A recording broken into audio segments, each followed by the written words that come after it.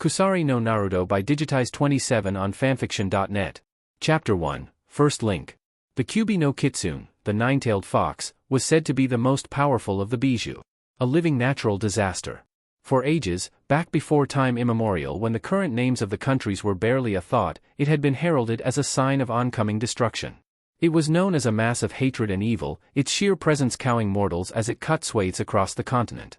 However, that same fox, for all its power, currently found itself impotent within one Uzumaki Naruto, a young blonde-haired child from the shinobi village of Konohagakure. 7 years ago, it was released from its previous container under unknown circumstances, only to almost immediately be sealed into a newborn. Not, however, until it had cut a swathe of destruction across the village that would remain in their collective memory for generations. Right now, the all-powerful Bijou lay in the dank, dark confines of the 8-trigram seal that was his prison. Great metal bars spanned his vision, leading into the more brightly lit room beyond, where he was sure that one day his container would stand before him as the others had. If he was anything like the last two, it would also be the last time they met. He would be told to remain silent and docile like some domesticated pet.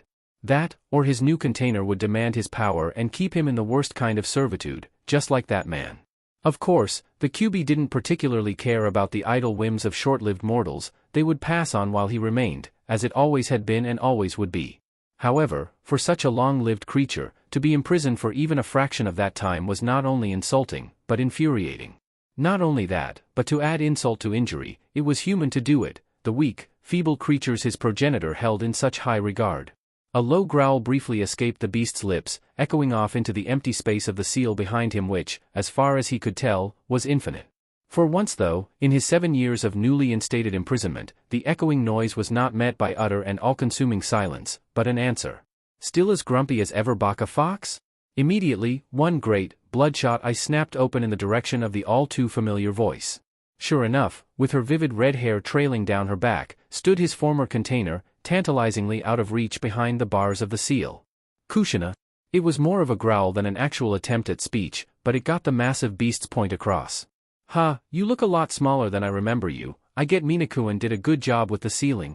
That very same slitted eye narrowed dangerously as the Kyubi snorted once, sending Kushina's hair fluttering from the hot exhalation. "You look a lot less dead than I remember you. I had hoped you would stay that way once you were impaled on my claw." As if to punctuate its words, it lifted up one massive hand, clicking its gleaming white claws together just behind the bars.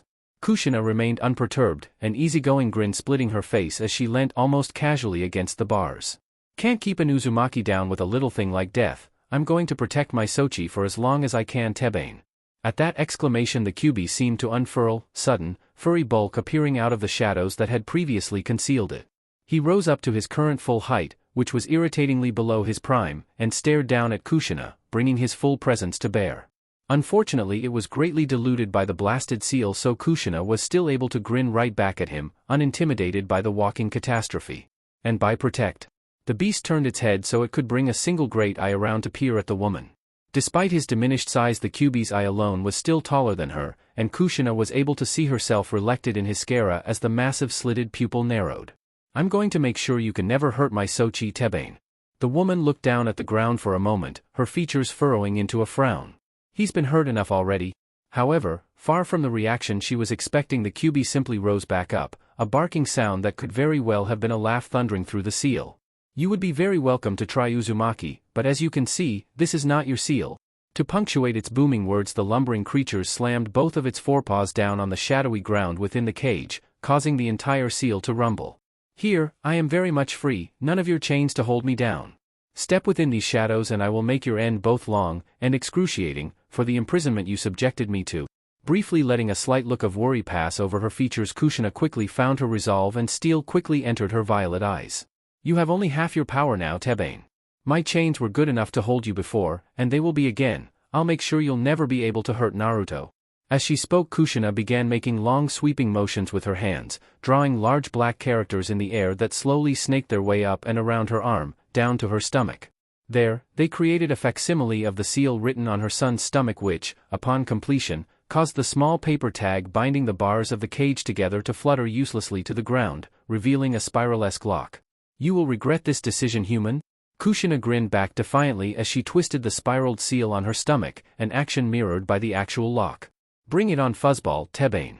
Normally when the average villager of Konohagakure no Sato thought of Uzumaki Naruto, and it would be a fleeting thought at best, not the most pleasant things came to mind.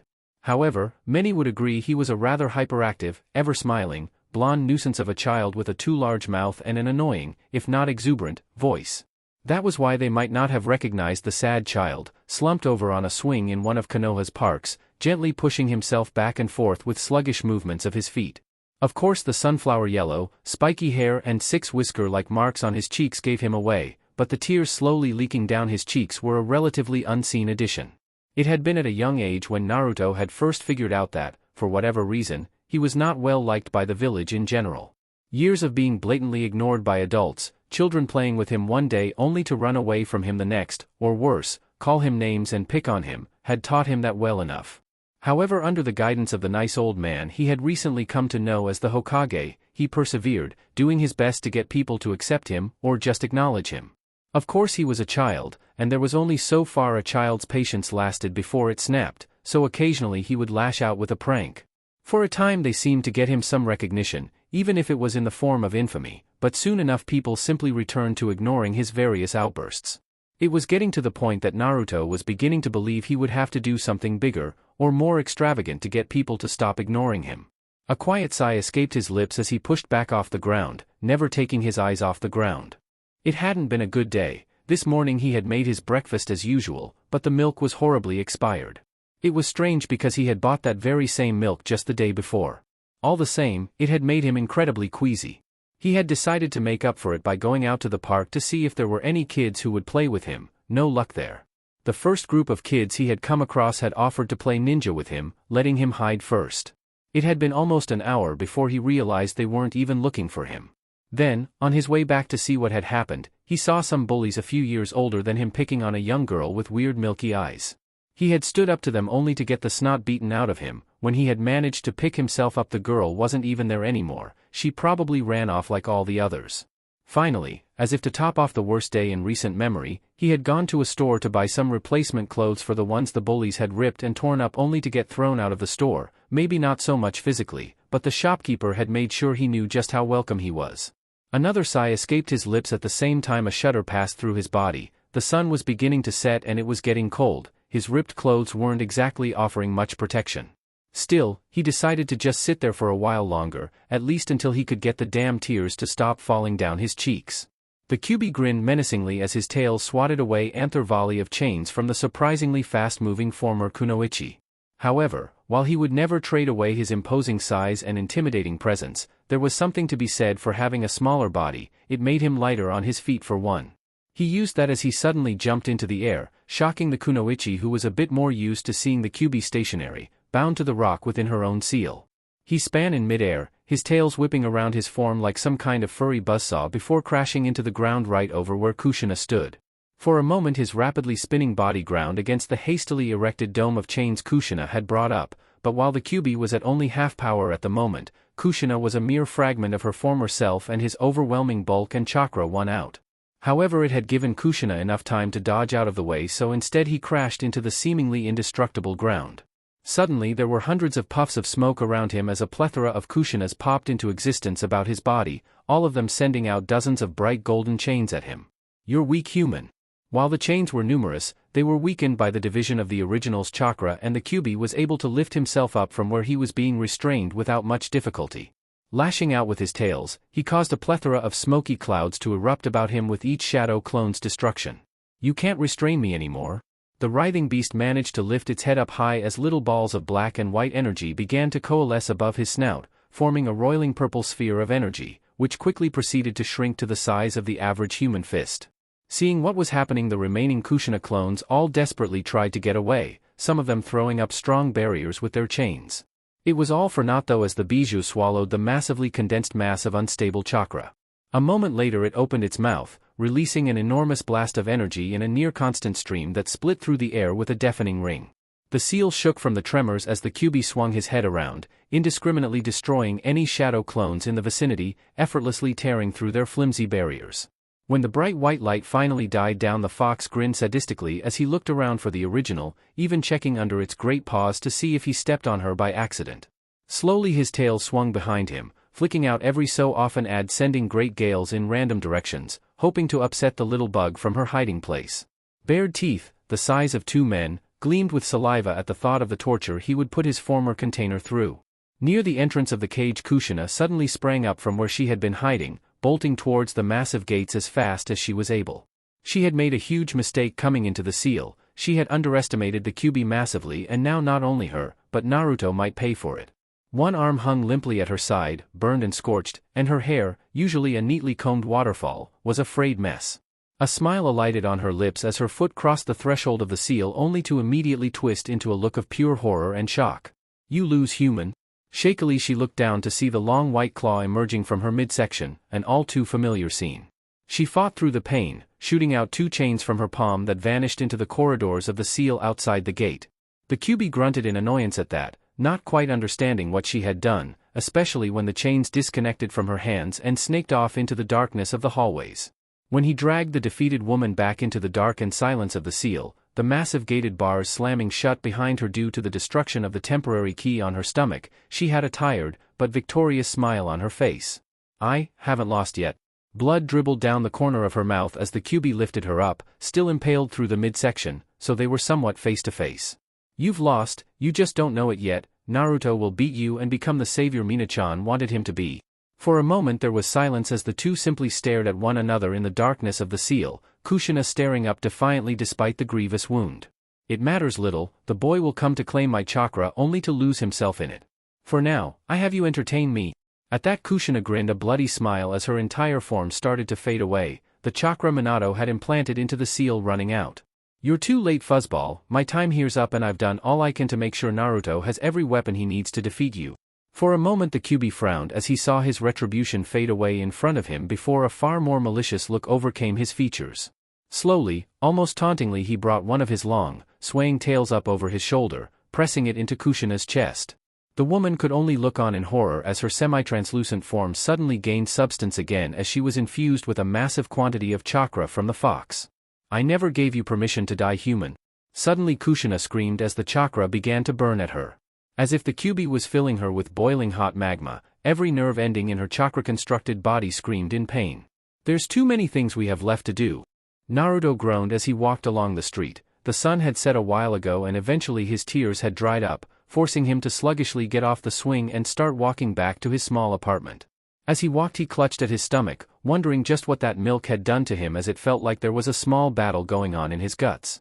He waved it off, wiping his brow of the sweat that had begun to accumulate there before groaning again. He kept going with thoughts that at least there was a warm bed waiting for him at home, and in a few days the Hokage had promised to take him to some ramen stand the man said he would like. The thoughts of warm ramen filling his nose and mouth got him another few streets before he finally had enough and slumped over on a nearby wall, his vision swimming uncomfortably. He felt bile rising up his throat and forced himself to swallow it down, only making him turn a paler shade of white as his eyes began to drift. Finally, with a small whimper, he fell over onto his side, his world going dark. The last thing he felt was a warm burning in his stomach that slowly spread out through his body from the soles of his feet to the tips of his fingers.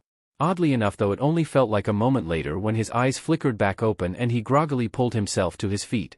He did absently wonder when it had started raining though, as he was definitely lying in some kind of puddle.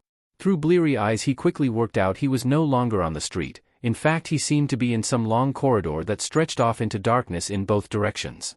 Confusion still racking his mind, he got up and began walking in the direction he felt wind coming from. He had explored Konoha's sewers once as an inquisitive child and that was the method he had used to find his way out. He kept walking for another 5 minutes, never encountering so much as a bend in the corridor. His fear began to show in the slight tremble in his lip, wondering just where he was and if he would ever get out. His worries were put to the side as he finally emerged into a large, cavernous room that ceiling stretched far up into the darkness. One wall was completely dominated by an enormous metal gate. Hello," he called. It was far more timid than he would have liked, but in this oppressive, empty room, with what looked suspiciously like prison bars, he couldn't help but feel nervous. Even now he felt warm gusts of air blow past him, ruffling his tattered clothes, yet he got the idea that venturing past the thick bars would be a terrible idea. "Hello." He tried again, louder this time, only to hear his own voice echo through the darkness beyond the cage, with no answer for a good few seconds. "Naruto." Suddenly, from the darkness that seemed like a tangible wall just behind the bars, a single feminine hand emerged, gripping the cold metal. It was quickly followed by the rest of her as a tall, red-haired woman emerged from the bars, her violet eyes tearing up as she looked at the young boy who wasn't sure what to make of all this. "Is that you, my Sochi?" Naruto unconsciously took a step back, wondering what kind of messed up dream he had fallen into. Seeing his recoil, the woman frowned, taking another step only to meet some kind of invisible wall. Who are you?" The woman reached her hands out imploringly for a moment, a look of genuine longing in her eyes as she took in the young blonde-haired boy's reaction to her. "Don't you recognize me, Naruto? I'm your mother." Naruto took another step back, his mouth working uselessly like a fish as his breath caught in his throat. Finally though, as a tear was about to escape his eye, his face became indignant. "You're not my mom," the old man said. "She died, a hero of Konoha?" Almost instantly that warm, longing look on the woman's face melted away as if it had been nothing more than a thin mask, revealing a cruel smile and two slitted red eyes. The body dispersed into what looked like dust before flowing back into the seal where it was wallowed into the darkness.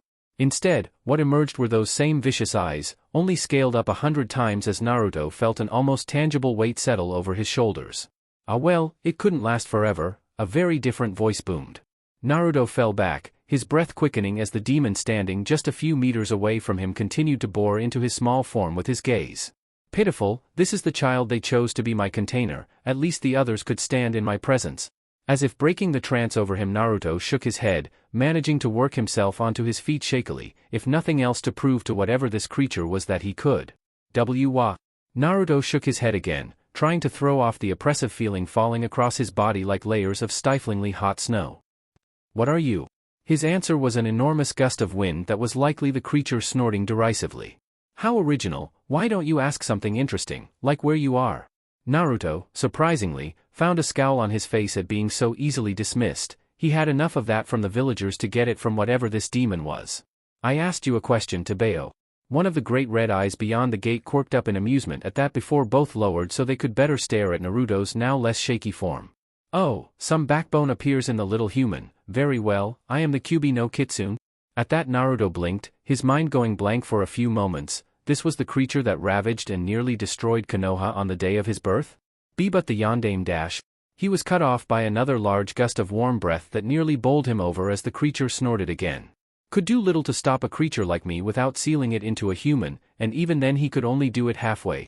Naruto's mind was now working overtime. He knew little of ninja arts like Fuinjutsu. He would be learning those in a month's time when he joined the academy. However, one thing became starkly obvious to him as he looked up at the creature. Sealed in a human? Suddenly something new appeared from the shadows, a great long row of teeth in a vicious parody of a grin. Specifically, you. Suddenly, so much made sense to Naruto, his birthdate coinciding with the Kyuubi attack, the villagers' hatred of him, the hushed whispers just out of earshot. But why? Why do they hate me if you're you and I'm me? Either his whisper to himself had gone unheard by the Bijou or the fox hadn't deigned to answer. It was obvious enough to him that he wasn't the Kyuubi. After all, he was standing in front of the creature right now. I. For a moment Naruto looked down at his feet, his face rushing through a flurry of emotions before finally settling on one of determination. "I don't care." Behind the bars the Kyuubi simply watched on impassively, still grinning that gruesome smile. "I don't care if they hate me because if you, I'll just try harder and one day they'll recognize me." That's what the old man said. There was silence as Naruto panted, feeling a little hoarse from his sudden bout of screaming up at the Kyuubi. "You are foolish child." Naruto looked up in surprise as the Kyuubi finally broke the silence, his grin never wavering for a moment. "Humans are weak, idiotic creatures, slaves to their baser emotions. They are full of hatred and greed and will never break the endless cycle of suffering and pain they inflict on themselves. They will never accept you, because you represent what they fear, what they hate." Despite the grin, the Kyuubi's words were spoken forcefully, nearly making Naruto take a step back again. Their own weakness? Naruto frowned up at the colossal mass of chakra, his stomach wavering as its oppressive presence pressed down on him.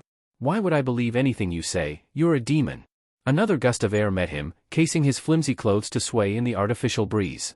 A pathetic human title for beings beyond their comprehension. It matter little what I am, just that I accept it. Power is the only thing that will get you anywhere in your brief, fleeting life. Without it, the acknowledgement you seek will forever be out of your grasp. Suddenly the wide grin behind the bars grew even further as the massive beast inched his face forward until it was almost pressing at the bars. "I can offer you that power." Right now Naruto believed the saying "deal with the devil" never seemed more appropriate. "I don't need what you have to offer. I can become strong on my own, Tebeo." The fox merely grunted as it pulled its face away, the grin disappearing into the shadows and the eyes slowly closing. "Believe what you will, mortal, one day you will return for my power. Until that day struggle on with your pathetic life, you will come to see what I say holds true." With that the great eyes closed and the interior of the cage was once again nothing but darkness and shadow. Only the slow, steady breathing and the rushes of warm air showed the Kyuubi was still very much in there, a constant reminder of the burden Naruto was now aware of. Before Naruto could retort, he felt his world turning dark once again, his body fading away. When his eyes opened again it was to the darkened street corner he had collapsed on. With a groan he dragged himself to his knees before shakily standing up. For a moment he wondered if all of that was just some strange hallucination brought on by bad milk, but as a shudder passed down his spine some intrinsic part of him knew that had been all too real. He had felt every one of the Kyuubi's warm breaths, and shuddered at the reminder of the beast's overwhelming presence. Still feeling groggy from it all, he stumbled out into the street, and just so happened to bump right into the one lone drunk staggering back home. The man almost absently swatted Naruto aside in his stupor with the end of the bottle held limply in one hand, some of the liquid sloshing out and over Naruto's shirt. The young blonde fell to the ground in a heap, clutching at his head as the man turned to look at him. To apologize or complain he would never find out as the man took one look at him, sneered and turned to go. Naruto wasn't sure what it was right at that moment, maybe just a lot of pent-up frustration, maybe the Kyuubi's words had struck a chord with him, or it could have been the sliver of the beast's chakra that had leaked into his body thanks to Kushina weakening the seal. Either way, he suddenly had enough with all the villagers ignoring him like his presence was meaningless. So what if he contained some monster? He was still Uzumaki Naruto Kami, damn it. "Hey, watch where you're going," jerked Tebeo. The drunkard froze at the fiery words, his head tilting to one side as if he couldn't quite believe what he had just heard. Slowly, he turned back to the blonde who by now had picked himself up. He was obviously quite drunk as he was unsteady on his feet and his eyes weren't quite focusing. "What was that, Gaki?" His tone was dangerous but Naruto couldn't find it in him to care. Just for once he didn't want to put up with it, he wanted someone to acknowledge him. "I said watch where you're going, team." Quite suddenly the drunk's unfocused eyes narrowed, gaining a dangerous glint as he glared at the young boy who stared defiantly back. "I'll give you another chance to apologize, kid, before I get angry." He took a step forward and for a moment Naruto faltered, but suddenly there it was again, that warm feeling spreading out from his stomach. A burst of determination filled him and he squared up to the man who was over twice his size. "You're the one who should apologize, Bakayaro." The drunk nodded slowly, almost as if he was agreeing, a small chuckle escaping his lips that didn't sound all that warm. He turned, looking as though he were simply going to leave. That was why Naruto was completely unprepared for when he suddenly snapped back around. Before the boy knew it, something cracked against the side of his skull and he was thrown off his feet. He couldn't even do anything before there was another blinding pain in his side as the man kicked him again. "You shoulda apologized, kid." Naruto couldn't respond, his face was scrunched up in pain, tears streaming down his face as he attempted to curl up into a ball to avoid the worst of the beating. He felt so weak at that moment, so utterly helpless, and worst of all he knew that tomorrow he would wake up and nothing would have changed. The people would continue to ignore him, adults would keep hating him, and he was powerless to stop any of it. Abruptly, he realized that the beating had stopped. He tentatively opened his eyes, hoping the man had decided to just leave. His eyes shot open as he looked up into the face of the drunk who, only moments ago, had been stomping him into the ground. Only now he was lifted into the air, impaled through his body in various places by gleaming chains made of ethereal golden light. In his shock, it took Naruto a moment to realize the chains were coming out of his own body. Trembling, he turned to look up at the man, only for his eyes to widen. There was an expression he had never really seen outside of the mirror on the man's face. It wasn't anger, or hate, or even indifference, it was fear.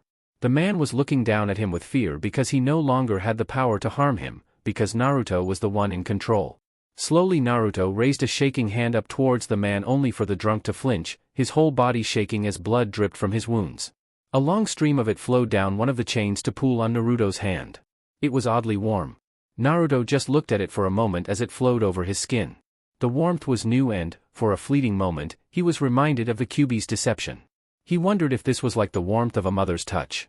The man still being held in the air by glowing chains whimpered as the child finally looked up from staring at his blood-covered hand. Except, it wasn't the same child that had looked down. Naruto now sported a deep, unnerving scowl. He raised his hand again, only now there wasn't so much as a tremor. The man whose name he didn't even know died without a whimper, as a final chain burst from his palm, impaling him right through the heart. Demon! Naruto's head snapped around, catching sight of an elderly woman whose eyes were wide with horror and fear. She quickly turned to run away, to warn someone of what Naruto had just done, only for a timid voice to call out behind her. "Wait, please." She slowed, only to regret that decision a moment later, as in a single moment a thick red-stained chain ripped through her chest, holding her in place. A moment later Naruto appeared in front of her, looking up into her eyes with a strange, searching expression. "Sorry, I just wanted to see that look on your face again." Gradually, as the woman stopped convulsing, the expression twisted into a cold, slightly manic smile. Konoha had always called him a monster. That night, he simply decided to agree with them. Chapter 2, Second Link. Hiruzen's tired eyes watched as a ring of smoke lazily drifted away from his pipe. It was carried over to the open window that looked out on the village he loved dearly. His hands were placed behind his back and he stood with such rigid poise he might have been mistaken for a sculpture at first glance. However, the illusion was shattered when he let out a troubled sigh that really spoke of his age. A migraine was coming, and the reason was one Uzumaki Naruto, or perhaps, the two civilians he had killed. "They're howling for blood, Hiruzen, you can't keep them at bay for much longer. Any attempt to sate them now and preserve what innocence the boy has left will be a fool's errand." The lightest of frowns creased the aged man's already wrinkled features as one of his oldest friends, if not perhaps the closest, spoke up from behind him. He didn't turn though, still looking out over his village, framed by the setting sun lighting the sky up in brilliant hues of red and orange that made Hai no Kuni so famous. "Don't think I don't know that, Danzo." Another tired sigh escaped his lips. It was a bad day when he had begun to agree with the old warhawk over matters concerning Naruto. The boy is obviously unstable, he can't remain among the normal populace as he is. Hiruzen's frown only deepened, but he quickly calmed himself by taking another long drag from his pipe, a gift from his son before their relationship became so strained. "And whose fault is that, Danzo?" There was no accusation in the tone, more one of general hopelessness. "The boy has every right to be unbalanced, with everything that has been thrust upon his shoulders."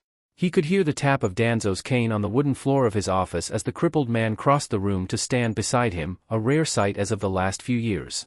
All the same, he is a risk to the village at large.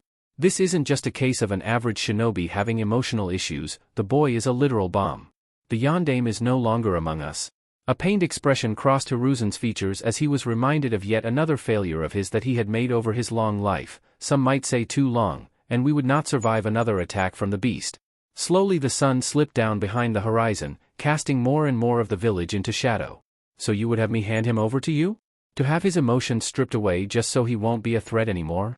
He didn't need to turn to see Danzo's curt nod, yet it still managed to elicit a small, frustrated sigh as Hiruzen closed his eyes for just a moment. Destroy one life to preserve thousands, even if it was a child who already had far too large a burden placed upon them. Was this how the yondaime had felt? It is the only safe option at this point, and we both know this to be true. You had your chance and it turned into yet another debacle, unsettling the already delicate situation with the Uchiha. We cannot wait and hope this passes, Hiruzen. The academy proved that well enough. The tapping started up again as Danzo walked out of the office, the old men separating once again as Danzo returned to the darkened shadows of Konoha, leaving Hiruzen standing in the light. He was ashamed to say it, but sometimes Hiruzen had wished it was the other way around. The expectation upon him were supposed to have been relieved 9 years ago. "You will eventually have to agree with me, Hiruzen, we both know it."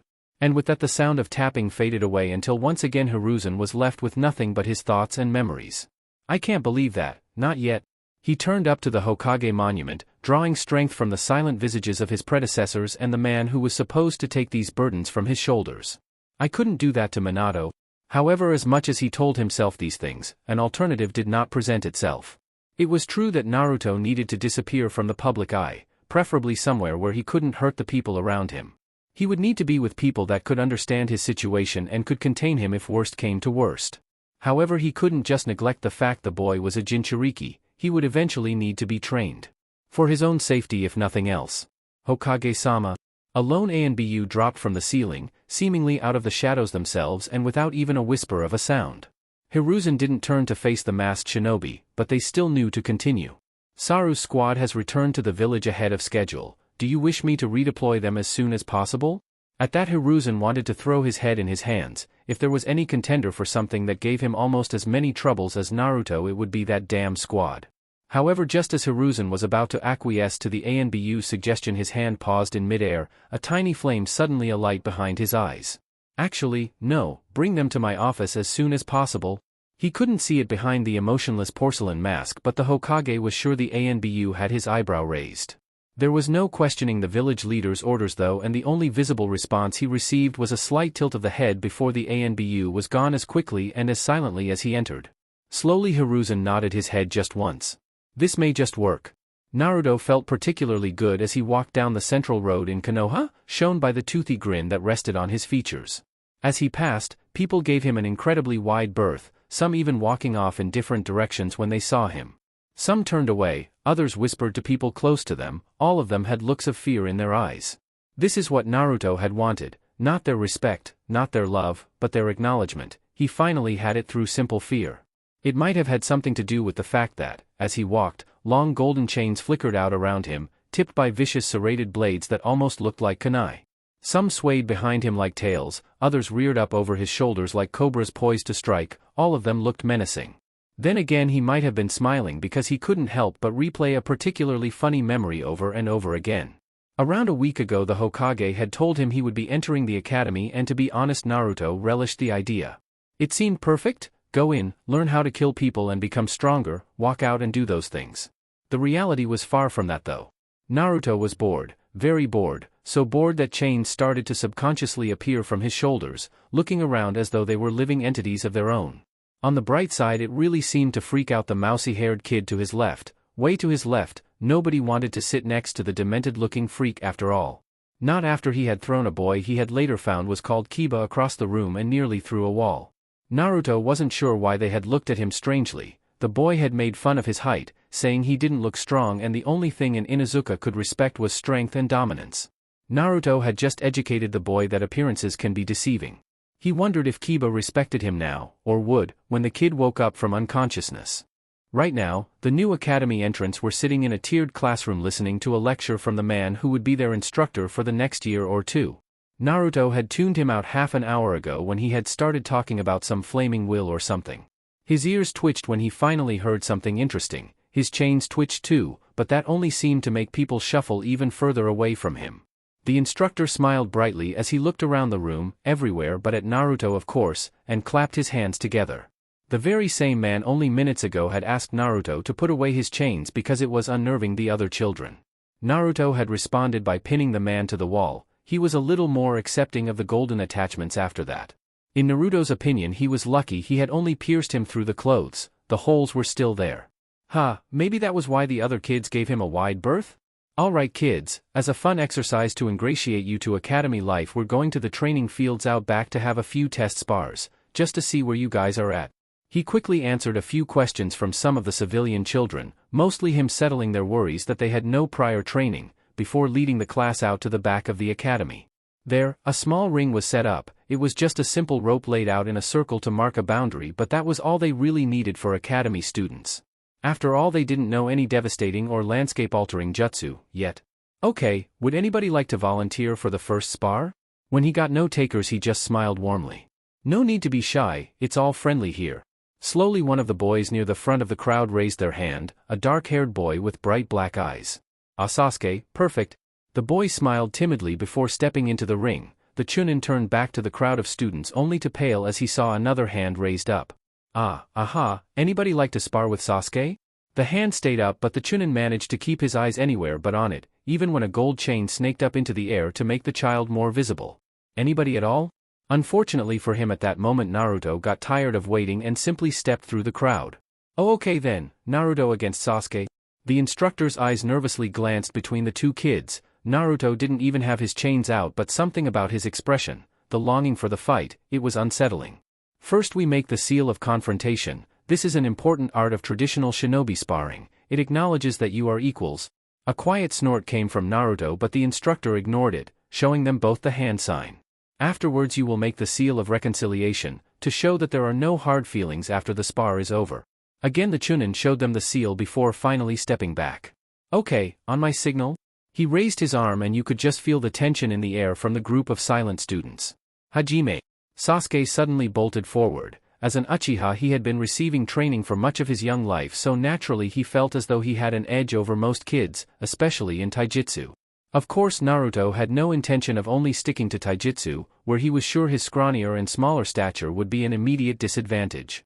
That was why Sasuke was shocked as a bright gold chain suddenly lashed out at him from Naruto's stomach, all without the blonde moving an inch. It struck him just beneath his ribs, sending his skidding backwards on his ass with the breath knocked out of him. However, Naruto didn't do it hard enough to knock him out of the ring. That would be too short, it wouldn't be any fun. Sasuke's eyes immediately widened as he saw another serrated chain flying at him, forcing him to roll to the side. Of course the chain simply diverted course, looping around Sasuke's ankle before picking the boy up off the ground and dangling him there by the leg. Naruto stopped this, it's supposed to be a taijutsu match only. Naruto snorted loudly as the chain whipped the young dark-haired boy across the arena, slamming him painfully into the ground before picking him back up again, dragging his face along the ground while he was at it. Why would I limit myself like that? I would only get beaten. For a moment his spiky hair fell across his eyes, shadowing them as his head tilted forward, his hands clenching into fists. I refuse to lose anymore. Suddenly the chain holding Sasuke cracked like a whip, sending the boy flying into the air. The instructor moved to catch him, but the chains were just a construct of chakra and were as light as Naruto wanted them to be. They were faster. One shot out from his palm, slicing through the air before impaling the poor Uchiha right through the thigh, painfully pulling him back to the ground. Naruto grinned at the scream he had managed pulled out of the young boy while their classmates looked on, half terrified and half disgusted. He would have slammed the boy into the ground again had the Chunin not just gotten beneath him, catching the boy and quickly pulling the chain out of his leg. He took consolation from the second scream Sasuke gave.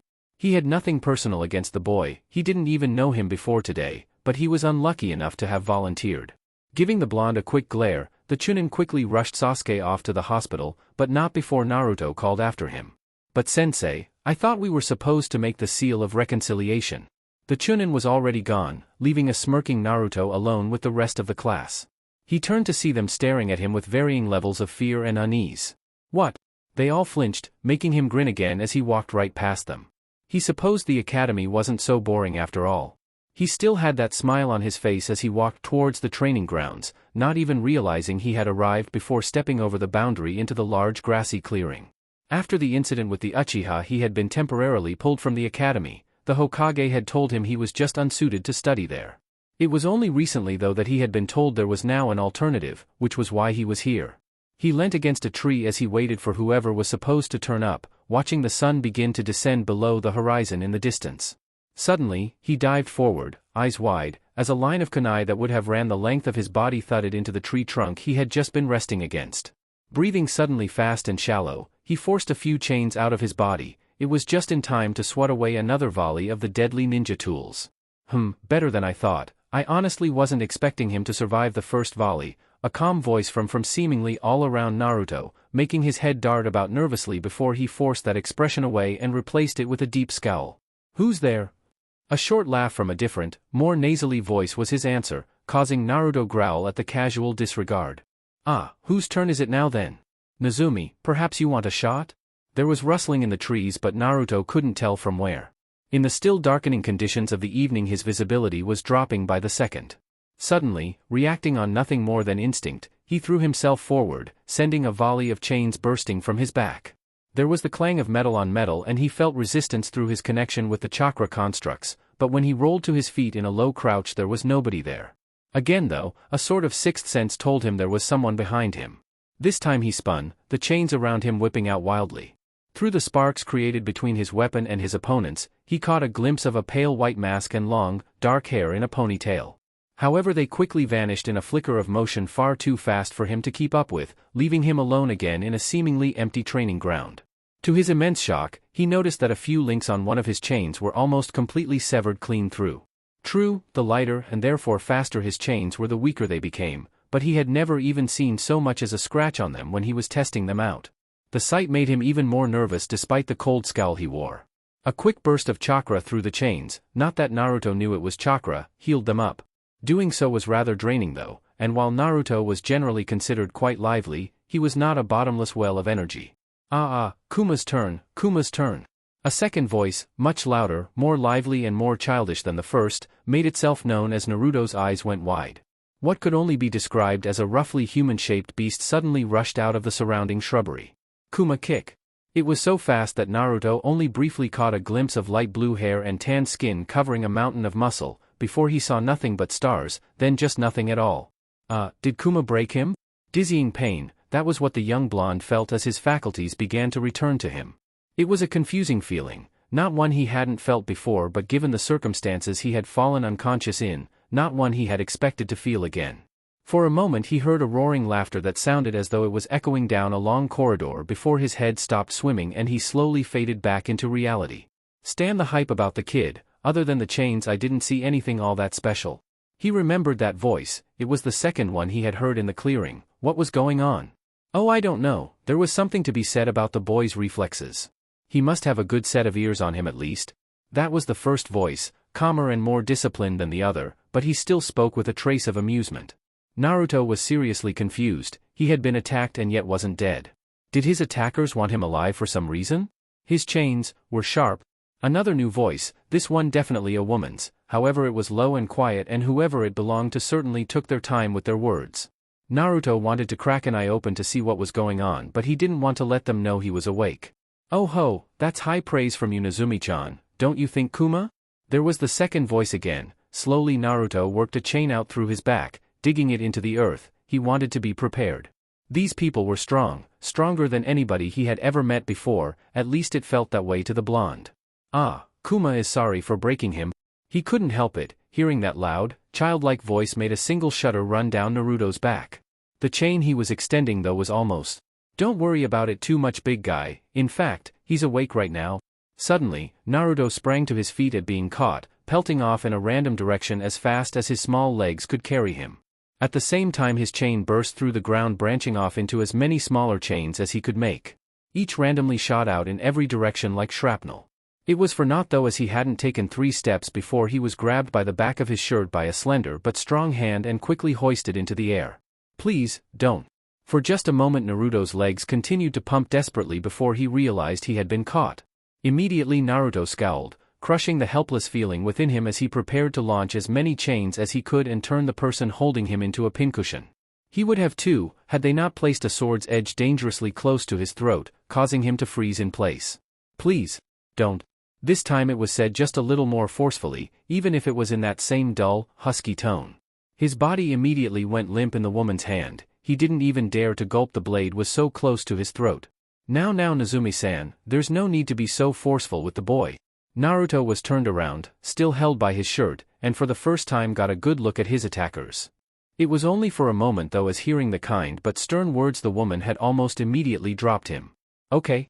Sarutaishu. Naruto winced as he hit the ground before looking back up, wary for what he had seen in that brief instant. Sure enough, when he saw his kidnappers, they bore the white porcelain masks and slate-gray body armor of the Anbu, Konoha's watchful protectors that he would sometimes see darting about rooftops late at night. The one who stood slightly in front of the others, wearing a vaguely monkey-esque mask done in red, spoke in a voice that immediately identified him as this Sarutaishu. Well, aren't you a quiet one? Got a bit of a bite though, don't you?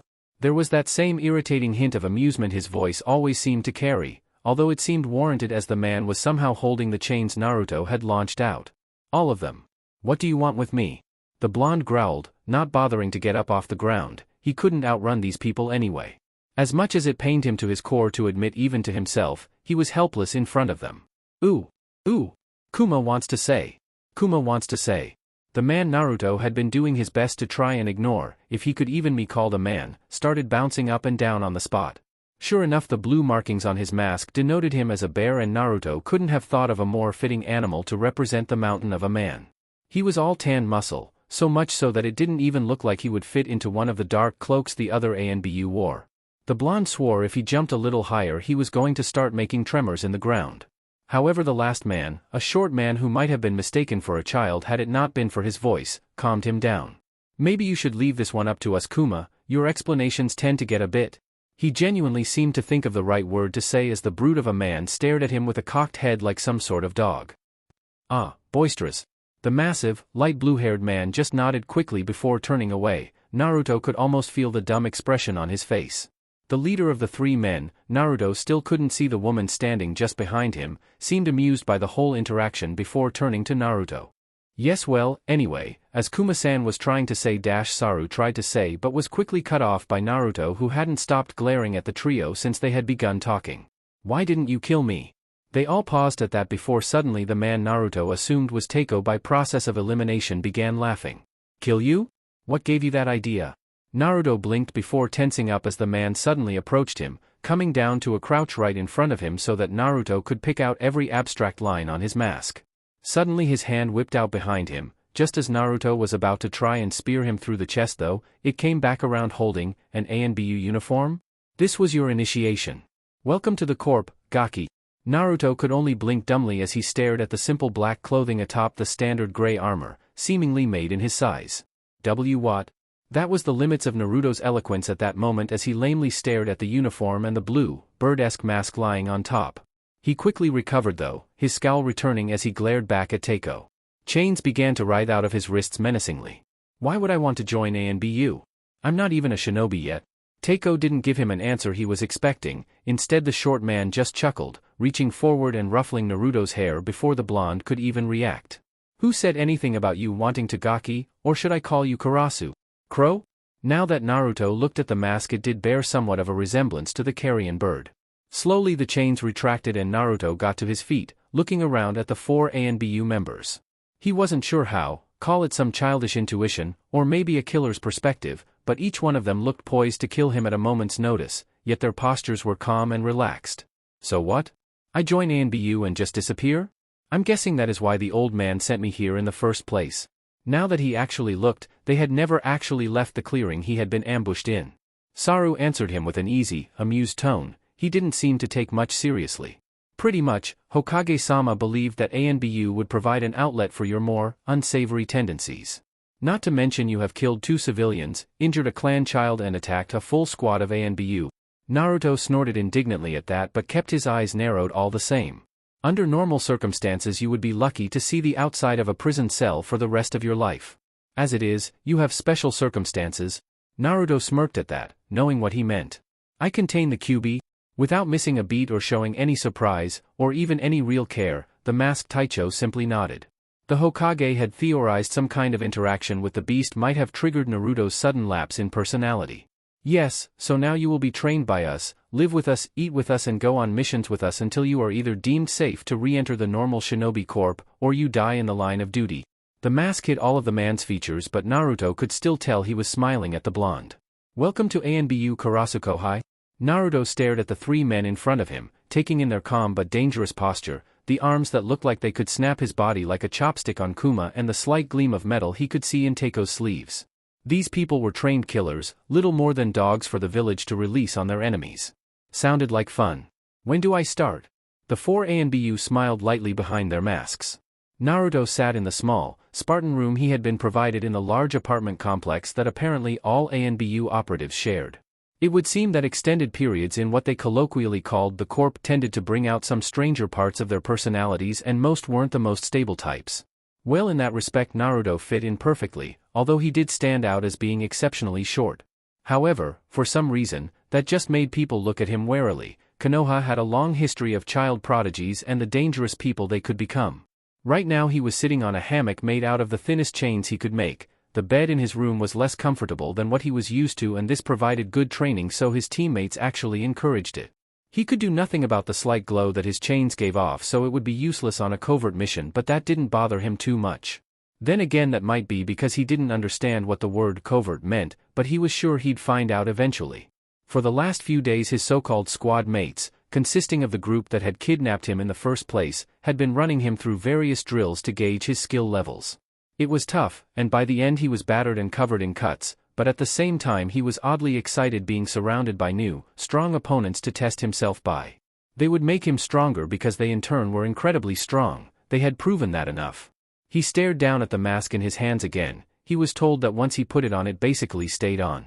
Uzumaki Naruto would cease to exist and in his place Karasu would walk away into the world. He grinned at that, it was fine by him. The uniform was comfortable and warm even if the new tattoo he now sported on his right shoulder stung a little. The people around him were strong and would be taking him on missions where he could test himself, where emotions like empathy meant little and the only thing of importance was the next target. In Anbu he was just another monster among monsters. Karasu was home. Chapter 3, Third Link. Naruto grinned like shark as he backflipped across a small training field, chains erupting from his body to deflect the sword slashes of his opponent. A few shot into the ground, anchoring him and allowing him to use the newfound leverage to suddenly plummet towards the earth. Over the past few months he had refined his chain use to a second nature. No matter how many he produced, they continued to feel like extensions of his body, 1,000 spindly arms and legs. It helped that, whenever he used them, there was a strange sense of familiarity he could never place. It was like he had been using them for years. It had been non-stop training for him amongst his teammates, as they quickly brought him up to a suitable level for the missions they would be taking. Mostly that involved stamina, strength and speed training. However, playing to his strength, they also spent a great deal of time working with his chains. He had quickly found the chakra constructs to be almost infinite in their versatility and was still just now working to expand what he knew about them. He would spend hours thickening them, sharpening them, making them as thin as he could and seeing just how long he could make one before he succumbed to pure chakra exhaustion. The answer? Very, very long. He had a lot of chakra. On that note though, his abundance of the fundamental shinobi energy also proved an annoyance, as an important factor for every Anbu operative was stealth. Right now, Naruto was a literal beacon for any potential censors. His so-called comrades on the other hand could suppress their chakra, so it appeared as nothing more than a civilian's. When he asked why they didn't suppress it completely, they told him that a spot with no chakra was just as suspicious to a censor as one with an abundance. So another large swathe of his training was getting him to reduce his chakra levels, or at least how they appeared, to less blinding levels. He darted back, his body spinning and causing his chains to spin about him. Where a few months ago they would have flailed randomly, they now moved in sync with his body, creating a thin, buzzsaw-like effect. There was the grinding sound of metal clashing, and suddenly Naruto was jerked to the side as his chains became tangled up around the naginata his sparring partner had produced. His eyes narrowed as he dodged back, creating two chains that just sat in the palm of his hands like kunai so that he could continue to bat away his attacker's sword swipes as his chains moved to disentangle themselves. One major downside he had found to his chains was that they were enormously chakra draining, however not in the conventional sense. When outside his body they only radiated, or leaked, a small amount of chakra, and as his control improved that amount decreased. Most of the time he could retract them and not feel even the slightest change to his reserves. However, if he had even a section of the dense chains cut off from him completely, or he forcefully dissipated them, he would feel the massive drop in his reserves almost instantly. It wasn't often a problem as the chains themselves were tough, but that never seemed to stop his kenjutsu trainer. Nezumi was the most enigmatic of his new squadmates. Saru was a mystery, but only because he said strange, sagely things all the time. Naruto was lucky if he heard Nezumi say more than a sentence in one day. On the other hand, her skill with weapons was undeniable. Even a common wooden spoon became a deadly tool in her hands. She favored the long, simple-looking katana she always carried, although Naruto couldn't figure out why. The blade was painfully plain, with a simple linen cloth wrapped around where the hilt would be and not even a tsuba for decoration. Then again, it was longer than he was tall, and Nezumi could swing it faster than he could even follow if she wanted, so who was he to complain? Again he leant back as a line of white appeared across his vision, and for a rare moment he thought he saw an opening in Nezumi's guard. Immediately he rolled forward, the chains in his hands extending as he forced the individual links to become rigid, so it was almost like he was holding a sword. He lunged forward, aiming for her hip, but it was for naught. In a fluid motion Nezumi circled around him, long dark hair in her trademark ponytail whipping out as she cleanly severed through the chains emerging from the blonde's back. The blonde gasped in shock as his body reeled at the sudden loss of chakra. He stumbled but didn't collapse as he might have a few months ago. He couldn't really do much else though. There were a lot of chains wrapped around that damn naginata, and Nezumi had severed them as close to his body as she could with the opening he unwittingly presented her. Slowly, he sank to a knee and panted heavily, feeling a surge of anger as Nezumi returned her blade to her back. These sparring sessions excited and infuriated the young chain wielder because while they provided strong opponents and he could feel himself in turn becoming stronger, they confused him. At the end he would always be at their mercy, yet they let him live. Why? He was weaker than them obviously. They could beat him with almost piteous ease, and yet he continued to breathe. Why? Nezumi turned to look at him, her mouse-patterned mask tilting quizzically even though it showed no emotion. It is a spar? The woman had a very meticulous manner of speech, as if she was measuring every word. Naruto just figured she was a bit socially stunted, but who was he to talk? What does that mean? Even after all this time he hadn't figured it out. It just went against everything he had told himself. Nezumi came over and crouched down in front of him, the small black dots of her mask's eye holes staring at him for a long few moments. I don't know. Naruto blinked, feeling the rest of his energy leave him suddenly and letting himself fall back onto his ass, supported by his arms behind him. But, isn't it fun? The woman seemed to be genuinely questioning him, the thin pink ribbon tying her hair up fluttering in the breeze. Finally Naruto grunted unintelligibly before pushing himself to his feet. The rest of their squad had just entered the clearing. Now what? Suddenly Saru disappeared from where they were emerging from the tree line and Naruto felt a sharp, acute pain on the back of his head. Now what, Taicho? The tall man reappeared in front of a grumbling Naruto and the blonde could just tell a smug smile was hidden behind that monkey mask. There was a pregnant pause before Naruto muttered out what he wanted to hear, filled with scathing sarcasm. Now what? Taicho? The man just nodded once as he stroked the bottom of his mask thoughtfully. You should be happier, Kohai. After all, I came to tell you we finally have our first mission. Naruto's head shot up so fast there was almost an audible crack. Really? A shark-like grin began to grow behind his mask. Saru was quick to put a damper on it as he was quickly clipped around the ear again. Really, Taicho? Another long pause followed as Naruto stared at the ground so hard one might almost expect it to burst into flame. Really, Taicho? Saru nodded again before waving his hand dismissively. I wouldn't get excited, it's nothing too serious, just a domestic dispute. However, depending on your performance tonight, you might be going outside the village next time. Naruto didn't risk saying anything that time, just nodding stiffly. Saru was a dangerous man and his hand could move like a viper, more so than even Naruto's chains. He was the man that kept this ragtag squad functioning and for that he may, just have perhaps, almost, squeezed a tiny bit of respect from the blonde. Yay, Kuma will try not to kill anyone this time. After all, anyone that could rein in that beast was worthy of some praise. He ignored Kuma's happy clapping though and turned back to his commanding officer, his toothy grin returning slightly. So, Taicho, a domestic dispute? He could almost feel the man smile in return. Hana Inuzuka was not exactly having the best of days. Today was the first time the head vet had allowed her to perform surgery on one of the older, retired Ninken. The poor mutt had died on the operating table with Hana's hand still inside it. For a 14-year-old girl that was traumatic in of itself, but Hana was an Inuzuka, she was made of tougher stuff. Of course, not even minutes later she had been called to the academy to pick up her brother. That mutt had apparently been causing a ruckus and was sent home. Their mother was out on a mission with Kuramaru, and Kami knew where their father was, so it was up to the recently promoted Chunin to pick him up. Around Konoha in general, Hana was known as that Inuzuka that wasn't completely nuts, the responsible one even. Hells, she even lacked the wild hair that distinguished them. That was just the surface, anybody who knew her at all knew she could be every bit her mother's daughter.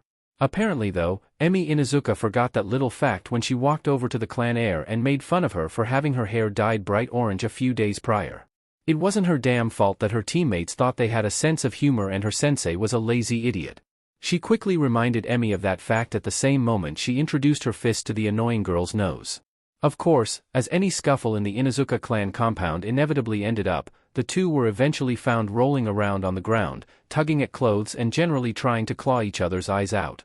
That usually wouldn't have been so bad, however Hana's Ninken had seen what was going on and decided to join the fray, only they weren't so inclined to hold back at somebody attacking their master. Naturally Emi's wasn't too far behind and it just deteriorated from there. You call this a domestic dispute? Naruto felt an evil presence rise up behind him and caught himself quickly. Taicho! Suddenly the presence vanished and Saru appeared alongside him on the branch above the Inuzuka compound wall a moment later. Well, they are fighting, and we are within the village, so what do you think, Kohai? Naruto's eye twitched once, he hated being called that. However, as he looked over what could only be described as a full-on fight zone, he could hardly dwindle it to a mere dispute, however it did get his adrenaline pumping quite furiously. Ooh, Kuma can stop them. The brute of a man wasn't too far behind, his bulk causing the branch to bend threateningly. No. On the other hand, Nezumi was like a feather, her presence barely felt at all as she alighted on the other side of the tree with the grace her codename would suggest. Aha, I think Nezumi-chan is right, Kuma, your solutions tend to end up with a lot of people dead. Teiko was the last to join them, the short man appearing underneath Nezumi's branch upside down in a crouch, his mask not hiding where his eyes were going at all. That was something Naruto was quick to discover about the short Anbu, he was the worst kind of pervert. Kuma doesn't mean to. People are just too fragile. As Nezumi soundlessly stomped on Teiko's face, causing him to fall off the branch with an intentionally muffled yelp, Kuma twiddled his fingers together. A moment later though Teiko appeared above them again, looking no worse for wear save for the tiny crack on his mask. How about we let the rookie take this one, Kurasu-kun? Saru looked up thoughtfully for a moment before shrugging. The team would be there if the boy got out of hand. I don't see why not, have at it Kohai. Naruto glared at the man for a good few moments before soundlessly dropping off the branch. That was one thing the ANBU uniform was good for at least, besides being surprisingly comfortable, it naturally muffled any sounds his body made when it moved. Plus, he was fairly certain the sturdy body armor and arm guards had saved him from a few nasty cuts when Nezumi forgot just how to properly hold back, or bruises with Kuma in, well, just about every spar with Kuma. That bundle of muscle actually didn't know how to hold back. He walked quickly through the compound towards the two fighting girls, Inuzuka members that were watching immediately parting for the ANBU, despite his small stature. It was odd, while Naruto relished in the fear of others, the look of respect he received from people when he wore this uniform was almost similar. At the same time, it brought a scowl to his face. It was too fake. The moment he removed the mask or revealed his chains they would realize who he was, and they would either hate or fear him. Oh great, now his mood was ruined. Still with a scowl on his face, long golden chains suddenly whipped out of his body like an octopus unfurling its tentacles. They snapped at the ground, causing great rents to be torn from the earth and a loud cracking sound to ring out through the compound. Many of the Inuzuka nearby, due to their sensitive ears, cringed at the noise, but the two brawling girls didn't even seem to notice. A wicked smile crossed Naruto's face as he remembered the words of that Kiba boy he had met during his brief stint at the academy. The only thing they respect is dominance. Suddenly the chains whipped out again, a few of the more savvy Inuzuka having already backed off after recognizing just who this particular ANBU was. There was a loud yelping noise as 4 ninken were suddenly hoisted up into the air with a gleaming chain about each of their midsections. That finally managed to get the girls to snap out of their scramble on the floor, but it was too late. Suddenly 2 chains crashed into their ribs, flipping them over onto their backs with their heads just inches apart. Another moment later and Naruto's boot-styled sandal was pressing down on Emi's neck while Hana was unfortunate enough to be pinned to the ground with her clothes. Sit. The 2 Inuzuka women, high on adrenaline and their natural canine instincts, growled at the ANBU, literally growled. It nearly made Naruto chuckle. He just pressed down harder on Emi's neck and moved his chains so that they began to lightly dig into Hana's skin. I said, sit. It was spoken with no more volume than before, but there was now a presence behind it as Naruto suddenly brought the full force of his chakra to bear. The 2 girls felt it almost as a physical weight pressing down on them, and immediately they were snapped out of their battle daze. Emi even let out a slight whimper, causing Naruto to smirk as he finally released the pressure on her neck. Just what the hell is going on here? The young blonde looked up to see a rather vicious-looking woman with spiky brown hair walk through the front gates of the compound, followed closely by an equally grizzled canine wearing an eye patch. Naruto took the opportunity to tear his chains out of the ground, but made a show of letting them slowly re-enter his body with an unsettling rattle. Just cleaning up a dispute? He layered the sarcasm on thick as he looked about the compound's grounds. It was covered in finger-sized scratches and what looked like drill marks. Keep a tighter leash next time. He walked off, leaving Tsum looking down at the 2 sheepish-looking teens still lying on the floor and breathing heavily. The bestial woman couldn't help but notice the red tint to both the girls' cheeks, causing a smirk to break out on her face. Hana was certainly her daughter all right if she was getting flushed from being dominated like that. All right girls, get over here. You're on punishment duty for the next week. Naruto didn't hear anymore as he dashed up to where his squad was waiting for him. So, Saru cocked his head at him, making Naruto sigh before quickly amending his statement. So, Taicho. The man nodded and stroked the bottom of his mask slowly, almost as if he had a beard. Naruto was almost certain he didn't though. Good enough I suppose. I might have handled things a bit more diplomatically, but I suppose the direct approach has merit? Naruto smirked beneath his mask as he looked to the others. Nezumi looked indifferent as usual, but at least she tried by holding up an awkward thumbs up. Pretty good if I say so myself, kid. You'll be beating off the ladies with those chains of yours if you keep up that domineering attitude. The girls love that stuff? Teiko suddenly cringed, looking over to see Nezumi staring at him silently, a noxious purple aura bleeding off of her. Kuma liked it. And Kurasu didn't even kill anyone. The blonde smirked at that, feeling something stir in his chest. It felt odd to be congratulated, to have something he did validated by people and actually have it sound genuine. He did his best to ignore the feeling though, instead thinking of when next he might get to go on another mission, maybe something a bit more exciting. A small group of shadows moved unnaturally in the night as they darted through tree after tree. They moved without a whisper, just another part of the scenery. Not even a single branch creaked with their passing. Finally they stopped toward the crest of a large hill, the faint glow of campfires lighting up the sky just beyond. Slowly, the shadows melded into people, their black and gray armor serving to naturally blend into the background. The only thing that stood out in stark contrast were the white porcelain masks, gleaming in the moonlight as the hunters surveyed their prey. Their leader, bearing the likeness of Monkey even if his calm demeanor would infer anything but, quickly flashed through a few hand signals, waiting for the nods of his companions. As he made a quick head count, he noticed one of their number missing. Flashing through a few more signals, all he got were shrugs or silence from his squad mates, making the man place a hand on his mask in exasperation. "Where did Karasu go?" he said, in a hushed whisper so low not even somebody standing right beneath them would have heard. Again, nothing but silence from his team, causing his eye to twitch in irritation. "Maybe we left the kid behind?" "We were setting a hefty pace," Takeo offered lamely, looking about to see if Karasu would appear if he thought hard enough. "No. He's fast." Saru sighed. Nozumi was right, Naruto wouldn't have been left behind so easily. He cursed at having such a loose cannon operative under his command, even more so than Kuma sometimes. "Can't be helped, we're on a deadline here and that bandit encampment is going to overrun Okazu town at first light." He shook his head before going back over the plan with his team. Getting the all clear, he slowly led them over the crest of the hill. Below them a massive collection of tents, scattered amongst a few campfires, sprawled out across the valley. This was the group of bandits that had been terrorizing this region of Hai no Kuni. They would amass their forces, quickly overrun and take over a town, drain it dry of alcohol, women and money before moving on to the next one. The only reason they hadn't been dealt with sooner was they rarely left anybody alive to reveal what they were doing. However, what they were expecting to see didn't quite match up with the reality. Instead of drunken bandits wandering around, or men sleeping in their tents, they saw what looked like a hurricane sight. Tents were destroyed beyond recognition, fires burned brightly where they were not supposed to, and then there was the blood. Everywhere, the ground was drenched in it. Bodies were strewn haphazardly, left where they had been cut down without mercy. And of course, there right in the thick of it all, laughing and holding up 3 bandits by the throat, was Naruto. He was covered in blood, his normally blonde hair slicked into a murky brown color by it. He watched in almost insane amusement as he slammed the limp body of a man who was already likely dead over and over and over into the ground until the earth began to crater from the repeated impacts. To the side the other 2 men watched on in horror, clawing at the golden chain around their throats before they could meet the same fate. Just as Naruto was getting bored with his current play toy and had turned his attention on the remaining survivors, the chains around their necks were suddenly severed. Naruto winced but otherwise remained fine, it was only a small section of chain. The following clip around the back of the head on the other hand? Ow! What was that for? He looked up at Saru and despite the mask he felt the man's eyes boring into him with a dangerous intensity. "You acted out of line?" Naruto winced, he knew the man was serious as he hadn't even called him Kohai. "I completed the mission didn't I?" "Taicho," he grumbled.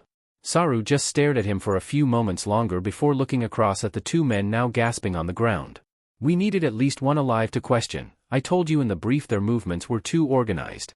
Naruto shrugged lamely, he rarely listened to those as they tended to go on for ages. He swore Saru just liked the sound of his own voice.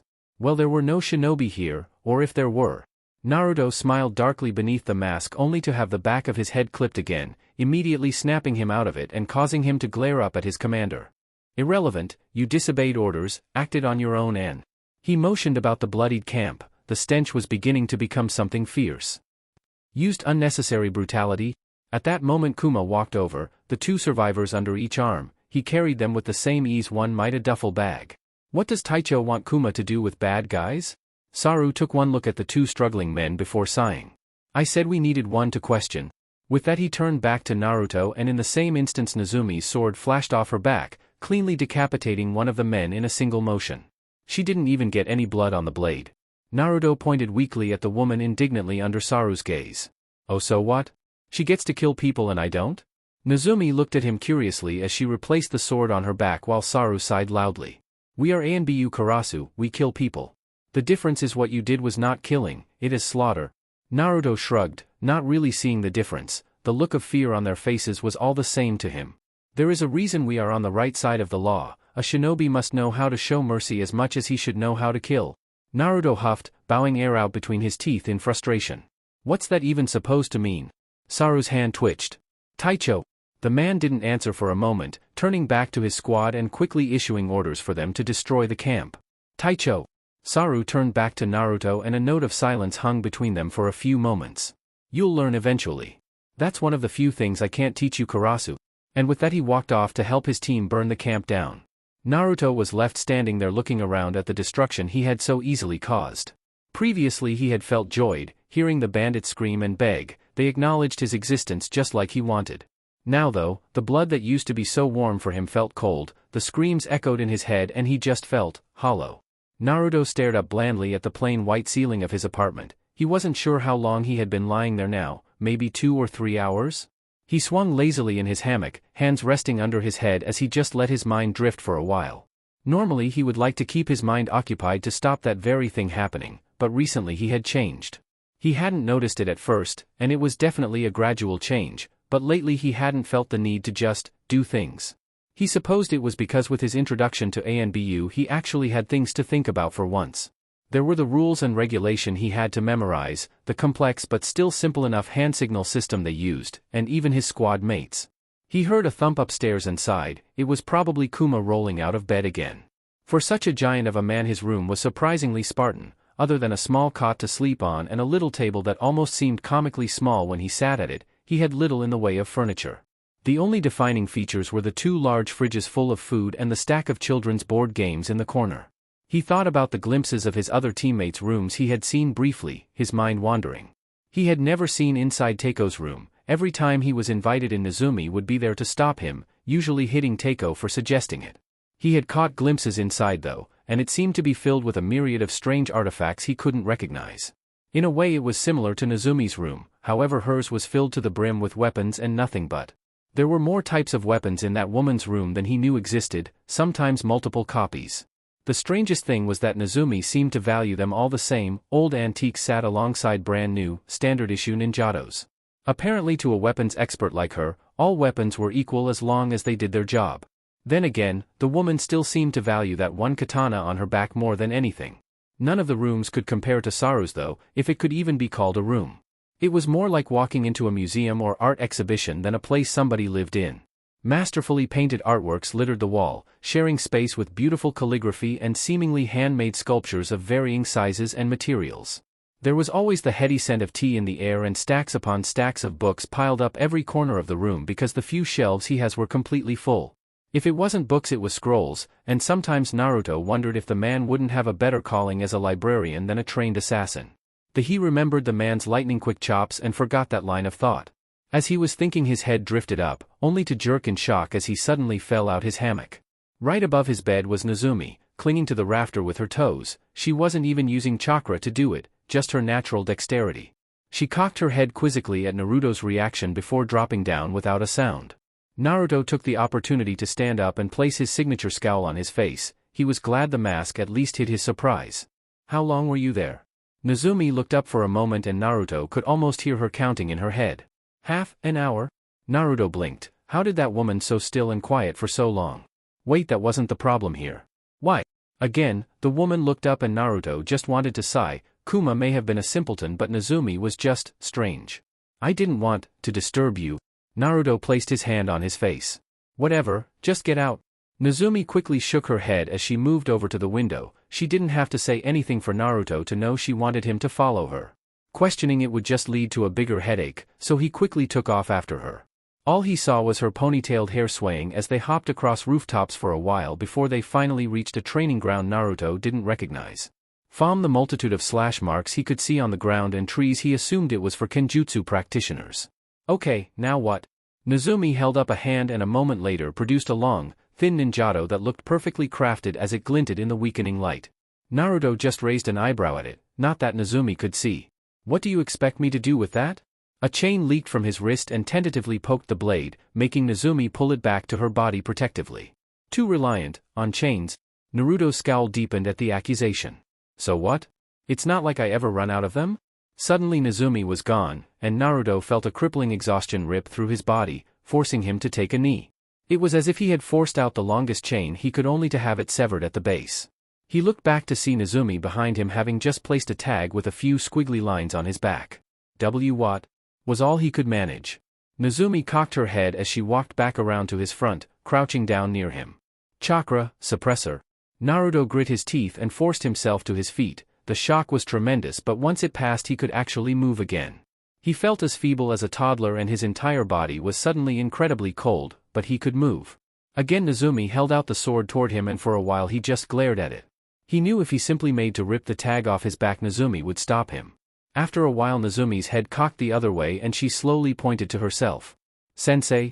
She then pointed to Naruto and after a hesitant pause continued, "Student." Naruto grimaced before simply snatching the sword out of her hands. Fine, let's just do this." Nezumi seemed to bounce on her feet for a moment in almost childish excitement. He couldn't see her expression behind the mask so it made for a strange sight. Instead he turned his eyes to the sword in his hands. He had never held one before. However, as he looked at it, running his hand down the steel and over the hilt, he felt a sort of familiarity. It was almost as if...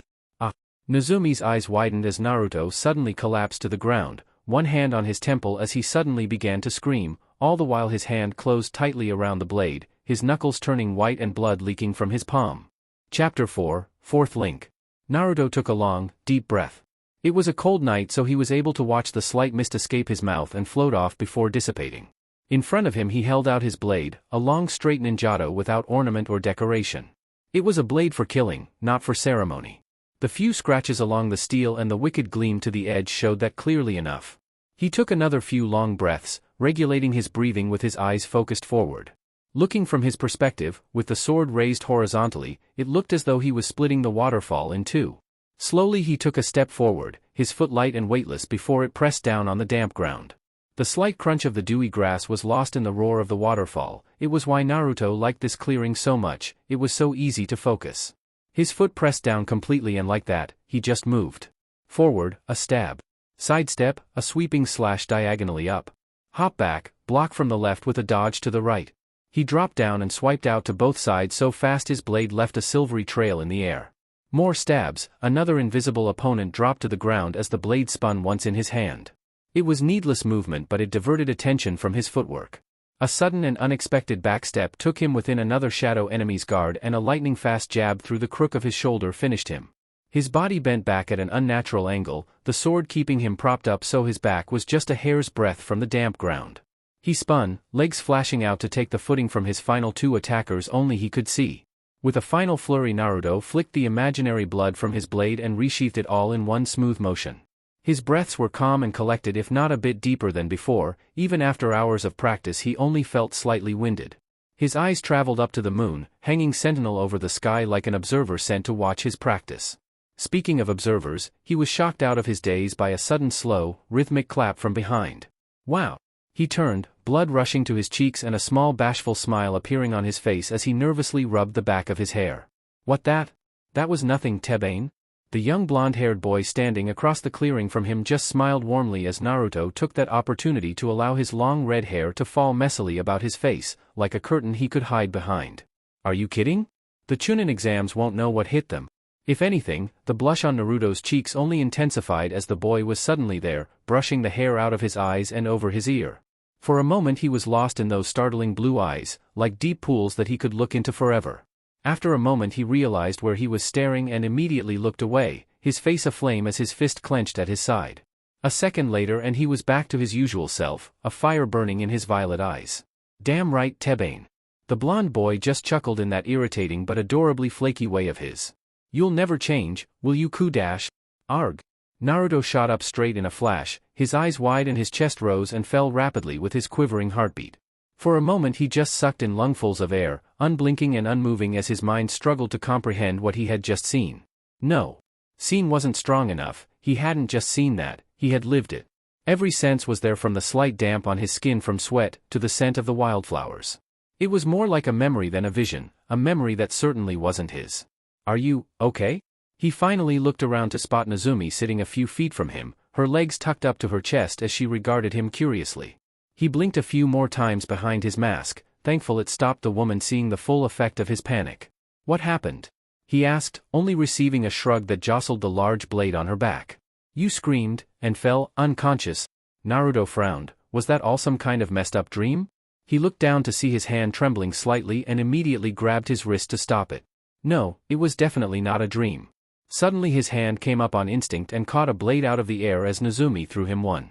With a start he realized it was the same one he was holding earlier and nearly dropped it, but his hand wouldn't let go. On reflexes that were not his own, his hand naturally slid into a more comfortable grip on the hilt. The action caused Nozumi's eyebrow to raise behind her mask. "What happened to you?" Naruto just continued to look at the blade for a while. It was roughly the same length as the one he had seen in, whatever that was. It glinted in the moonlight slightly, giving the edge a vicious gleam to it that made the blade seem almost hungry. "I don't know." Both were silent for a while with just the wind blowing their hair to show they were more than just statues on the grass. Suddenly though, Nozumi stood up and drew her blade in one smooth, immaculate motion that left the tip just lightly brushing a stalk of grass. "Show me." Naruto frowned at her but stood up all the same. He found his eyes naturally drawn to the way her feet were positioned, the way her hand gripped the hilt, even how her shoulders were slightly tensed. Without him even noticing, his feet moved in unconscious movements that weren't practiced but at the same time felt as though he had made 1,000 times. Nozumi's head cocked at the odd but familiar movements. She swore she had seen a similar stance somewhere before. Deciding not to give Naruto time to gain his bearings for whatever was going on with him, Nozumi flashed forward, her blade leaving a streak in the air. To her surprise, Naruto's eyes immediately followed the motion and he immediately stepped to the side, holding up his blade and diverting the slash to the side before immediately flowing forward with a swipe of his own. To Nozumi's confusion, the perfectly executed maneuver fell short, the swipe only blowing air at her. Naruto looked similarly confused as he looked down at his hands, wondering where all these movements were coming from. It was like he saw Nozumi move and his body just responded automatically. Nozumi pressed the attack again, this time coming down with an overhead slash. This time Naruto dodged back, but much further than he should have needed to. It was almost as if he had something on his chest he needed to protect with the way his body curved away. He tried to use the momentum to swing around and take out Nozumi's footing. Normally that would have been a good strategy. However, Naruto overextended his footing, almost like he was used to having longer legs, and stumbled. His legs fell out from under him and suddenly Nozumi was straddling his midsection, blade poised at his throat. After only a moment of struggling where Nozumi just pressed the blade a little harder on his skin, but never breaking it, Naruto finally stopped. "I give," he grunted irritably. Nozumi immediately got off him, offering him a hand up that he ignored as he stood up by himself. What was that? The only thing Nozumi could compare it to was when she saw inexperienced Yamanaka genin take over a person's body that was too dissimilar to their own. They would make clumsy movements due to the different lengths of the arms and legs, or naturally stand a certain way that didn't match the person they possessed. "Like I said, I don't know. When you move, my body just reacts on its own, like reflex." Nozumi's eyes narrowed slightly. That was like no reflexes she had ever seen before. A young trainee does not suddenly inherit the reflexes and style of a kenjutsu master, even if their body is wrong for it. "Show me, again." For a while Nozumi danced around Naruto, carefully observing how his body reacted to the things she did. All of the blonde's footings, save when he over or underextended, were perfect. Likewise his grip and the way his eyes tracked her was immaculate. The only problem was he seemed to be trying to use the movements of somebody both taller than him, and oddly somebody with breasts. He lacked the flexibility for many of the stunts he attempted and it showed. "Stop, you need to learn the limit of your reach," she chastised, as Naruto growled at her for slashing him lightly on the arm to remind him of his mistake again. At this point the boy was littered with tiny scratches no deeper than a paper cut, each a mistake he had made and one he wouldn't soon repeat if possible. The problem seemed to be the fact that these reflexes were deeply ingrained, only they were wrong. This meant Nozumi would have to first make Naruto unlearn all of this before teaching him again. It was going to take longer than she thought.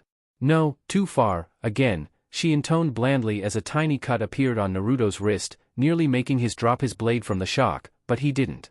"Take smaller steps." Another cut on the back of the leg, again never deeper than half an inch. Nozumi's control was perfect. "There's no need to lean back so far." Another thin scratch to the small of his back causing the blonde to wince. "Stop protecting things that are not there." A scratch just above Naruto's heart and the boy finally snapped, throwing his sword into the ground where it easily bit into the earth before lightly vibrating where it stood. "Damn it, I'm trying databane." Immediately Naruto's eyes went wide as he slapped his hands over his mouth over the mask in shock. What the hell had he just said? Likewise, Nozumi just stared at the boy for a good long few moments. She had never heard him use that verbal tick before. All of this was very strange for her. She had never dealt with something quite like it, and in Anbu, she had seen a lot. This was more a job for Saru. The man was a lot more knowledgeable than her. He always knew what to do. "We're done for tonight?" Naruto just grunted with a small nod. His hands were by his sides again and he quickly stuck them in his pockets as he stalked off back towards his apartment. Nozumi watched him go with curious eyes before silently vanishing into the night with barely a flicker. She was sure that whatever was going on with Naruto would pass, maybe. Hopefully it wouldn't affect him on missions. 2 guards stood idly in front of the gates to a large compound, the impressive stone wall rising up behind them to deter any attackers. One sat in a chair, leaning back on it and swinging his feet idly. The other just leant against the wall, tapping his long naginata on the ground to a tune only he could hear. Both would have been heavily admonished by their captain had he seen them lounging like this, but neither could be bothered to care. It was late and they weren't even supposed to be on this shift. They had to cover for a couple of idiots that had gotten a bit too handsy down at the local geisha house and had been thrown in a cell for the night. "Hey, would you stop tapping that thing? I can't think for shit." The one with the bladed spear scoffed, never noticing as a long glowing chain slowly descended from the shadows behind him. "Yeah, and what would you be thinking about Kasuke? Tell me your deep ponderings, O sagely one." His sarcastic voice masked the subtle clinks as the first chain was joined by an identical twin, this one creeping up on the seating man. "Hey, you never know, man, I could have this amazing idea for that story I'm writing." As he sat forward on the chair to argue with his partner, the 2 chains moved into position, the bladed ends poising to strike at the chink between their helmets and the back of their breastplates. "Oh yeah, that story you started 2 years ago after reading that stupid smut. It would be a quick death, painless and sudden as their spines were cleanly severed, one moment there, the next, gone." "Hey, Ika is not smut, it's a dedicated tale of a lone shinobi willing to cross any boundary for love." The chains quivered in anticipation in harmony with their wielder, only for both to suddenly jerk as a hand reached out and grabbed them, tugging them back into the darkness. "Yeah, the boundary of a hot spring maybe, it's totally for perverts." Neither of the guards ever realized how thin a tether their lives had been hanging on that night. Further around the compound, a young blonde was slammed bodily into a wall as his octopus-masked superior glared at him stonily, the glowing golden chain still grasped securely in hand. "What the hell are you doing, kid?" Teiko's voice couldn't even be compared to a whisper, concealed in the shadows like that the 2 Anbu operatives were completely invisible. "What are you talking about?" Naruto's tone lacked the experience, but it was still suppressed so they wouldn't be found. His eyes didn't meet the small holes in Teiko's mask and his voice was gruff and dismissive, at least as much as an 8-year-old could sound. "I'm talking about those 2 guards you were about to kill. What about silent infiltration and assassination? Did you not understand?" Naruto huffed as he pushed Teiko off him, the older but short man being forced to let go of the chains as spikes suddenly grew from the glowing links. After whatever had happened to him back with Nozumi, his control over both his chakra and his chains had improved dramatically. It was like he had been dealing with large amounts of chakra for decades. Whatever, if they were dead they couldn't call out to anybody. Teiko just placed his masked face in his hand and shook it for a moment. Normally the short man was fairly calm and light-hearted, so it was rare to see him this irritated. "Oh yeah, and were you going to kill every guard on patrol to stop them noticing as they walked by?" Naruto's eyes narrowed as he dropped to the ground quietly, his chains retracting into his body with only a dulled clinking. "Maybe, if I had to." Teiko shortly joined him, staring right at the younger operative their squad had taken under wing. They could understand him somewhat as they were all outcasts in their own way, but that didn't mean they had to stand for insubordination and attitude. "Listen, Kohai."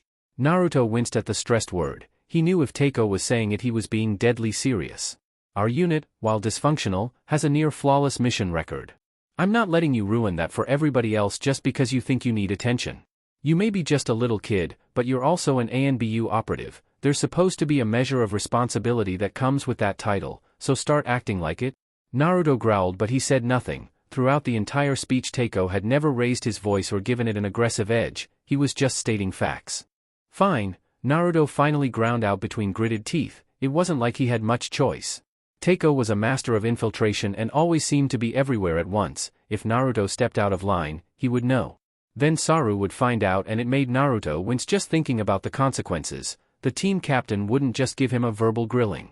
No, he would set him some tortuous task and call it training, all with that smug, self-righteous tone of his. "Is everything okay?" Suddenly there were 3 of them as Nozumi seemingly bled out of the shadows like some kind of phantom, her body noiseless. Teiko simply patted Naruto on the shoulder fondly and cocked his head at the woman in his usual flippant way. "Ah, Nozumi-chan, you didn't think to check up on old me, did you? That's so cute." Nozumi stared at the diminutive man for a few moments before lazily pointing at Naruto. "Not you, him." Immediately Teiko's whole body seemed to slump forward, an imaginary rain cloud over his body as his voice came out in a sulky, but still quiet, tone. "Oh, so cold Nozumi-chan, so cold?" Nozumi simply regarded them for another few moments before dissipating back into the shadows like she was never there. Almost immediately Takeo straightened up, shot Naruto a warning glance and vanished over the wall, leaving the youngest operative to himself. He growled once before following them over. It was all just so frustrating. All these rules, all these regulation, this chain of command, these limits on what he was allowed to do, these damn flashbacks, visions, memories or whatever they were. It was really starting to get to the blonde. It wasn't just an isolated incident, and as Naruto hopped the wall into the large, sprawling estate they were infiltrating, he had the feeling they would only get worse if he didn't do anything about them. The problem was he just didn't know what to do. Naruto walked listlessly through the quiet nighttime streets of his village, although thinking of it as his village made him internally scoff. Konoha was as much his village as the sea was a piranha's. He may live there, but he certainly wasn't welcome. Luckily his Anbu mask and uniform kept his identity somewhat secret, especially when he wore his dark cloak to cover up his hair. It wasn't too much of an issue tonight though. There was a light rain and it was already past 1 in the morning, so most people were in their homes asleep. It was peaceful, quiet, and Naruto hated it. He had gotten used to the general activity Anbu life had brought him, so these moments of inactivity, however brief, were irritating. Whether it was out taking missions that pushed his body and mind to their limits, then passed them, or just eating in the canteen with the other operatives, he just wanted to be busy. Although, having his squad mates steal his food when he wasn't looking was beginning to grow annoying. The real reason he hated all the quiet was because it let him think, and when he thought his mind drifted to less pleasant topics. His past, his treatment, his burden, the things he had seen in Anbu, the things he saw in his visions, on his own they were inescapable. The only reason he didn't try to sleep them off because in his dreams they became even more vivid, even harder to ignore. Often he would see the memories of this person that seemed to inhabit his mind, normally inconsequential things like a stroll around a familiar village or running through a kata in a training field. He sighed as he passed by a nearby alleyway, only to wince and place a finger against his temple. "Over here." The blonde boy called to him, a wide smile on his face as he took Naruto by the hand and dragged him down the alley and out of the rain. Already his long crimson tresses were soaked through and hung like a sopping curtain over his eyes. All the same, a grin split his face as he just allowed himself to be pulled along, enjoying the warmth in that simple contact. Naruto groaned as he shook his head of the brief memory. They seemed to be growing more frequent ever since that training session with Nozumi. On the other hand, they were growing easier to tolerate. They were no longer debilitating on missions, which was good. On the other hand, Naruto was growing scared. What if he was growing used to them? Already he had felt himself changing, saying things he wouldn't normally say, walking in a way that he didn't even realize looked all wrong for his body structure. He shook his head, trying to regain composure as he took a deep breath, only to unconsciously smile as he caught a whiff of something that smelled unbelievably good. "Hey Tsuchiya-san, what's on the menu today?" Naruto called out happily as he skirted under the curtain into the small ramen shack. The kindly man, no older than 30 or so, grinned back at him as he rubbed down a small bowl. "Well, if it isn't my number one customer." He turned back, tapping on the door to the back area of the small food stall. "Hey Akane, look who's here." A few moments later and a young woman of around the same age as the stall owner walked out, her long brown hair tied back and a clean white apron covering her front. "Ohayou Tomato-chan." Naruto's eye twitched as he self-consciously brushed his long hair back over his ear, although he could never get angry at Akane. The woman was just too nice and her voice too gentle. He knew she never really meant it. "You know I hate that nickname Akane-obasan," Naruto whined, immediately earning a light bop on the head from a long wooden spoon, only to look up and see no such implement present and Akane with an innocent, but oddly dangerous smile. "Just like I don't like being called auntie, it makes me feel old, you know." Naruto just chuckled at that as Tucci walked over with a massive steaming bowl of ramen, a good 3 times the size of a normal portion. "The normal, I presume, then, for Ichiraku's number one customer?" Naruto grinned brightly, brushing his hair back over his shoulder before tucking into the meal with a quick itadikamasu. It was demolished in no time at all, and soon he was able to lean back on the stool, a contented and happy expression on his face. "Ah, Ichiraku make the best ramen ever, Tebane." Akane and Tucci just chuckled as the older woman walked back into the rear of the shop, Tucci quickly moving to prepare a new bowl. "And don't you forget it, young lady?" Naruto gasped as he snapped back into reality, his eyes going wide before he forced them back into his usual scowl. That was usually the way it went. He would flash back to a memory until a strong enough reminder came along that these were not his memories. It could be noticing her breasts, someone using the wrong pronoun, or usually, someone calling him by her name. He still didn't know whose memories exactly he was witnessing. they usually cut off before he got the name. He had tried to talk to Saru about it as the man was like a fount of knowledge on every other conceivable subject. However, the normally wise and helpful captain of their squad didn't have much to say on the subject. He seemed just as clueless as everybody else about it. The only thing he could recommend was having a Yamanaka look into it. Unfortunately for Naruto, due to the Kyuubi there was a standing order that no Yamanaka ever delve into his mind. They couldn't know the consequences. A grunt of frustration escaped his gritted teeth as he roughly slammed his fist into a nearby wooden beam, nearly splintering the poor construct. He stood there for a moment, breathing heavily as he thought about his own helplessness in the situation. He was losing himself, slowly or not, and for the first time in a long time he was genuinely terrified. But he was Karasu of the ANBU, he'd go out kicking and screaming if he had to. Nobody subsumes my personality without a fight, Tebane. His eyes immediately widened when he realized what he had said, before his entire body slumped, his shoulders going slack as he nearly collapsed to the floor. For a moment he just stared forward unblinkingly before quietly picking himself up and walking off. He couldn't wait for the next mission, he needed something, anything to keep his mind busy. While it was still his mind. Up on a shadowed rooftop a set of hidden violet eyes watched with curiosity and concern as Naruto stalked off. She had watched his small internal argument and had almost intervened, but by the time she worked herself up to it Naruto had already picked himself up and dusted himself off. It was one of things she rather admired about the young boy, his will to never give up, even if it just came out as pure stubbornness sometimes.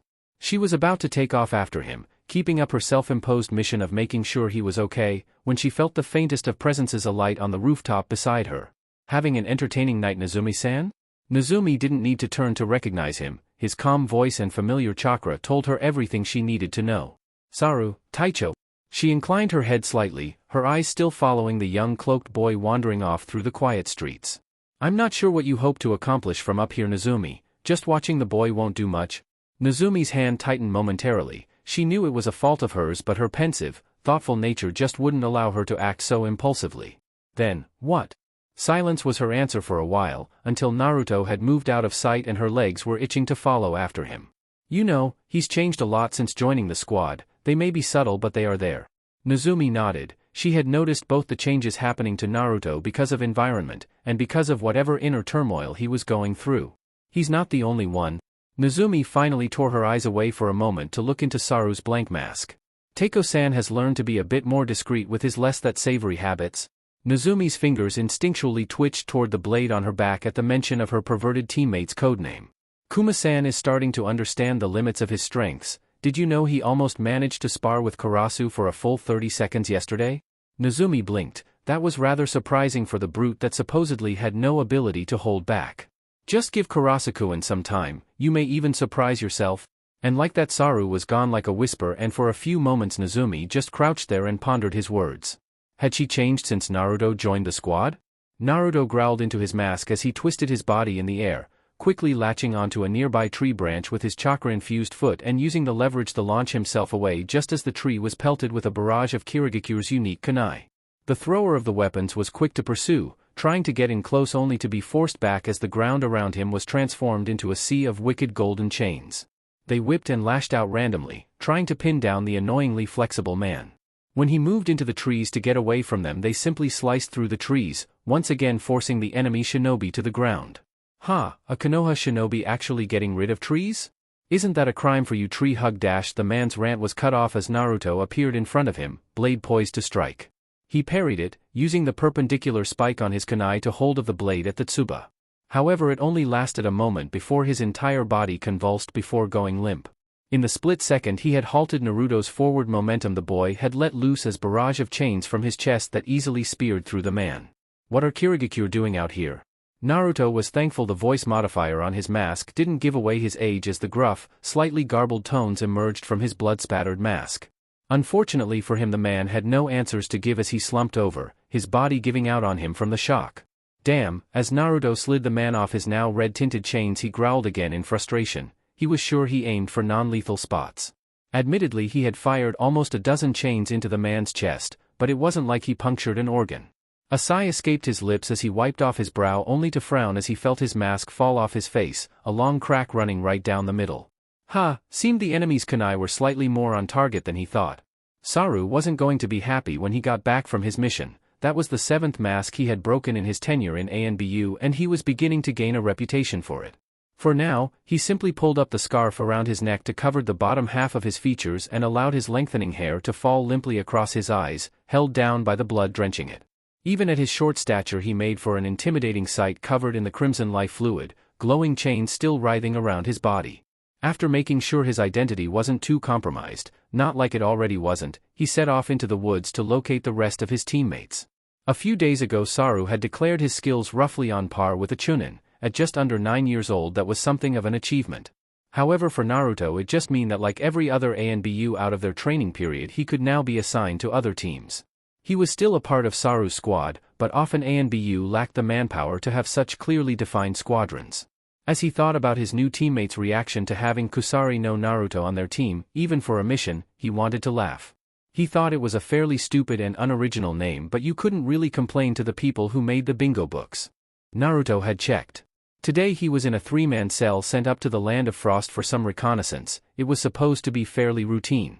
Naruto could count the number of routine missions he had been on with both hands. Something always found a way to go wrong. This time it was likely because they had a rookie in the group, and with Naruto only having been in ANBU for over a year that was saying something. This was the girl's first real mission and already it had gone to hell. They hadn't expected the team of Kiri Chunin to be there. Unfortunately for them, their Jonin commander apparently wanted no witnesses to whatever they were doing. As he alighted on a tree branch overlooking a clearing he spotted that very same commander lying in a pool of his own blood, not too far from Naruto's other teammate for the mission, also dead. Over on the far side the rookie was holding out admirably from a combined assault from the last 2 remaining members of the Kiri group, the other 3 lying scattered about in the forest wherever Naruto deigned to drop them. He sat on that tree branch watching the young girl get pushed progressively further and further back, spinning her metal bow staff in obviously practiced motions that, unfortunately for her, were just too slow. For a moment Naruto considered letting the girl just die, one less rookie he'd have to worry about. It wasn't like the ANBU commander could refute his report if he was the only one left. Unfortunately, the paperwork he would have to fill out would be a pain and he already had enough suspicion on him from the higher-ups without this on his shoulders. With an aggrieved sigh, he dropped to the ground and walked forward without a sound. The young ANBU recruit winced as another cut appeared across her arm, but she didn't relent as she managed to divert the follow-up attack to the side with her bow. She was doing well, but it was obvious if this kept up she'd go the way of Tora Taishu, and Karasu was nowhere to be seen. Even as she thought those words, desperation alone guiding her hands and feet, the Kiri Chunin in front of her suddenly paused. A moment later and she nearly gagged in her mouth as the man was literally ripped in half at the waist, each section supported by a recognizable gold chain. The man's partner was so shocked at the sight he couldn't even react as his limbs were suddenly skewered to the floor, although the scream that ripped from his throat was very real. And there, behind it all was Karasu, drenched in blood and viscera, his shaggy golden hair set free by his lack of mask, something he was notorious for in the ANBU. He took one look at her with those cold steely blue eyes that on any child should have looked youthful and bright, but on him it simply looked as though he was only seeing her weaknesses. Usagi, right? Naruto often struggled to remember the names of people who weren't his regular teammates. It didn't help the masks' designs were rather vague on the animals they represented. Usagi merely nodded, her body frozen in place, as Naruto casually flicked the 2 halves of the Chunin off his chains and retracted them into his body with an unsettling rattle. Thank you. With a start Usagi realized that this boy, the one that was talked about in hushed whispers in the ANBU canteen, who was slated as a demon and an unfeeling killing machine, had just saved her life. However, the boy simply looked at her, managing to look down on her despite her obvious height advantage. He huffed once before turning to the man he had pinned to the ground. You nearly died, you need to get stronger or I won't be around to save you again. And with that rather aggressive statement he stalked off toward his new prisoner to work out how he was going to get the Chunin back to Konoha without him bleeding out, a problem he had all too often in his opinion. Once his back was turned Usagi slumped to the ground on her knees, her eyes wide and her breathing heavy. Just being stared at by that boy was like having a house placed on her shoulders. His chakra was so dense and powerful that to a sensor like her, it was too much. Wait, get up, we have to destroy the bodies. She was forcefully yanked to her feet as Naruto appeared behind her again, picking her up by the back of the uniform. It snapped her out of it though and a shaky smile appeared on her lips behind the mask. Alright Karasa-senpai? Naruto paused at that and quirked an eyebrow at her. That was a first. No other ANBU had ever referred to him with anything other than impassivity or a simple kohai. Whatever. He never saw as Usagi's eyes drifted along his glowing chains, taking in how they radiated a soft, warm light. Like cracks on a plate, Naruto had a way of touching people in unexpected ways. Not always for the better. Chapter 5, Fifth Link. Naruto, or Karasu, as he was increasingly identifying with, sat on a tree branch. His legs swung back and forth lazily.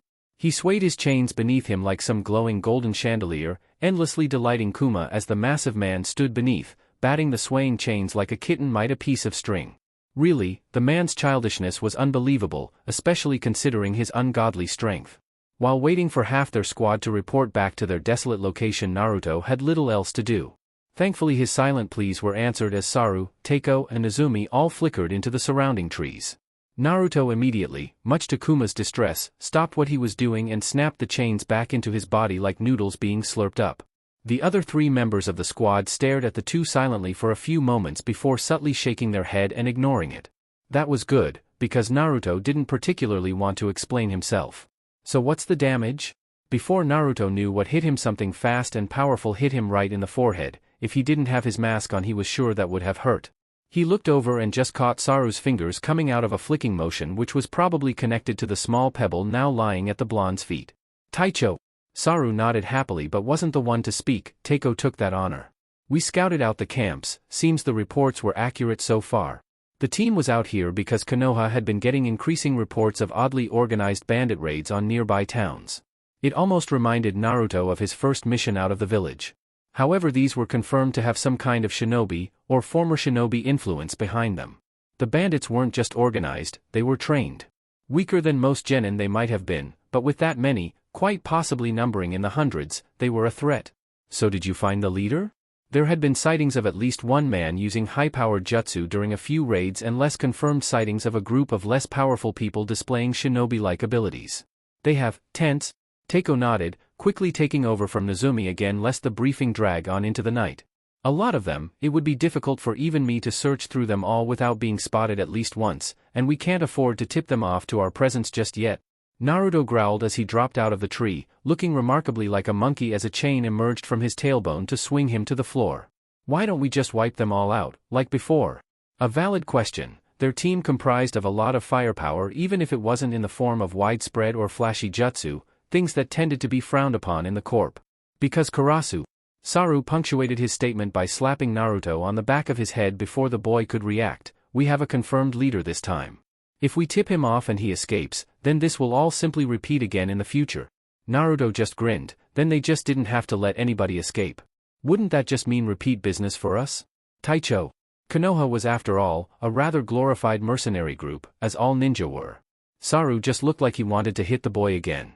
Konoha isn't like that, he stressed. Plus we would lose faith with the clients, he added as an afterthought. Whatever, so what do we do? Despite being at the level he could be rotated between A and BU cells, most of what he did was still a learning experience for Naruto. As much as he loathed to admit it, Saru was the teacher he had never really had. Hells, as far as Naruto was concerned, the man knew practically everything. After another clip around the ear for his lack of proper address, Saru explained, Kuma, Karasu and Nozumi will infiltrate the camp under Henge. You 3 are able to do the most amount of damage in the shortest amount of time, and the closest thing we have to crowd control. Stay undetected for as long as possible. If any of you spot the leader of the camp, you are to eliminate immediately without hesitation. Teiko and I will be waiting around the edges of the camp to pick off any stragglers that attempt to escape. That made sense. Taku and Saru were the fastest in the group along with Nozumi, and she was likely there to make sure Naruto and Kuma didn't do something stupid. Once the leader and any higher-level subordinates are dealt with. Saru paused for a moment and looked over to the faint glow on the horizon marking the massive bandit camp. Deal with everybody else as cleanly and as swiftly as possible. Naruto simply grinned, it all sounded good to him. When Naruto had heard they would be infiltrating under Henge, he hadn't quite expected this. For himself, he had simply given himself a nondescript appearance with mousy brown hair and added more than a few inches to his height. His clothing was plain and utilitarian, and the sword on his back looked more weather-beaten than it was. Kuma seemed to have gone for the same, taking a considerable amount of his bulk off and adding a few scars about his person. Nozumi, on the other hand, seemed to have a slight thing for the dramatic. The woman was knelt down in the mud at his feet, wearing nothing but a few strips of ragged cloth that did little to cover her modesty. Her hair, now a sandy blonde, hung about her watery and bloodshot eyes in messy bangs. She really looked the part of the beaten captive. It was lucky Naruto was too young to really be appreciating what he was seeing, as Nezumi hadn't seemed to edit any of her body structure, including her various curves. It was this attention to fine detail that got them easily waved past the entrance to the camp. Most eyes were on Nezumi's defeated form anyway, as she was roughly hauled forward by Kuma. They were quickly, and rather gleefully, directed towards a specific tent to deposit Nezumi. Naruto understood her choice in henge when it turned out to be a tent almost solely filled with women in similar, or even worse states of dress and health. Naruto stared blankly at them all from behind his henge's scowl before simply turning and leaving the tent, a strange feeling simmering in his stomach. Then, all of a sudden, he was in the camp. It was almost surprising how easy it was when these people were supposed to have a modicum of training and organization. It seemed they weren't expecting any attackers to simply waltz right in, all the better for Saru's team. Discreetly, Naruto pressed a finger against the invisible tattoo on his shoulder and pulsed his chakra through it twice. It was the signal they had set up for when they had successfully infiltrated. After he received the correct signal back, he nodded once to himself before setting off into the main section of the camp. For a while he simply milled about, as everybody else seemed to be doing. Occasionally he would pass through tents where bandits drank, ate, or fought amongst themselves. Other times he would come across another of those women-filled tents, that strange feeling pulling at his stomach again. For some reason his mind kept snapping back to how Nezumi had seemed, even if it was only a henge. The thought of the quiet woman he had come to know in a similar situation seemed inherently repugnant to Naruto, but the feeling was new and he couldn't explain it. He did his best to ignore it and focus on the mission, as he was sure his teammates were, of locating the leader. After around an hour of seemingly no progress, drifting from campfire to tent to training field, Naruto felt the beginnings of frustration creep up on him. It was seeming more and more tempting to simply flush out the leader by slaughtering a few of his subordinates. Even as those thoughts crossed his mind, he was forced to dodge to the side as the tent to his right practically exploded outward, a smoking figure being quickly blasted out through the fabric. They righted themselves in the air and landed with a crouch, a distinctly irritated expression on their scarred face. Immediately the man's eyes locked onto Naruto's figure, and with a small start he blonde realized his henge had dropped due to the small pieces of debris hitting him. Those coal-black eyes narrowed before the man straightened up and motioned for the nearest of the startled bandits around him. Konoha Shinobi. Get them. And with that he turned and bolted for it, no doubt using his followers as a meat shield to keep the shinobi off him. However, the only thing the men in the immediate vicinity could do was turn. Not a second later, each found a glowing gold chain occupying the space their heads once had. It seemed giving a bandit chakra didn't do much for their reflexes. Naruto found that moderately interesting as he was quickly joined by Kuma walking out of the smoking wreck of the tent. The bad guys getting away, Kuma, he called, already anticipating the reaction. Naruto could almost see the man's eye widen in childish shock behind his unsuitably ferocious mask. No, wait. Bad man. Immediately Kuma shot off after him, and Naruto could only compare the sight to some rampaging demon. A bandit bravely tried to impose himself between the charging brute and his leader, only to having his head grabbed and summarily crushed in one fluid motion without the massive Anbu slowing down for a second. Another quickly found a knee buried rather deep in his chest cavity, only to be flicked to the side with the same ease one might swat an insect. There was a reason Naruto actually feared sparring against Kuma. Apart from the man's apparent inability to hold back in any capacity, he was damn near impossible to harm. For a while people thought it might be some kind of Kekkai Genkai that just toughened the man. After all, Naruto had once seen kunai literally bounce off him. It couldn't really be confirmed, as Kuma knew nothing of his origins, having been found in an underground fighting tournament in the land of hot water by an Anbu raid. Even then, the young dark-skinned boy had been a threat to the people around him, as mentally unbalanced as he was. Anbu had taken that raw potential and turned it into a vicious weapon that could smash right through enemy ranks. However, in all that time Kuma had somehow managed to retain a form of childlike innocence to it all.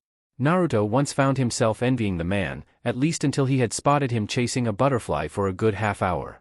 There was innocence, and then there was stupidity, and Kuma swerved all over that line. It would have been amusing to watch the brutish Anbu chase down the leader of the bandits if said thugs hadn't immediately swarmed toward Naruto. Unfortunately for them, they had identified him as the less threatening target. They were right, of course, but that was like saying the Ichibi was a less threatening target than the Kyuubi. True, but it didn't help them in the slightest. Naruto summarily pointed out their mistake with the very pointy ends of his chains, a smile slowly slipping over his features as blood began to run through his blonde locks to stain them red. In Anbu, Naruto was joked to have red hair more often than it was blonde. In the middle of that bandit camp, among men slightly more powerful than the common thug, he showed why. His chains moved like the arms of an octopus, stabbing and slicing without Naruto even having to move at all. His arms suddenly whipped around, sword held comfortably in hand, as the clang of metal rang out. Around him a dozen kunai dropped to the floor uselessly, easily diverted. Naruto found his swordsmanship to be a lot easier and more natural when he was standing still. It meant he didn't mess the footwork up. Anbu, we should have known your type would come sooner or later. In front of him was a tall, well-endowed young woman with cold gray eyes that burned imperiously at him. You know, I've always hated those stupid masks of yours, always looking so emotionless and superior. She snorted derisively again as she dodged out the way of a chain erupting from the ground. Look at you, just a stupid kid. That comment was met by quite a few more chains that forced the woman into a few rather flexible positions to escape unscathed. Is that all you got? The woman's eyes snapped to the men now standing uncertainly behind the blonde ever since she had arrived. What are you waiting around for? The men quickly scrambled into action at her thunderous voice. Alright, Arashi-sama.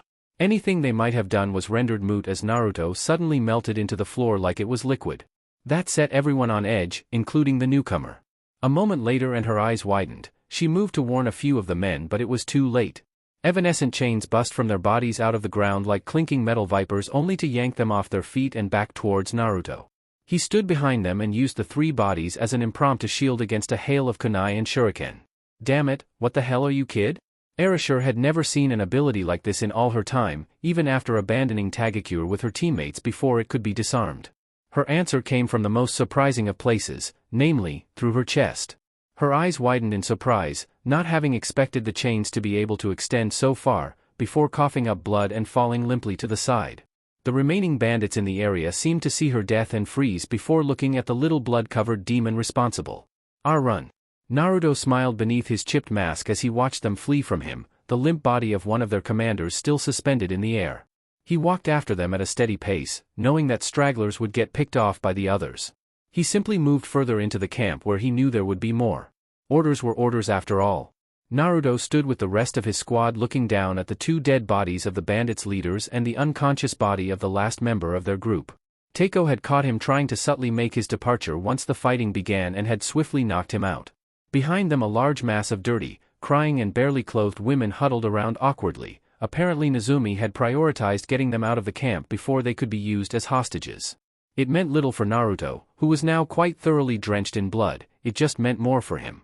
Right, mission accomplished, now we just need to figure out what to do with the women. They weren't part of the briefing.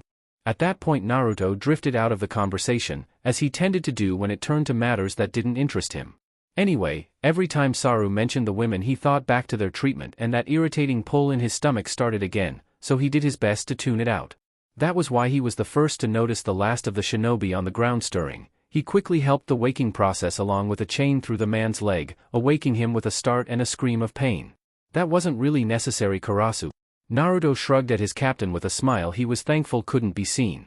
However, as he looked down at the golden chain emerging from the man's leg he winced slightly, a hand going to his temple. I am sorry. Naruto backed up shakily from the young boy on the floor, looking in horror at the bright chain that was stabbed all the way through his lower leg. I didn't mean to, you jumped and I thought, I'm so sorry. His words came out as a fast jumble as he held his arms out in front of him, desperately willing his chain to retract. He wasn't very used to them at the moment and it was like they had a mind of their own. The boy on the other hand just glared up at her with a wince from the pain. Shut up and go get sensei, you tomato-headed idiot. This is why I didn't want to be on the team with the stupid foreigner. Each word was like a stabbing knife to Naruto's chest and he felt the sting of tears in his eyes. He brushed his long hair away from his eyes along with the tears and turned to go find their sensei. However, to his horror, he realized he was just wiping the boy's blood on his cheek. He wanted to retch from the smell but kept it in as he ran off, tears still streaming from his eyes. Naruto swayed slightly as the memory rushed through him and apparently that was enough distraction for the team that the now awake man saw his opportunity. He grabbed something out his pouch and brought it to his mouth. Nezumi's sword was off her back and nothing but a silver streak, but it was too late. Her slash had simply slit open the capsule and the man quickly swallowed the powder that fell out. Even as his mouth started to foam and blood leaked from his tear ducts he managed a victorious smirk at the assembled Anbu before slumping to the side, dead. Well, damn. Teiko's succinct words quickly summed up the feelings of the small squad.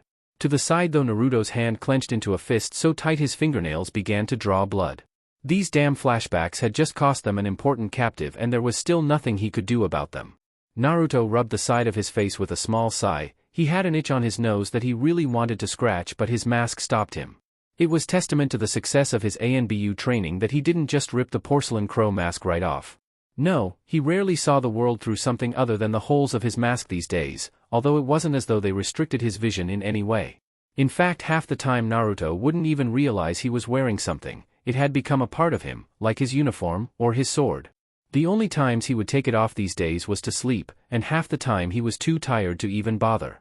Right now he sat reclining in front of a medium-sized polished black stone in Training Ground 3, his eyes scanning slowly across the names scrawled in small, tight script on its surface. There were hundreds, if not thousands of names on that stone, each a citizen of Konoha that had given their life at some point for the protection of the village. This would be where he would end up one day if he fell while in the corp Anbu that died in the field left no evidence in the form of a body. He had only recently been told about this place, or rather overheard some other operatives talking about it. To be honest though, he wasn't quite sure why he was here, slowly letting his eyes drift across the names. He was quite surprised to have already found quite a few people bearing the name Uzumaki, even though currently in the village he was the only one. He wondered if they were his relatives, however the Hokage had never told him anything about having a family. He just quietly assumed as an unnamed orphan he was given a random name, and that was the end of it. Ryo, for your thoughts? Naruto snapped to his feet so quickly it almost looked like he body flickered on the spot, his chains snapping out at speeds that caused an audible crack. Luckily, whoever snuck up on him so silently was also quite fast. They twisted their body out of the way of what could only be described as a waterfall of chakra constructs. The young blonde stopped short when he realized just who it was, an irritated growl coming from his throat as he retracted the chains. Teiko-senpai? The short man chuckled humorously as he glanced about at the pockmarks and small craters Naruto's attack had caused in the ground. Damn, feeling a bit touchy today, kid? Naruto just grunted before swiveling back down into a seating position so he could look at the memorial again. Thankfully he hadn't damaged it. That would have been irritating to explain. What do you want, senpai? Teiko, like Saru, had the annoying tendency of correcting Naruto when he forgot the proper suffixes for his superiors.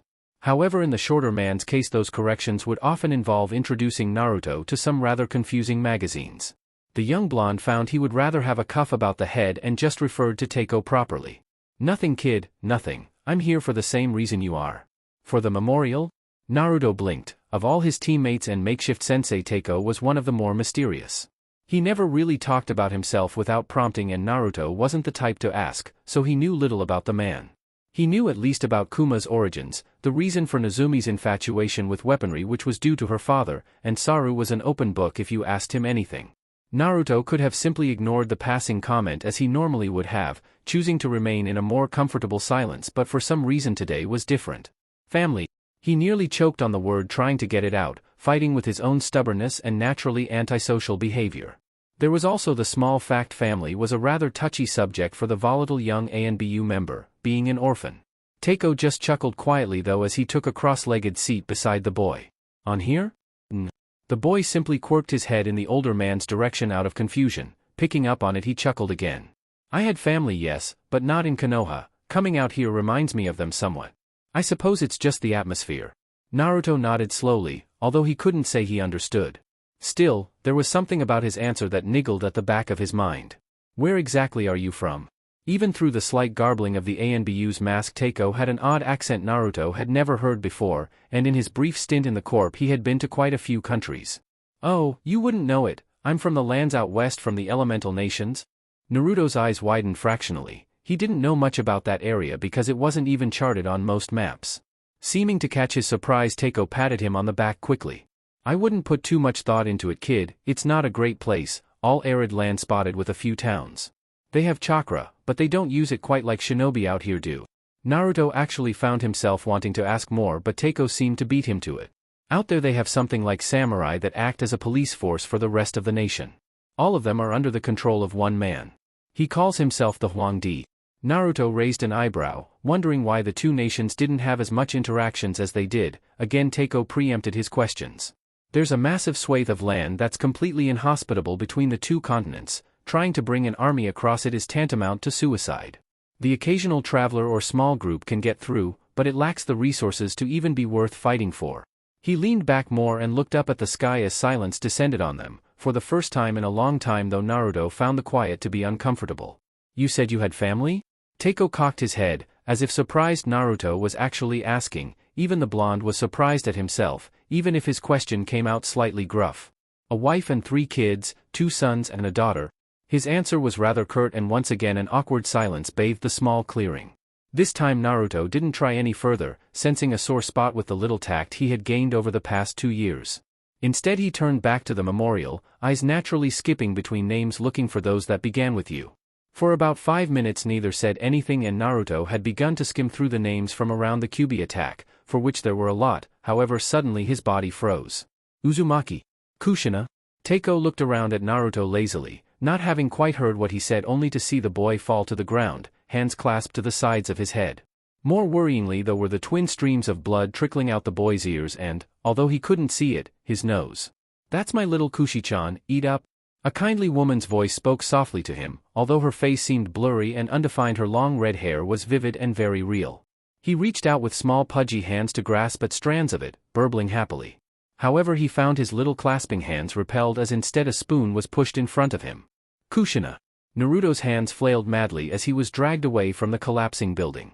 He didn't understand what was going on but it was loud and the ground was shaking.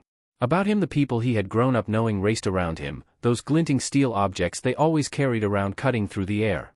He turned back, arms reached out to the man under a small pile of rubble, his purple eyes looked back to him, expression indecipherable. Then something hit the back of his head and all he saw was darkness.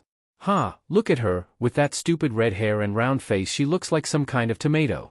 Naruto's eyes widened in shock as he looked out over the small sea of young faces staring back at her. Suddenly they all erupted into laughter at the one boy's comment, tears prickled in his eyes but he fought them back, hands slowly tightening at his side. Kushina stopped this. He saw nothing but red, his hair falling messily about him as he drove another fist into the boy's stomach, a vindictive smile across his features. He was soon thrown off the boy by their instructor who spared no time in quickly checking over the boy's bruised and battered form. To the side Naruto just panted, feeling a dull ache begin in his knuckles. Did you hear about what she did to Kasuke? Tomato? More like some kind of habanero? Naruto smirked as he walked past the group of whispering students. I knew she was trouble, you can't trust foreigners like her. Naruto nearly faltered in his step but managed to keep going, a short stabbing pain going through his chest as his pace quickened. It's okay Kushina-chan, it'll be okay. Naruto couldn't stop the flood of tears as he sobbed into Mito's chest. Why did he have to come to this place? Why did he have to be the one to shoulder this burden alone? Why him? He missed his home, he missed his family. Kushina, that was amazing. Naruto felt a rush of energy run through him as he rushed into Minato's arms, letting the boy pick him up and swing him around. His brand new Chunin jacket hung off his arm and a bright gleaming smile was permanently plastered to his face. Kushi-chan, over here. Naruto's smile brightened as he spotted Mikoto waving from across the training ground. She looked particularly excited about something and was rushing across to meet him. Why was her ring finger glinting like that? Listen to your motor-mouth mother Naruto? A light chuckle managed to burst from Naruto's throat as Minato spoke from behind him only to send another racking wave of pain through his form. However he never let go of the claw pushing through his stomach, never lost his grip with his feet. Nothing was going to harm his son. Nothing, Tebane. Ag. Naruto jolted upright, panting heavily and his entire body drenched with cold sweat. After a few moments of internal panic he realized he was in his bed, in his apartment. After a few moments clambering about he found his mask on the bedside table and slipped it on, instantly calming down with the comforting and familiar presence back on his face. He had to move it to the side though when he felt wetness on his cheeks and a stinging in his eyes. He rubbed them only to look in surprise at the tears on his fingers. There was a burning pain in his heart and a throbbing in his temples and Naruto just felt overall exhausted. This had to stop, he just couldn't take it anymore. Are you sure about this Kohai? It seems a fairly extreme measure and if this condition weren't affecting your mission capability I wouldn't even be suggesting it, Saru intoned in a mildly concerned voice. Naruto met his gaze unflinchingly, reaching out for the small cloth strip in his captain's hand. They were standing in their squad's usual training ground, isolated away from the village by the surrounding forest. Like I said, I need a solution and there are no other options at this point. He took the small strip, which was clearly some form of thin collar and looked at it for a moment. He had gone to Saru asking for a solution to the memories of who he now knew to be Uzumaki Kushina, his mother. The man had figured out that the flashbacks seemed to be closely tied to his emotions, so his best bet was to work on controlling them. Kuma thinks this is a bad idea. Naruto ignored the large man's unusually timid voice as he took a deep breath and quickly snapped the collar into place around his neck. It felt cool against his skin. There, problem solved. Now how is this supposed to help? Saru sighed at the boy's rashness before switching over into what his squad affectionately named lecture mode. One's emotions are closely linked to their physiological state. The seals on the collar detect these internal changes and correct you if you have one of your outbursts. Naruto's eyes narrowed in irritation. What do you mean my outbuga? Naruto's hands flew up to his neck as the collar suddenly gave him a short shock that was incredibly painful. Ah! What the he gag? Again the collar sent a wave of electricity through his body that was powerful enough to cause pain, but not enough to induce spasms. Like I said, it reacts to physiological changes. The angrier you get, the more it shocks you. Saru's words seemed lost though as Naruto fell to the ground, wrestling with the collar at his neck and crying out in pain each time it shocked him. Saru just quietly put a hand to his temple as he turned to Nezumi, who was watching the proceedings with an impassive stare. This may take some time. Taicho. Saru found he could only nod at her summation. However, he suddenly remembered something important and turned back to the struggling boy. Oh, and if you try to remove the collar dash? A very uncharacteristic and remarkably high-pitched scream ripped from Naruto's throat as he tried to rip the small, seal-inscribed choker from his neck. It shocks you, oh good, you figured it out? Naruto just glared darkly up at him from the floor, at least before he jerked back from another shock. Yes, this may take some time after all. Chapter 6, Sixth Link. Naruto regulated his breathing carefully as he forced his body not to twitch even a single muscle. Right now, he was in the darkened corner of an unassuming ceiling, thankful that the meager candlelight in the room cast long and heavy shadows to hide in. Two men sat at a table, quietly discussing various unimportant topics over a simplistic kotatsu. The young blonde, now entering into his teen years at the ripe age of 13, had been trailing one of the men for almost a week now, and he had to say it was quite possible one of the most boring assignments he had ever received. Normally, considering his short fuse, it would have been a miracle he hadn't already attacked the man and decided to get the information that way, but it was undeniable Naruto had matured in his time spent in Anbu. Saru's idea, what had colloquially been called tomato therapy due to Naruto's unwholesome reaction to people using the word around him, had been a tentative success. The blonde's emotional control had improved, and after a while, around 5 months, the flashbacks to Kushina's memories had stopped altogether. Naruto continued to wear the deactivated collar, as a reminder never to slip back into old habits. His control wasn't the only thing to change though. He had grown up a great deal, reaching a height that could be called above average for his age group at 151 centimeters. His training had given him a nice and developed muscle tone that showed clearly defined muscles without making him bulky like Kuma. His hair had also grown out, his spikes becoming longer and wavier, although over the years he was unsettled to find the occasional red hair in amongst his blonde locks. Any changes to his face though could rarely be seen, as the boy was seldom seen without his mask, save when it got damaged on missions, which was almost comically common. All in all, one might say he had really grown into his role as an ANBU operative, and had garnered respect from a number of its members for the efficient way he handled missions. However, there was no changing the fact that he was on that squad and was bound to cause chaos wherever he went. It had simply become a part of life. Almost as much as seeing Kuma challenging other ANBU's summons to board games, Teiko being thrown out of the women's hot springs, or seeing Nezumi walk around the apartment complex almost completely naked. He never said it was a normal life. He stirred slightly as the two men exchanged farewells and quickly went their separate ways. Having no intention of losing his target, the blonde quickly made his own exit, using a chain from his back to lift up a ceiling panel and slip in. Normally his chakra chains would have been terrible for stealthy missions like this due to their inherent glow. However, over time Naruto had worked on it and managed to make them duller, becoming a pale gray color. When he did this though, they became woefully brittle and would likely break against bare skin. All the same, they sometimes came in handy, and soon Naruto was out on the roof, sticking to the shadows the crescent moon cast. He continued to stalk his target silently, an older man with a receding hairline in a rough and worn kimono that never seemed to stray much out of his routine of his home, his bar, and his business meetings. Tonight seemed to be an exception, as he abruptly ducked down an alley, quickly followed by his unseen tail. There was another man waiting for him by an unlit door, and both were swiftly ushered in. Interest piqued, Naruto slipped in before the door could close, nothing but a vague breeze to the people inside. I'm still unsure of this location, Aki, so close to Konoha? Why take the risk? It was Naruto's target that spoke, in a low voice that matched well with his hefty weight. They will never suspect it, Matsui. Anyway, Konoha only keeps a fledgling guard of the towns between them and Kawa, the new man explained as Naruto slipped into a more comfortable and secure position in the ceiling's corner. Any greater presence and Suna might begin to take offense. Okay, fine, how are they? We need them in good condition after all for this to be an efficient process. Naruto's ears twitched. The reason he was even on this mission was to investigate the disappearances of a large number of farmers and villagers in towns around High no Kuni's border. They're just fine, fed and kept healthy just like we were asked. The new man led Naruto's target Matsui to a door set into the floor, and the two quickly descended a set of stone steps into a basement. Naruto followed, but slightly more unconventionally, as he slipped through hand seals and dived into the ground using Earth-style, subterranean voyage. When his head poked out into the basement, his eyes widened marginally. It was a much greater room than he had been expecting, and it was nearly packed to the brim with people in cages of various sizes. Is it almost finished? Matsui asked, as he looked over towards a ceiling matrix inscribed on a large scroll in the middle of the cages. They all seemed to be arranged around the scroll so they were an equal distance from it. The people inside looked pale and emaciated, none of them appearing to have the energy to move or cry out.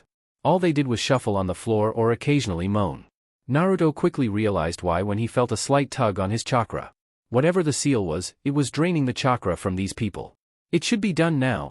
The seal was pulsing excitedly even as Aki spoke, and the man quickly walked over and rolled the scroll back up, carefully balancing the enormous roll of paper on his shoulder. Good, I hate being down here, Matsui muttered, rubbing his stomach slowly where he had no doubt felt the pull of the seal. Well, it won't be too many more now, don't worry. Naruto's face remained impassive as he sunk back into the earthen wall to report to his teammates. Something a lot bigger was going on than just kidnappings. Naruto hovered at the back of the mission briefing room, idly swaying on his feet as he tuned out most of the conversation around him. Saru would tell him what he had to do later anyway. There were more ANBU in this one room than he had ever seen before, all of them watching as the ANBU commander allocated their roles in the upcoming operation.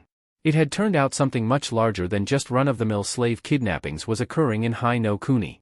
Apparently a lot of operatives had corroborated Naruto's information, and similar such chakra seals were being used throughout the border towns.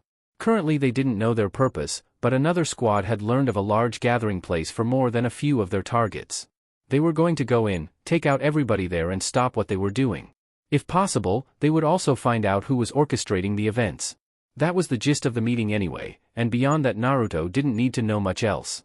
Go in, kill people, that was his job and he enjoyed it, especially when the people he had to kill really pushed his limits.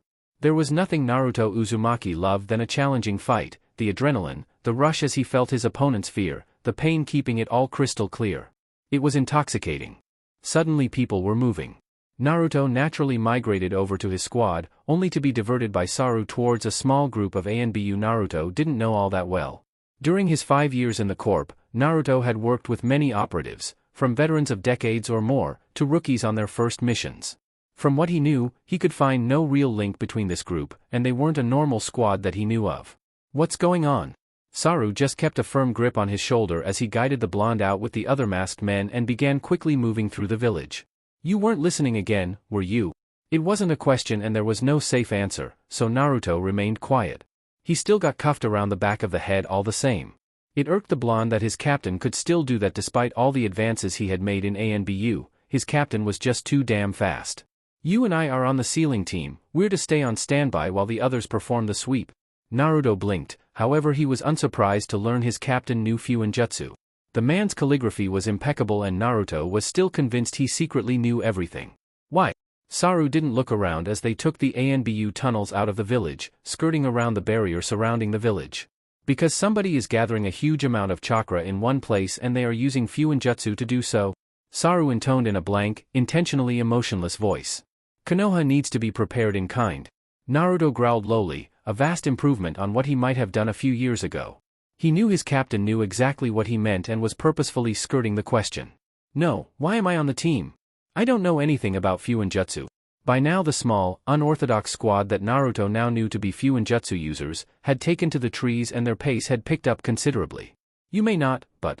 Saru poked the blonde on the forehead, or at least on the mask's forehead, somebody in you does.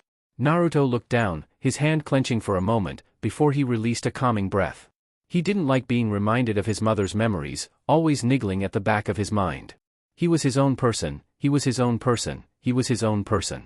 The mantra continued until he felt himself calm. Maybe, but evidently those memories haven't come to me yet. Despite that, he couldn't mask his curiosity when Saru produced a small scroll, opening it up to reveal a complex array on the paper. "What is this?" he asked, still with that emotionless yet oddly conversational tone. "A barrier seal," Naruto answered without even thinking. He blinked a moment later before scowling. "That doesn't mean I'll be much help in this squad, just recognizing Fuinjutsu won't do a lot. I should be with the others, on the front lines, where I'm most effective."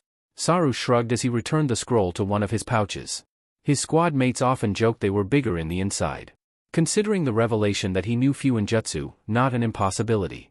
"Maybe, maybe not, your chains have far more uses than you might imagine." Naruto's scowl didn't change and he quickly turned away from the man, continuing to dash through the trees in silence for a few minutes. "How do you know so much?" He couldn't see due to the mask, but he was sure Saru smirked at him as the man tapped the side of his head knowingly. A moment later though in the man's side, a sound rarely heard from the sagely captain. "I knew your mother, Kushina." That little tidbit nearly made Naruto stumble and fall off the next branch he landed on, only to catch himself with a chain and swing on. "What?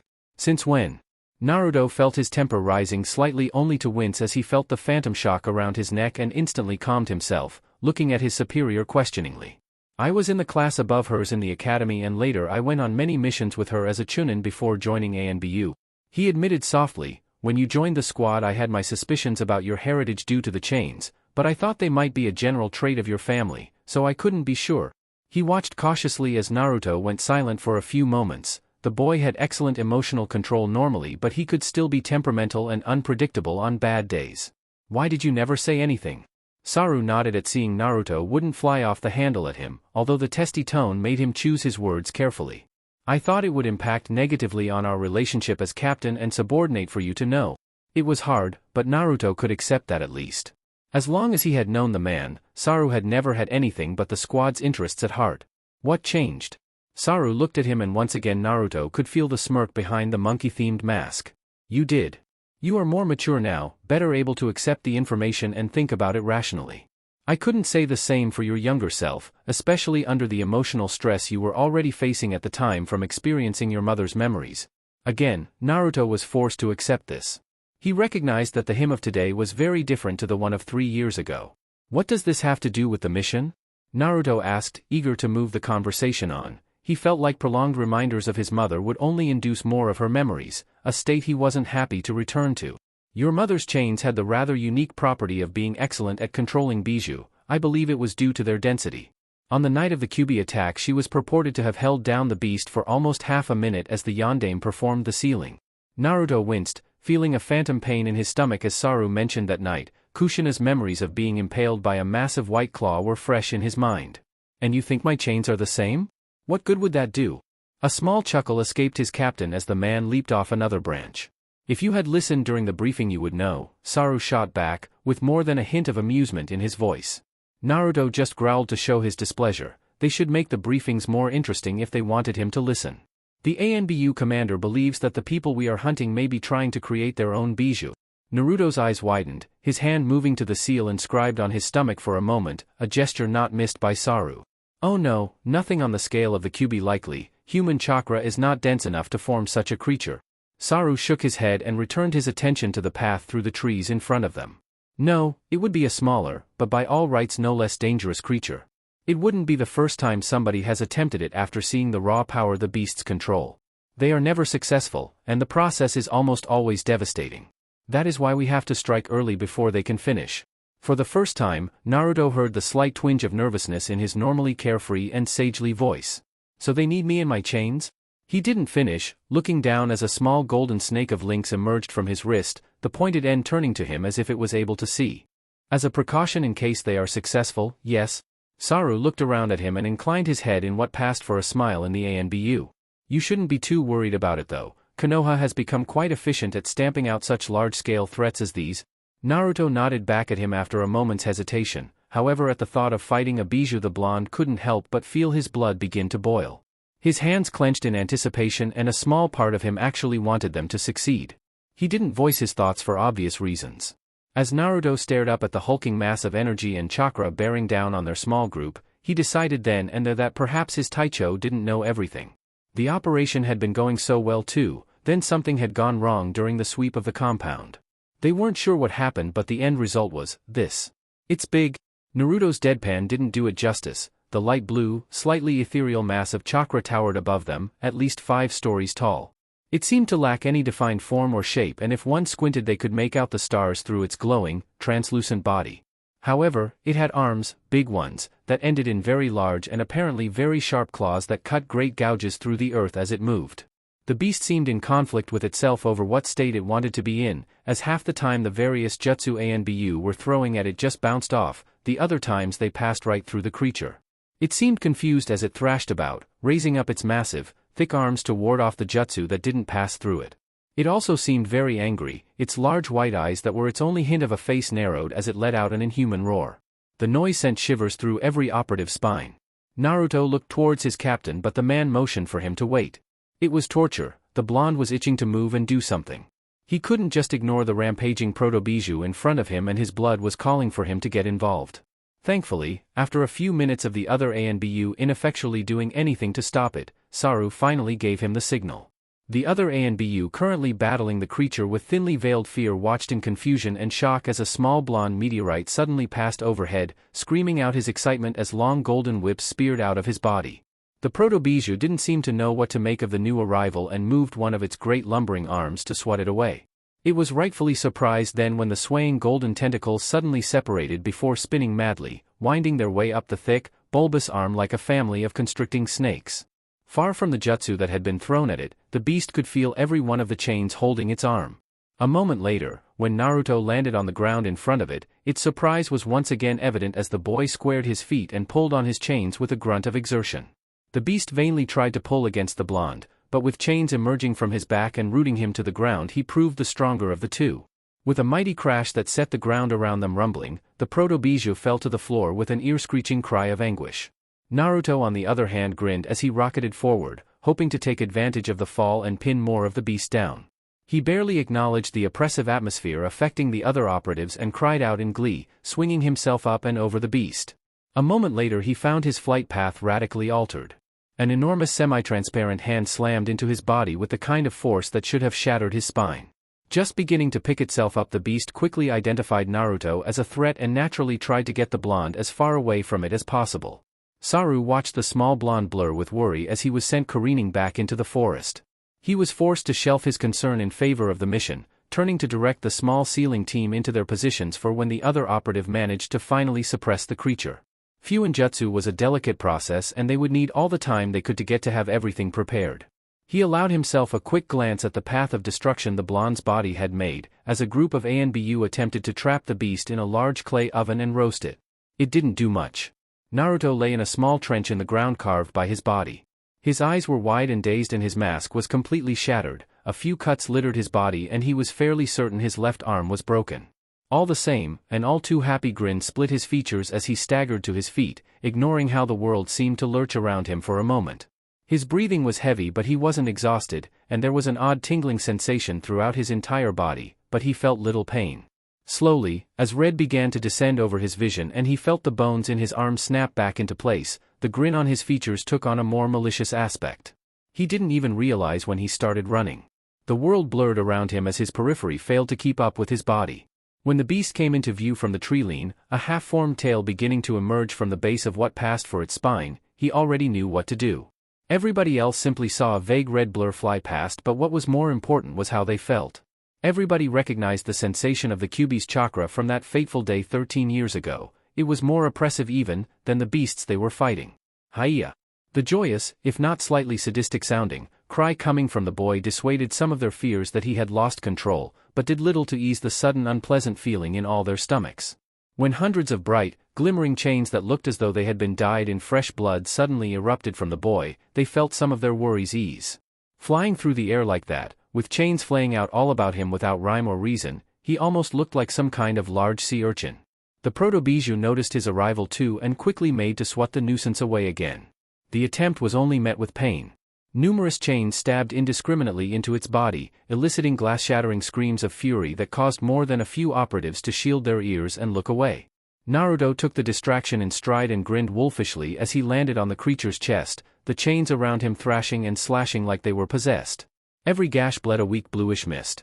The beast began writhing madly in an attempt to shake off its tormentor. Nothing it did seemed to dislodge the boy.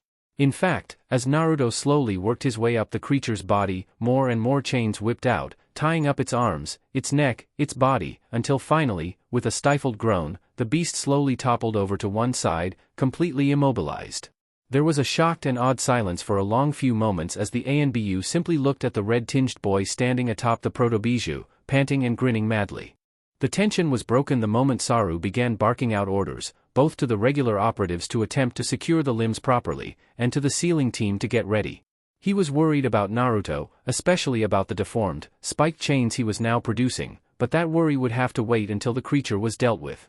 Even so, he spared glances up at the boy, unnerved by the red-slitted eyes Naruto seemed to have gained at some point, and the increasing feeling of despair emanating from that noxious red chakra. The beast seemed to glow brighter for a moment as the sealing team began running through their long chain of hand seals, its body becoming less solid. Greater wisps of a gaseous blue substance Saru could only assume was chakra, began to leak from its many wounds into the air. However, just as he was beginning to think the sealing was working, the protobiju managed to lift its head and let out a soul-shattering scream before exploding outwards. There was no great force or even a particularly loud sound, the beast simply swelled for a moment before bursting into that same blue mist. It quickly dissipated into the night air, leaving the clearing oddly quiet. If Saru wasn't busy coordinating the operatives around him, he might have noted how the little specks of blue light dancing about before winking out of existence was rather beautiful. His concern right now though was more pressing, namely, Naruto.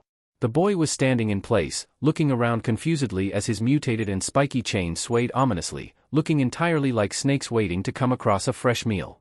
Worryingly, his eyes were still colored red and the malicious, unnatural grin on his lips hadn't left his features. Luckily for him, lucky in that he wasn't forced to intervene and take action against his young subordinate before he became a threat, Nezumi flickered next to Naruto's side. Saru genuinely though the blonde was going to attack her then, but apparently a few words sufficed to calm him enough that the oppressive feeling in the air lifted. His decidedly less evil-looking chain soon followed, retreating into his body almost churlishly. Nezumi handed him a replacement mask, and that was that, a potentially catastrophic crisis averted. Saru would have to ask Nezumi what she said later. However, right now the cogs in the older captain's head were turning fiercely. He always knew this time would come, but he had hoped it would be in a few more years.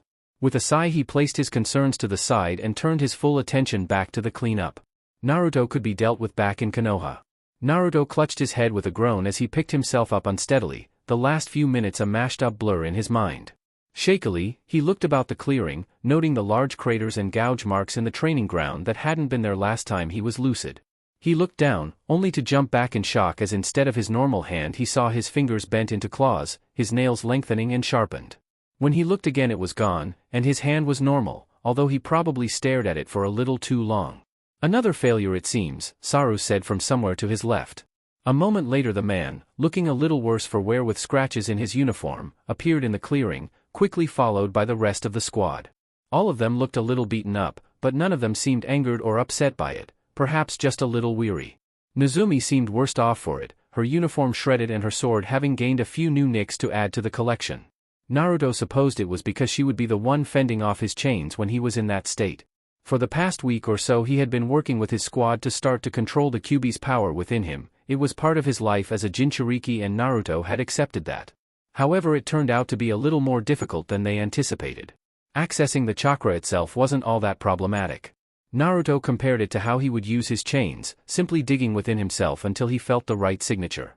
However, the Kyuubi's chakra was denser, angrier, it didn't respond as well to his directions and had a will of its own the blonde had to constantly work to control. The more chakra he accessed, the more the Kyuubi's will bled through and the harder it was to control.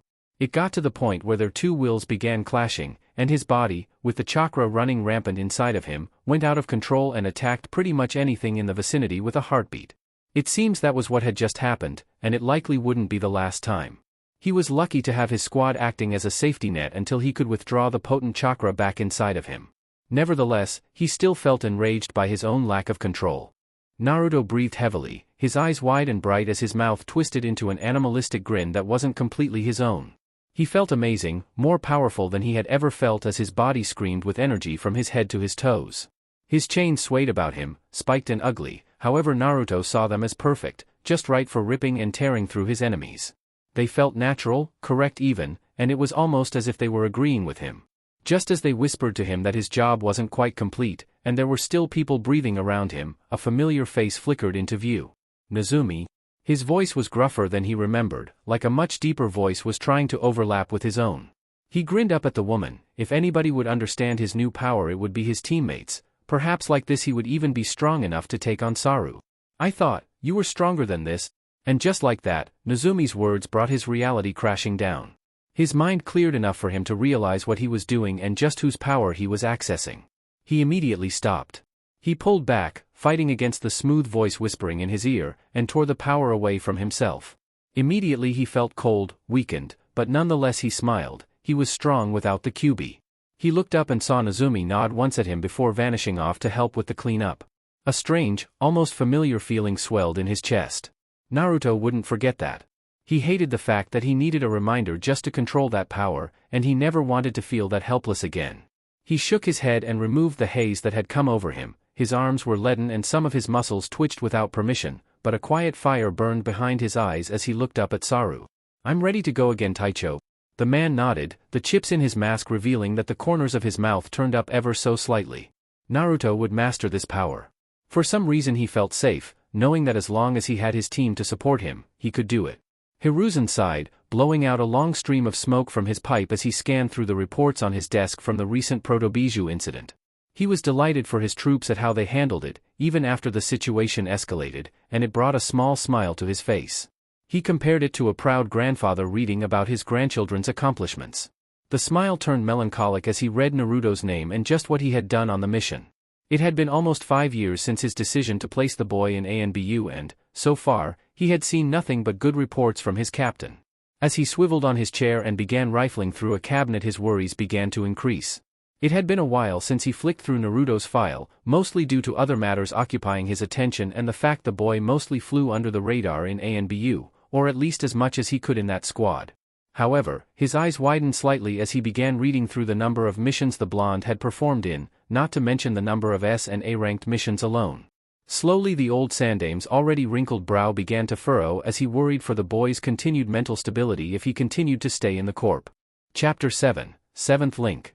If he was being perfectly honest with himself, Naruto was rather confused as he stood before the Hokage, or rather knelt, as was correct for an Anbu. For one thing, it was strange that he was here alone without his squad, and on top of that it was rather strange for him to be here at all. The Hokage had a set of very experienced and very loyal Anbu who he dealt with directly, the Anbu commander included. Simple grunts, even with 5 years' worth of experience, answered to their captains, who in turn answered to the commander. That was currently an operative under the pseudonym Ukami, the mask supposedly every good Anbu aspired to. For Naruto to be kneeling in front of the Hokage himself was unorthodox. Missions handed directly from the village's leader tended to be of the upper S-ranked kind. That, or it was for bad news, which the aged Sandame was known to give out directly. As Naruto tried to avoid looking up at those kindly, but age-wizened eyes, he had an unsettling feeling that he was not here due to the former. Finally, after a long few moments of the Hokage looking at him and gently puffing on his pipe, which quickly became awkward, the man gave him a subtle motion to rise. It's good to see you, Naruto-kun. Behind his mask Naruto's eyes widened considerably. He hadn't heard his own name spoken in 5 years. In fact, he was so used to going by Karasu it was almost unsettling to hear his birth name. There was also the fact that while under service in the corp, an Anbu's name was tantamount to their greatest secret, even if their identity became compromised. Hokage-sama. He managed in as neutral a tone as possible, if nothing else to hide the confusion that would be evident on his features were it not for his mask. While the blonde may have had a few issues with authority, and Saru was occasionally willing to let slide the occasional lack of proper suffix, he knew no such courtesies would be extended when it came to the Hokage. To his furthered confusion the Hokage seemed mildly bothered by his proper and formal greeting. Ah yes, Karasu-kun, I apologize for the slip. Naruto had a feeling that it was nothing of the sort. It hadn't taken long into his first year for Naruto to realize he had been placed in Anbu to curtail the more abrasive side of his newfound personality. He had thought the Hokage would be pleased, or at least satisfied with the changes that had been made to the blonde. Even he had to admit that he was thinking clearer and acting with far greater efficiency than a few years ago. He couldn't say the changes were completely welcome, but there were certainly benefits to not being a murderous psychopath with no regard for human life. Now at least, he was only a sociopath with very little regard for it, a marked improvement in his squad's eyes. How are you doing in Anbu, Karasu-kun? 5 years is a rather long time for any operative to stay in the service, especially for one as young as you. Naruto blinked. His confusion was subsiding as it became clear just what this meeting would be about, but it didn't make his answer any more certain. I am fine, Hokage-sama. My mission record is well above corp standards, my training is progressing at a rate my captain finds suitable, and I have a tolerable relationship with most members. It was a clinical answer that left out the fact there were also many members within ANBU that did not tolerate Naruto's presence in the slightest. It was hardly a secret who he was to anybody that had even been on a single mission with him. He wasn't in the habit of hiding his chains after all. Despite the answer that would be met with a cheerful and satisfied nod with most members of the organization, the Hokage once again looked displeased. Is there anything else, Karasu-kun? How about the relationship with your squad mates? Naruto couldn't help as his head tilted to the side ever so slightly. He wasn't sure how to answer that. It wasn't as though he could simply tell the Hokage that he had never felt more like he belonged to a family than when he was with his squad mates. It would be highly inappropriate. It was enough to say the realization had shocked Naruto when it had come to him one day when training with Nezumi. Instead, he simply opted for a safe answer that wouldn't reflect badly on him or the squad. We have an amicable working relationship? When he saw the Hokage's brow furrow ever so slightly, he worried he had said something incorrect. While positive relations were highly recommended within ANBU due to the stressful line of work, close attachments and relationships were discouraged for the same reason. There was also the high mortality rate when working within ANBU that acted as deterrent enough for close bonds to form, when they could be so easily shredded on a mission. I see. The Hokage was quiet for a while, his hands held in front of him as he appeared to mull things over in his mind. Finally, he looked up, an unusually serious expression on his worn features. And how would you feel, Karasu, if you were to leave the ANBU? Almost immediately Naruto opened his mouth to protest, however, nothing but a rather strangled gasp escaped his throat. Even the Hokage didn't seem to hear it.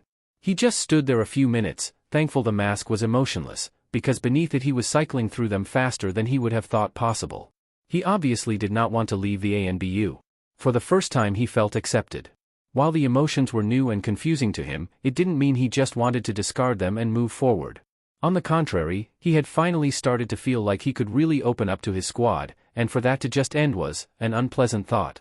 Unfortunately, these passionate words were stifled by the mantra that had been pounded and drilled into his head repeatedly over the years. ANBU were tools for the village's use, and when the time came, were to be discarded as such. He was a tool of the Hokage as long as he wore the mask. It was a mantra that was so deeply ingrained he found he actually couldn't find it in him to speak. If that is what you think best, Hokage-sama. It came out through slightly gritted teeth and with a brief catch, but it came out all the same. He loathed every word. Hiruzen regarded him for a long few moments, from his stiff and proper posture to the way his hands were just beginning to clench into fists. His eyes briefly flickered to the window taking up most of the space at the back of the office. The Hokage monument loomed above the village, judging the meeting with stony silence. Very well, Operative Karasu, from this moment you are released from service in the ANBU, to return to the normal shinobi corps. He stared at the blonde-haired former ANBU for a long few moments before Naruto hesitantly took off his mask and placed it on the desk. Beneath was a face that Hiruzen hadn't seen in 5 years, and in that time Naruto had certainly grown up. Where before there was a pudgy-faced boy with wide, innocent blue eyes, now Naruto had more angular features. His eyes had grown into a colder shade, like 2 chips of ice, while the whisker marks that were such a prominent feature on his cheeks seemed to have deepened and become more feral. It's good to see you again, Naruto. Hiruzen greeted as if the blonde had just stepped into the room and Karasu had walked out. In a twisted sort of way, he had. His smile grew a little, stretching the wrinkles around his eyes as his entire expression seemed to soften. Despite the hardness that seemed to have entered the young Jinchuriki's own features, he could still see the little boy that had been so eager to play about in his office, occasionally donning the wide-brimmed hat of his position that was so comically oversized on the toddler's head. Hokage-sama, Naruto replied with a slight nod, his tone uncertain but at the same time clipped and brusque. Again, it only seemed to increase Hiruzen's worry over the effect ANBU had on the boy, perhaps permanently. Naruto had no idea his irritation was only reaffirming the Hokage's decision that taking him out of the corp was the correct thing to do. Now Naruto, you coming out of the Anbu puts me into a bit of a situation as, by your skills alone in your mission record and your captain's reports, you easily qualify for the Jonin rank. At that, Naruto felt a bit of the tension in his body switch out with surprise. It felt like only yesterday Saru had made him eligible to move squads by ascertaining he was around Chunin level. He had always felt like that position would be beyond him until he was able to fight one of his squad mates and feel like an equal. What he didn't know was, while influenced by Naruto's impressive skill on paper, Hiruzen's decision heavily weighed on the fact that Naruto might slaughter any genin team he was on due to sheer boredom. Despite reports to the contrary exonerating Naruto's mental stability, without witnessing it firsthand he was heavily biased to those first days when it looked like the Jinchuriki might kill someone for simply looking at him funny. Likewise, any Chunin team he would be placed on would be heavily unbalanced by the blonde's superior skill. None of Saru's reports had ever particularly highlighted Naruto's abilities as a leader, in part because he had never been forced to assume the role. However, Naruto-kun. Naruto's hands clenched into fists for a moment at the rather patronizing suffix, even Teiko had stopped calling him that a few years ago. Becoming a Jounin is a somewhat complicated process, usually involving myself and the council of clan heads looking over your mission records and deciding whether or not you are ready to accept the position. He sighed, releasing a stream of smoke from his mouth. Unfortunately, as an ANBU, any relevant mission records are heavily classified and for mine or the ANBU commander's eyes only. There is also the unfortunate fact that you do not have any official shinobi license, which makes granting you the position difficult. Naruto's fingernails were beginning to dig into his palm as he forced himself not to interject and refute taking him out of the ANBU so pointlessly. Luckily though, the independent Jounin exams are in the next few weeks. Any shinobi of Chunin rank or higher is eligible to participate under my recommendation, and the rank of Chunin is one I can give you immediately once you obtain a license. The aged man stopped for a moment with a pleasant smile, as if expecting some form of thanks. When Naruto remained stonily silent though, still in a rather stiff posture, he frowned and continued. In any case, you will not be the only one from Konoha participating this year, so you will have the support of the village behind you. He smiled warmly, hoping to see a similar expression from the blonde. He got nothing. Is that all, Hokage-sama? Naruto finally said, once again in a curt and professional tone that carried little of the broiling emotion he felt. Hiruzen just sighed, releasing another billowing cloud of smoke as he leaned back in his comfortable chair. I suppose not, Naruto-kun, but remember, my door is always open if you need anything. Naruto just nodded once before turning around and quickly marching out of the office, rather unused to not simply slipping into the shadows of the ceiling or flickering out of the window in a trademark shunshin. No, now he was expected to leave like a regular shinobi, just another face among the herd. Naruto felt cold inside at the thought.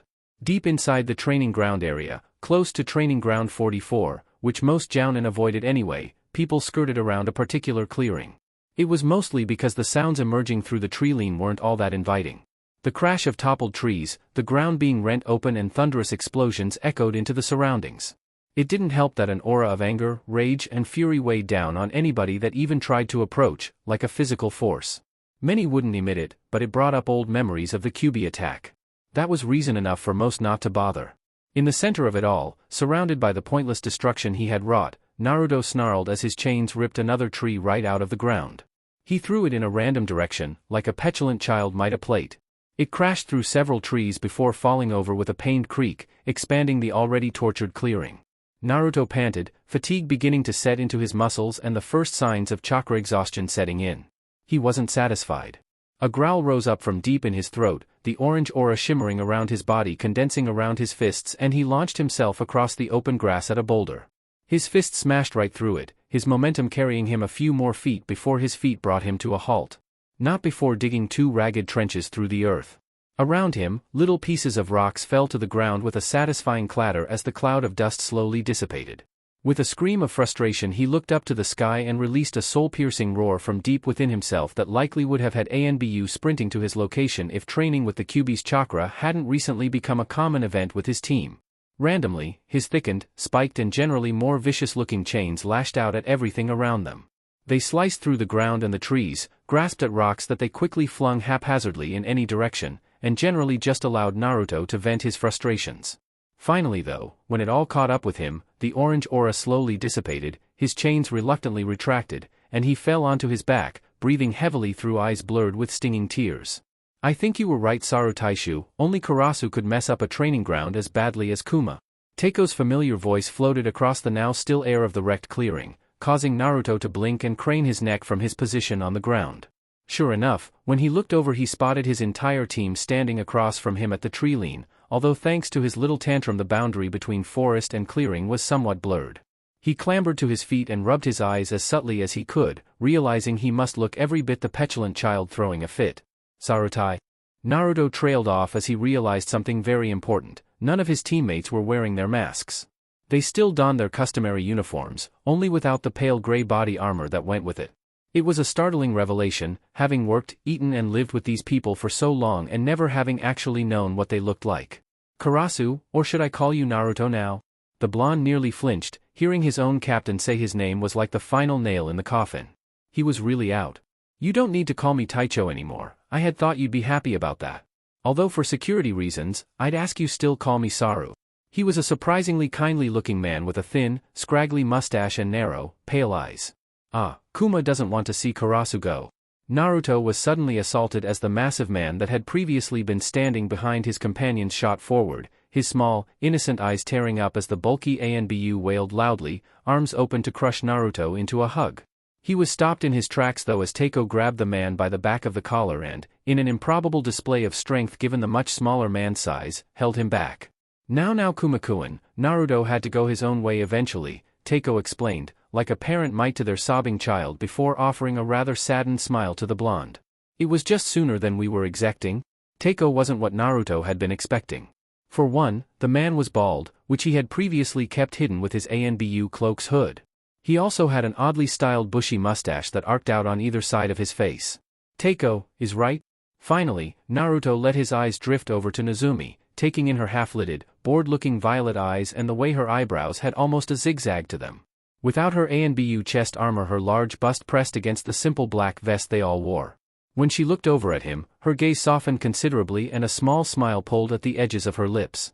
But, that doesn't mean, he is not part of the squad, she intoned quietly. You aren't here to say goodbye?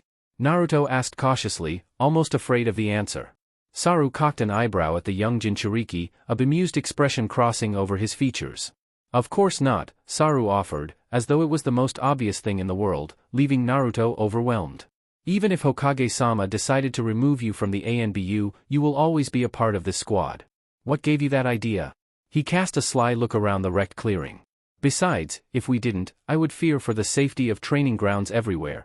Naruto was forced to look down at the ground and grumble unintelligibly. When he looked up he suddenly found Teiko next to him, arms slung around the slightly shorter blonde's shoulders. Personally, I say this calls for a celebration. It's not every day our Karasu-kun grows up and becomes a Jonin now, is it? If Naruto wasn't already exhausted from venting his anger on the surrounding plant life he might have tried to spear the man for the comment. I'm not a Jonin, I have to take an exam first. It sounded rather odd, having to take an exam to become the vaunted rank, although he supposed it wouldn't be a pen and paper test like one might think. At the grumbled comment, his teammates turned to look at one another with amused expressions before Saru and Teiko began laughing.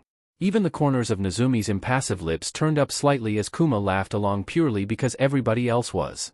I don't think you have anything to fear on that end, as long as you remember everything we've taught you, Saru informed him in his usual sagely manner, wiping an imaginary tear from his eye.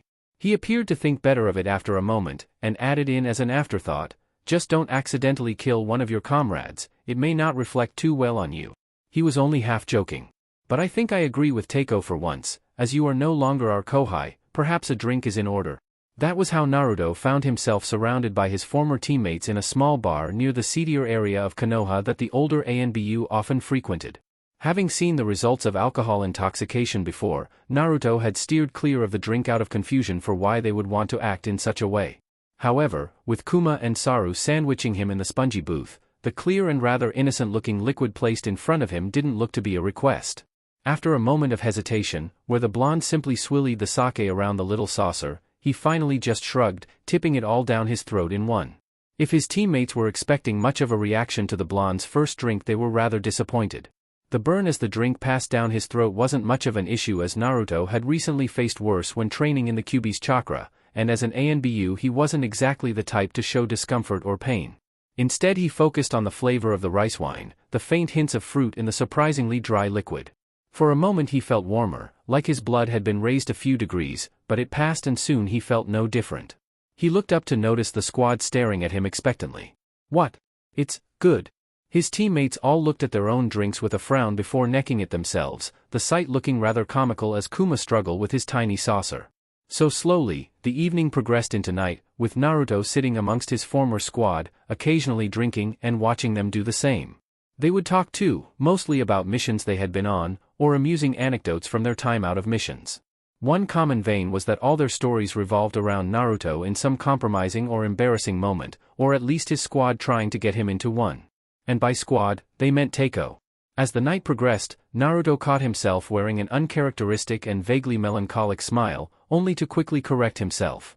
During one telling of Teiko trying to convince Naruto to peek on the women's hot springs with him, only to be caught by Nezumi and proverbially left to the dogs in this case being the furious Kunoichi on the other side of the fence, Naruto actually laughed. It was something the blonde had rarely done when not soaked in blood. He remembered the moment well, especially Teiko's screams as the man was trodden into the dirt by a crowd of towel-clad women as Naruto watched on from a nearby tree. To his teammates' consternation, the night progressed without Naruto showing any sign of becoming drunk. He had almost the same amount of sake as Kuma, having come to appreciate the sweet taste over the evening, and even the muscle-bound Anbu was beginning to look tipsy. By now, Teiko was sprawled out on the table, drool slowly leaking from the corner of his mouth. Kuma was giggling to himself for no discernible reason and Saru, while outwardly appearing fine, was slurring his words slightly. Nezumi was the most amusing. The woman was simply staring ahead, her body swaying slightly before she would correct it with the smallest squeak of a hiccup. It was Saru who finally called it a night, still apparently disgruntled at being drunk under the table. He bid farewell to the others, promising to do it again as he slung Teiko over his shoulders and walked out, visibly trying not to sway. The man certainly had good self-control, which Naruto could attest to as he continued to slowly sip at his saucer. Kuma, apparently taking his Taishu's leave as some kind of sign, stumbled out of the booth. Lacking his usual modicum of self-control, the enormous man managed to break the bar's door frame slightly as he tried to walk right through it. Naruto, to his own surprise, found himself grinning at the sight. As he looked around again he noticed Nezumi still staring ahead, her eyes narrowing and widening intermittently. She made no sign of moving and Naruto could only sigh to himself, wondering if all of this would have been better if he could in fact become drunk. Still, in a rare moment of genuine human compassion that most believed the oft-bloodstained Jinchuriki lacked, he managed to guide Nezumi out of the bar. The woman seemed in a complete daze and didn't seem to really understand her surroundings. Thankfully, hauling her back to her apartment was rather simple, even if it involved a lot of hand-holding that Naruto could have done without. He was tempted to carry the woman by his chains, but 1, he didn't know what she might do, and 2, he wasn't sure how the villagers might react to him making off with a rather buxom woman this late at night when she was so obviously dazed and confused. Instead, using a rare bit of foresight and common sense, Naruto took Nezumi through the back alleys and quieter streets he knew like the back of his hand, until he was back at their apartment complex. With a tinge of irritation Naruto realized that as a now former Anbu, he might be forced to leave this place, despite it being his home for the past 5 years. Still, pushing his thoughts to one side for the moment so that he didn't accidentally shred a building in his frustration, Naruto quickly half-guided, half-pushed Nezumi up the stairs and through her door. It had become second nature now for him to avoid the various traps she kept around her apartment. In fact the woman had seemed rather eager to show them to him, as she was when teaching anything to her self-proclaimed student. Thankfully the older Anbu operative seemed gain some semblance of coherence as she spotted her bed, a grateful murmur escaping her lips. In an obviously practiced motion that no amount of alcohol could steal from her muscles' memory, Nezumi slipped her sword from her back, span it once and planted it straight into the wooden floor. A few similarly shaped indents in the floor showed that it wasn't the first time she had done this. Embarrassingly, Naruto also bore witness to the woman suddenly shrugging off all her clothes, in what seemed like one unbroken motion. It became very apparent Nezumi wasn't one for underwear as Naruto quickly turned away, a strange, unwelcome feeling tugging at his stomach. As he made to leave though, a slender, deceptively delicate hand snaked around his wrist and pulled him back. Instantly a threatening amount of chains burst from his back, all angled towards the perpetrator a mere hair's breadth from her skin. Naruto breathed heavily for a moment, his eyes wide as far too much of his body was touched for him to feel comfortable. His face was in the awkward position of being pressed directly into the soft flesh of Nozumi's right breast, and all he could feel was her odd warmth and the sound of her steady heartbeat. Slightly above him, the woman muttered unintelligibly in her sleep as her body continued to curl around Naruto's to the point where his chains vibrated at the conflicting instincts to go full hedgehog. After a few moments he calmed, the warmth from the older woman's body and the soft comfort of her chest lulling him into a drowsy state. Slowly, the chains pulled back, returning to his body where their soft glow could no longer light up the room. Now in the darkened apartment, with Nozumi hugging him to her naked body like some kind of stuffed animal, Naruto had to admit that maybe this wasn't so bad. He would vehemently deny it and would be gone long before Nozumi woke up, but it definitely wasn't not good. Naruto stood in front of the mirror in his apartment, for the time being at least, clad in nothing more than his Anbu leggings. Today he would have to leave for the Jonin exams, but he ran into the small problem of realizing he had nothing to wear. It had never been a particular problem before, as he always just wore the Anbu uniform. He couldn't wear that anymore, so he was put in a dilemma. It had been an awkward affair at the clothes and supply shop, as he, having no prior experience shopping, never mind for clothes, had no idea what to do. In the end, he ended up buying a load of random bits of clothing around his size that were now strewn about on the floor around him. He felt fairly safe just wearing his Anbu pants tied around his ankles with his normal shin-height sandals. That was innocuous enough.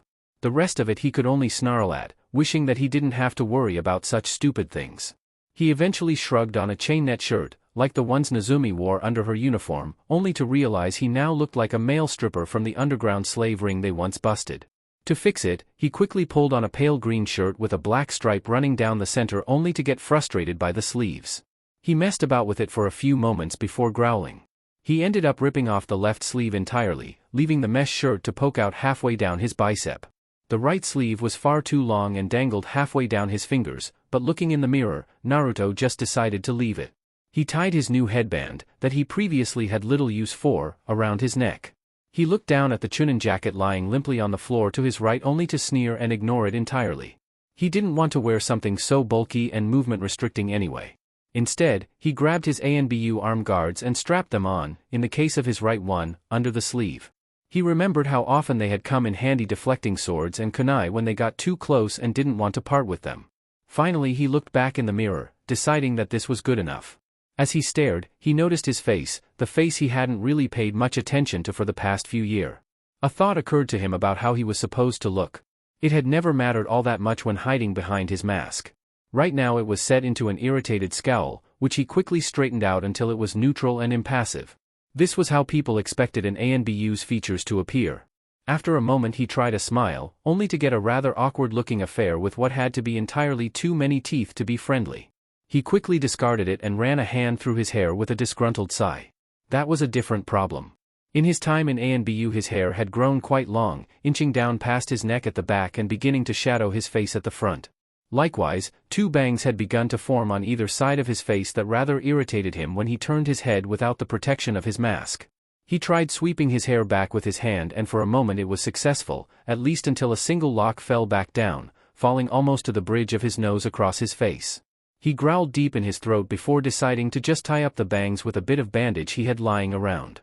Looking at his face now, beside the deep and angry-looking whisker marks on either cheek, he could almost compare his hair to that of the old clan styles before the village system. Saru had shown him a lot of pictures from back then. He had been rather insistent Naruto learn at least a bit about history. He couldn't find it in himself to care though, as he struggled to make that one stubborn lock of hair fall in line with the rest before crying out in frustration. A chain lashed out and smashed straight through his mirror as he scrabbled ineffectually with his blonde hair for another few seconds. Akami, damn it. He finally gave up and simply left it how it was. Before moving to the window and jumping out, he would sort out his appearance later. Not that it would matter much, his hair had a tendency to fall flat when he was soaked in blood anyway. Chapter 8, 8th Link. It was a set of rather confusing and fast-paced events that saw Uzumaki Naruto standing on a barren dirt track in the middle of Kusa no Kuni, holding a fluffy and rather nervous-looking white rabbit. The petite, effeminate creature was staring up at him with innocent black eyes, occasionally shivering as it caught the painfully neutral gaze of the teen holding it. He was sure that if his former squad mates could have seen him then, holding what by all rights should have been some young girl's pet, he would be the butt of the team's jokes weeks. As it was, he was currently charged with protecting the rather pathetic creature, naturally in an effort to make the first test of the Jounin exams more difficult. Because for what other reason would Naruto have accepted taking responsibility for the all-too-fluffy animal than lack of choice? Yes, Naruto was currently staring down an overgrown path in a darkened corner of one of the famously oversized forests. He was here because this was where the biannual, independent Jonin exams took place, so again, lack of choice. The heat within the jungle environment was stifling, and he had seen a few prospective Jonin from Kumo forced to remove their bulkier clothing. They were used to the frigid temperatures of mountainous regions, not the sticky, humid heat of such thick and overbearing jungles. Even in his admittedly light clothing, Naruto found himself with a noticeable sheen of sweat without needing to exert himself at all. It was unpleasant, and as far as Naruto was concerned, the sooner he could get back to the familiar, less humid heat of High no Kuni the better. His reception in the exams was mixed. Nobody seemed to recognize him at first, and a few even ridiculed his presence, citing the fact that a pipsqueak like him had no right to be at the big boy exams. He had quickly altered their perceptions on that matter, nearly getting himself thrown out of the exam in the process. Afterwards though, when rumors began to spread that Kusari no Naruto was present at the exams, he received a much wider berth. On the flip side, many of the prospective Jounin now stared at him with more calculative, or even hungrier looks, no doubt looking to prove themselves. The reactions from his own village's shinobi were less mixed, they simply chose to ignore his presence completely, as though he would vanish if left unacknowledged. Luckily, there were few specimens from any of the villages present, as the Jounin exams were a much more selective affair than the, in comparison friendlier, Chunin exams. Of course, irritatingly, there seemed to be one glaring exception to the rule. So what do you think this'll be, Gaki? Naruto's eye twitched as the voice that had been pestering him for the past 2 days decided to speak up. The purple-haired woman, whose smirk he could practically feel on the back of his head, also took the opportunity to lean into him, as she was wont to do, pressing her sizable assets up against his back. Years of desensitization from such things, due to Nozumi's lack of respect for his personal space, quelled any less-than-professional reaction he may have had. It was still annoying. I don't know, he ground out, hoping the woman would get the message and leave. The animals suggest some aspect of protection, so we will likely either be pitted against one another or against some form of proctor. The former seemed the more likely in his mind. Kusa had already shown themselves to be rather hands-off in their approach to the exams. The first real test they had issued was simply finding the start line to the first official portion of the exam. Presumably, they were supposed to use information-gathering skills to glean the information. Naturally, Naruto had threatened the nearest proctor he could find until the man told him. People tended to speak when suspended over ravines by their feet. Ah, you really need to learn to lighten up, Gaki. This stern and proper attitude's gonna add years onto you. There was a pause as the woman seemed to look up in thought, a barely restrained grin on her impish features. Although, I suppose you could use a shrimp? Again, Naruto's eye twitched rather violently as he methodically counted backwards from 10, an effective technique he had used to quell his anger in the past. Mitarashi-san, the stern and proper attitude you refer to is the only thing stopping me spearing you into a tree by your throat. Anko only looked amused as she whirled around on one foot, so she was in front of the teen, crouching slightly so that they were around eye level.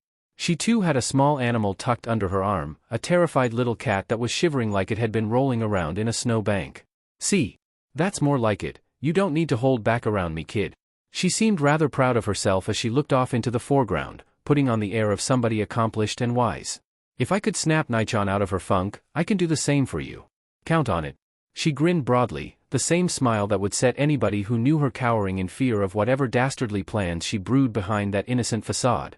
Wonderful, I look forward to it, Naruto managed in a perfect monotone, his eyes lidded and disinterested in an attempt to make the woman lose interest in him. Saru's parting's words about not killing his comrades from the village played in his head over and over. It seemed not to be though, as Anko smiled like she hadn't heard the complete lack of anything resembling enthusiasm. You'll see, Gaki, stick with me and I'll make an upstanding man out of you yet. She stuck her thumbs in the lapels of the oversized trench coat she wore, pushing them out like Naruto had seen some merchants do to their jackets. I'm sure. Luckily he was saved from further interaction as a Kusa Jounin finally turned up, apparently having decided that all of the Jounin prospects that would arrive, had. Anko skulked off, mingling with the crowd of Chunin that were milling about on the wide dirt path and leaving Naruto alone amidst a crowd of unfamiliar faces. Ahem, the old, gray-haired Jounin that had walked out in front of him caught everyone's attention, his voice sounding rough and hoarse. I figure everybody's pretty much here, so we'll get started. He looked lazily about at the assembled group, absently adjusting the loose headband around his arm. As you may have noticed, you were assigned a small creature to protect? He loosely motioned to the harmless little creatures they all held. If that animal dies, you are disqualified from the exams immediately. A few of the more bloodthirsty in the crowd looked down at their quivering animals in disappointment. You managed to find this place one way or another, so you are ready to proceed with the exams? He motioned to the darkened path in front of them absently. Down there is an obstacle course of a sort. Completion of the first exam is contingent upon making it through both alive, and with your passenger unharmed. However, only the first 32 participants to finish will be allowed to advance, if that many actually make it that far at least. There is no killing in this portion of the exam, however that courtesy does not extend to your fellow participants' passengers. Other than that, do not leave the marked path. This will also result in immediate disqualification. Proctors will be constantly monitoring you for breaches in these rules. Hearing all this, Naruto subtly slipped backwards, slightly behind the line of eager Chunin, his chains quietly extending from his body. "All right, you will go on my signal?" The man brought his fingers to his lips at the same time Naruto began maneuvering his chains into position, a devious grin on his features that would have made Teiko proud. The proctor looked at them all one last time, eyes lingering on the slightly concealed Naruto for a moment, before letting out a piercing whistle. A few things happened at once in that split moment. The faster of the Chunin immediately took off, using their build and inherent speed to give themselves a head start. At the same time, Naruto's chains suddenly shot down, piecing the neck of over 10 different little creatures without remorse, simultaneously knocking the same amount of people out of the running. Apparently he wasn't the only one with this kind of preemptive idea though, as he saw a blue flash of electricity from somewhere to his left. He ignored it though, using the other chains he had implanted into the ground in a vaguely slingshot-esque manner to launch himself forward at speed. He made sure his passenger was safe by placing it in a sort of makeshift backpack made out of some of the finer chains he could create, that served to both hold and restrain the small bunny. His malicious smile only grew at the curses and shouts of outrage that slowly faded into the background as he sprinted down the overgrown road in front of him. As he turned around the first bend, his sixth sense forced him to his knees as he barely skidded beneath the humming blade of a Kumo Chunin. Making a split-second decision, Naruto used his forward momentum to spin, releasing 2 chains from his hips that lashed out in a circular motion with him. At the last moment he remembered to blunt the blades on the ends, already irritated by the no-killing rule. Instantly, the Chunin found themselves unexpectedly tangled up in the glowing golden restraints before being picked up and promptly thrown across the path into a sturdy-looking tree. Naruto didn't look to see if he got up and continued on his sprint, never having lost pace. It was mostly thanks to Nozumi's training. The woman was rather obsessed with never breaking the flow of motions. She believed that everything done in life should be a simple transition from one event to the next without faltering or hesitance. Or at least, that was how Naruto understood the woman. She didn't tell him in so many words, but then, she didn't say many words period. The first obstacle that Naruto came across seemed to just be a long pool of water blocking the path, rimmed on both sides by dense foliage that left no path but forward. Not trusting the assumed simplicity of the task, Naruto made sure to jump as far as he could before landing atop the water in a crouch a few meters from the end of the pool. It turned out to be the right decision as the water was actually some kind of viscous adhesive that quickly tried to suck him under, despite his use of chakra to stay afloat. He was forced to wade through it almost painfully slowly by the end, but he did at least reach the end, pulling himself out with some difficulty. He continued on his sprint down a seemingly straight path, but after a whole minute of straight sprinting he began to grow suspicious of just how long it was taking to reach any more obstacles. He stopped for a moment to look back, but there was nothing there, not even any pursuers. That was suspicious in of itself. There were over 100 prospective Jonin in these exams. He would have expected some to catch up. It was only when he looked to the side and saw a suspiciously familiar giant mushroom did he realize what had happened, quickly bringing his hands into a ram seal. Kai! The world around him shimmered for a moment as he repressed and flared his chakra in quick succession. It seemed just in time too, as he sported a pair of Iwagakure shinobi bearing down on him, having caught up after the pandemonium at the start line. He almost reacted too slowly as the larger one of the two, a burly-looking teen with a round nose, chubby cheeks, and a ragged yellow scarf, ran through hand seals in a blur of motion. "Doton, Dachibaku!" he shouted, slamming his hand into the ground mid-run and dragging it through the earth like some kind of meaty plow. The effect was instantaneous, a ripple that thundered across the ground towards the blonde, tearing up the earth and generally carving out the ground in a bid to catch him. He reacted on his instincts and jumped up and away from the dangerous technique that would have swallowed him, only to realize that this was their goal. The smaller of the two, either a boyish-looking girl or an effeminate-looking boy, used the large one's shoulders as a stepping stone to launch his or herself into the air at the blonde, fists encased in a sturdy layer of tough stone. Naruto wanted to groan mid-air as he actually recognized who he now knew to be a girl. She was the Tsuchikige's granddaughter Kuratsuchi. All Anbu were briefed on the immediate families of the various village leaders on the continent so that they wouldn't accidentally kill them and cause an international incident. The Sandaime was very particular with that sort of thing. Still floating some ways off the ground as he reached the zenith of his leap, Naruto wondered if just roughing her up counted. His groan was because he couldn't help but think it was so much easier being in Anbu. He was just pointed in a direction and told to kill. He decided that he wasn't going to jeopardize his role in these exams, mostly because he never wanted to participate in anything like them again, just because one girl had connections.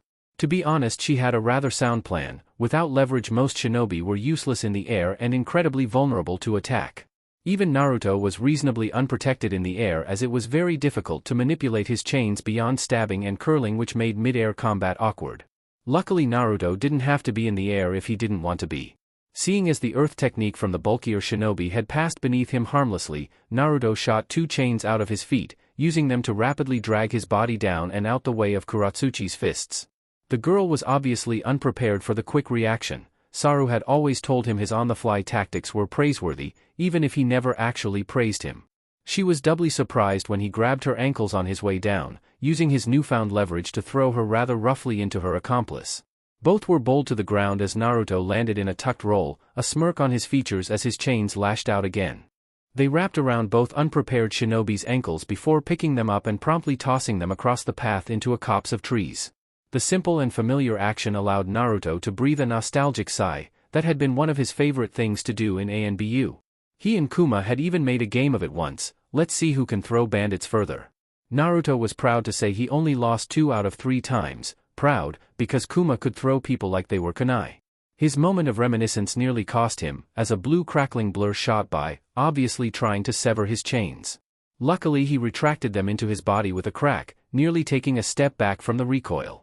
The blue blur quickly resolved itself as it skidded to a stop, revealing itself to be a Kumo shinobi with short-cut blonde hair a few years older than Naruto.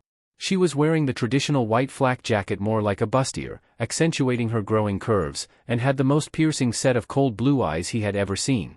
She seemed to give him a once-over, obviously sizing him up, before her eyes narrowed and she took off in a sprint again, her window having closed the moment she missed Naruto's chains.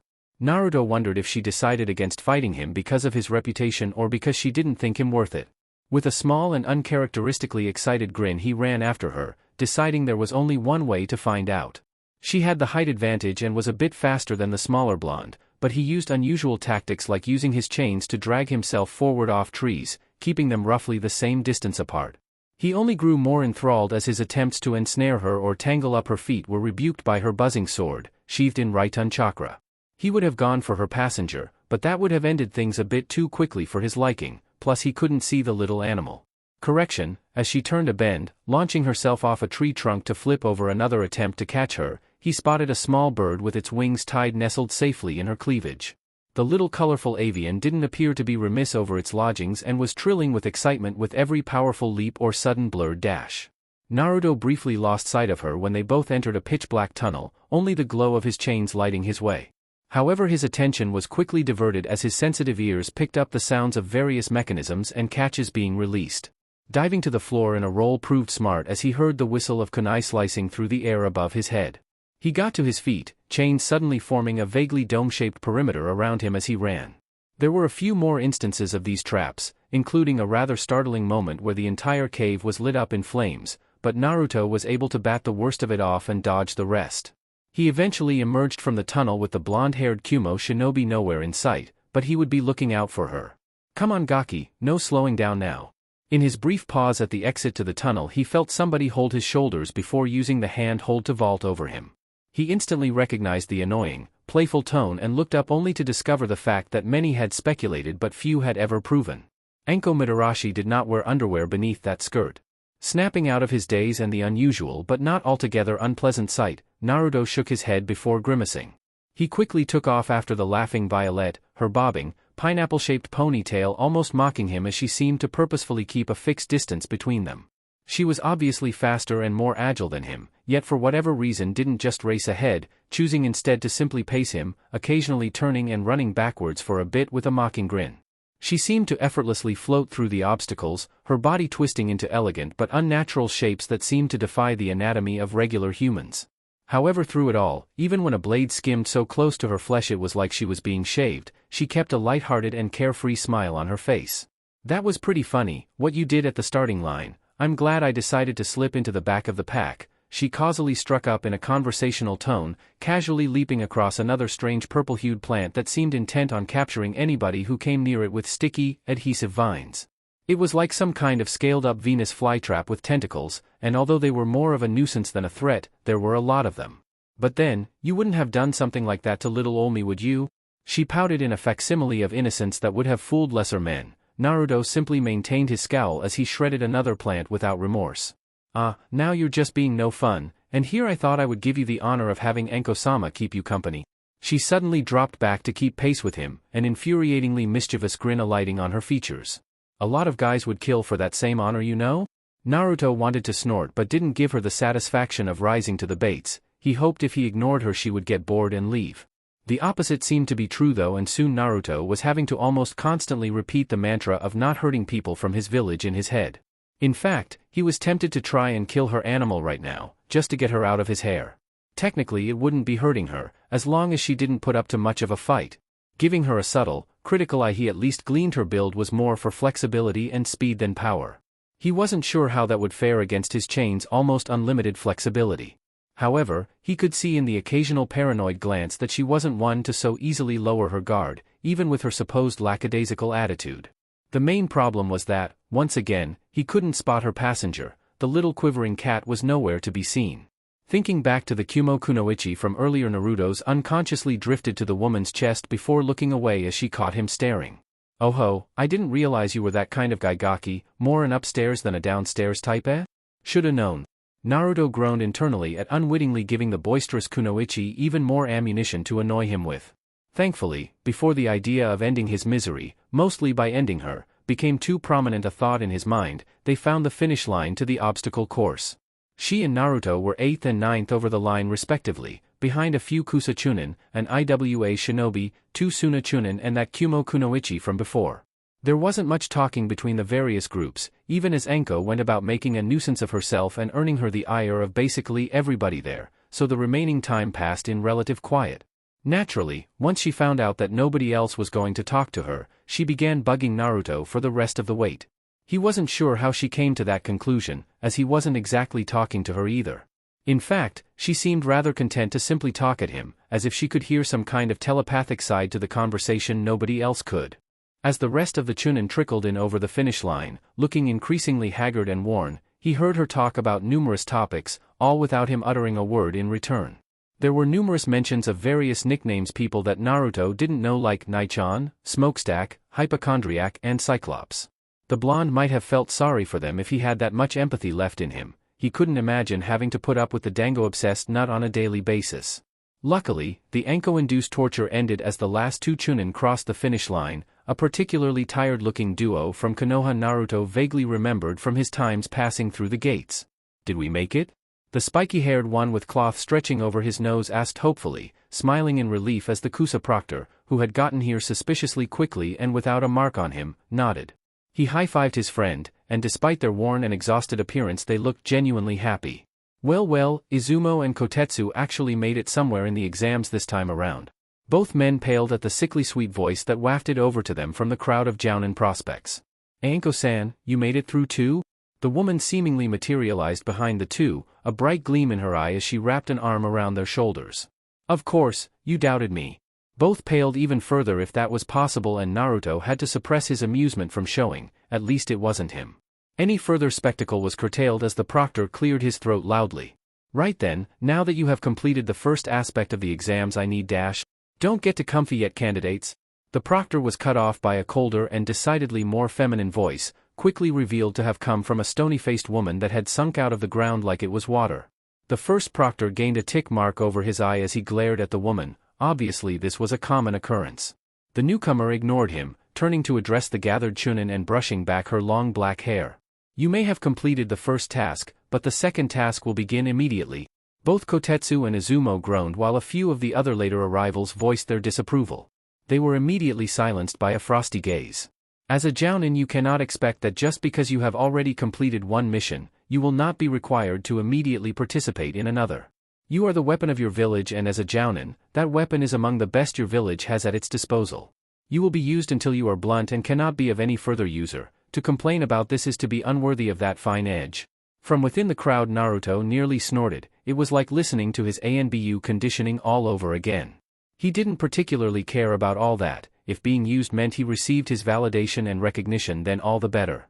Now, I will explain the rules of the second test. She motioned to the large expanse of forestry behind her that the dirt path they had all been forced to trek led to.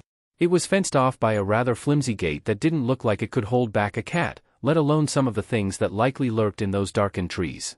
All candidates will enter that forest. They will stay there until 16 remain either alive or not incapacitated.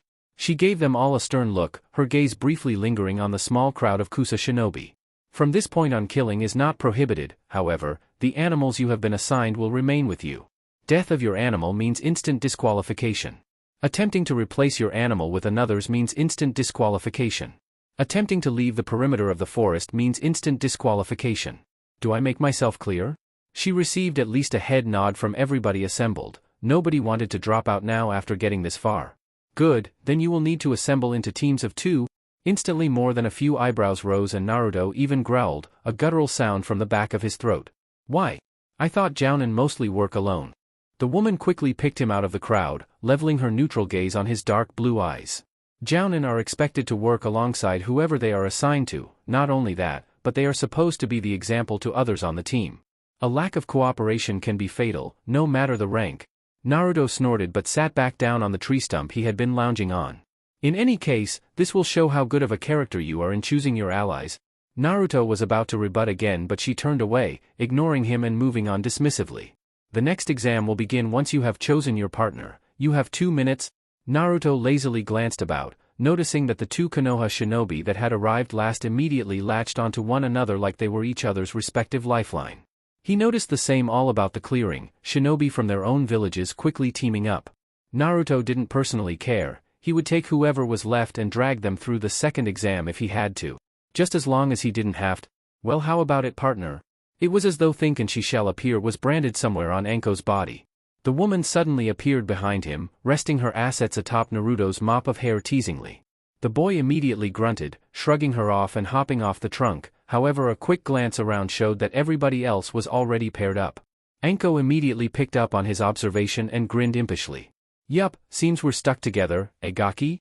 She suddenly picked him up under one arm and gave him a rather awkward hug where it took every last drop of Naruto's willpower not to go full hedgehog.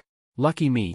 If Anko noticed the heavy sarcasm, she didn't say anything, instead half guiding, half dragging her new partner over to one of the unoccupied gates around the perimeter of the forest.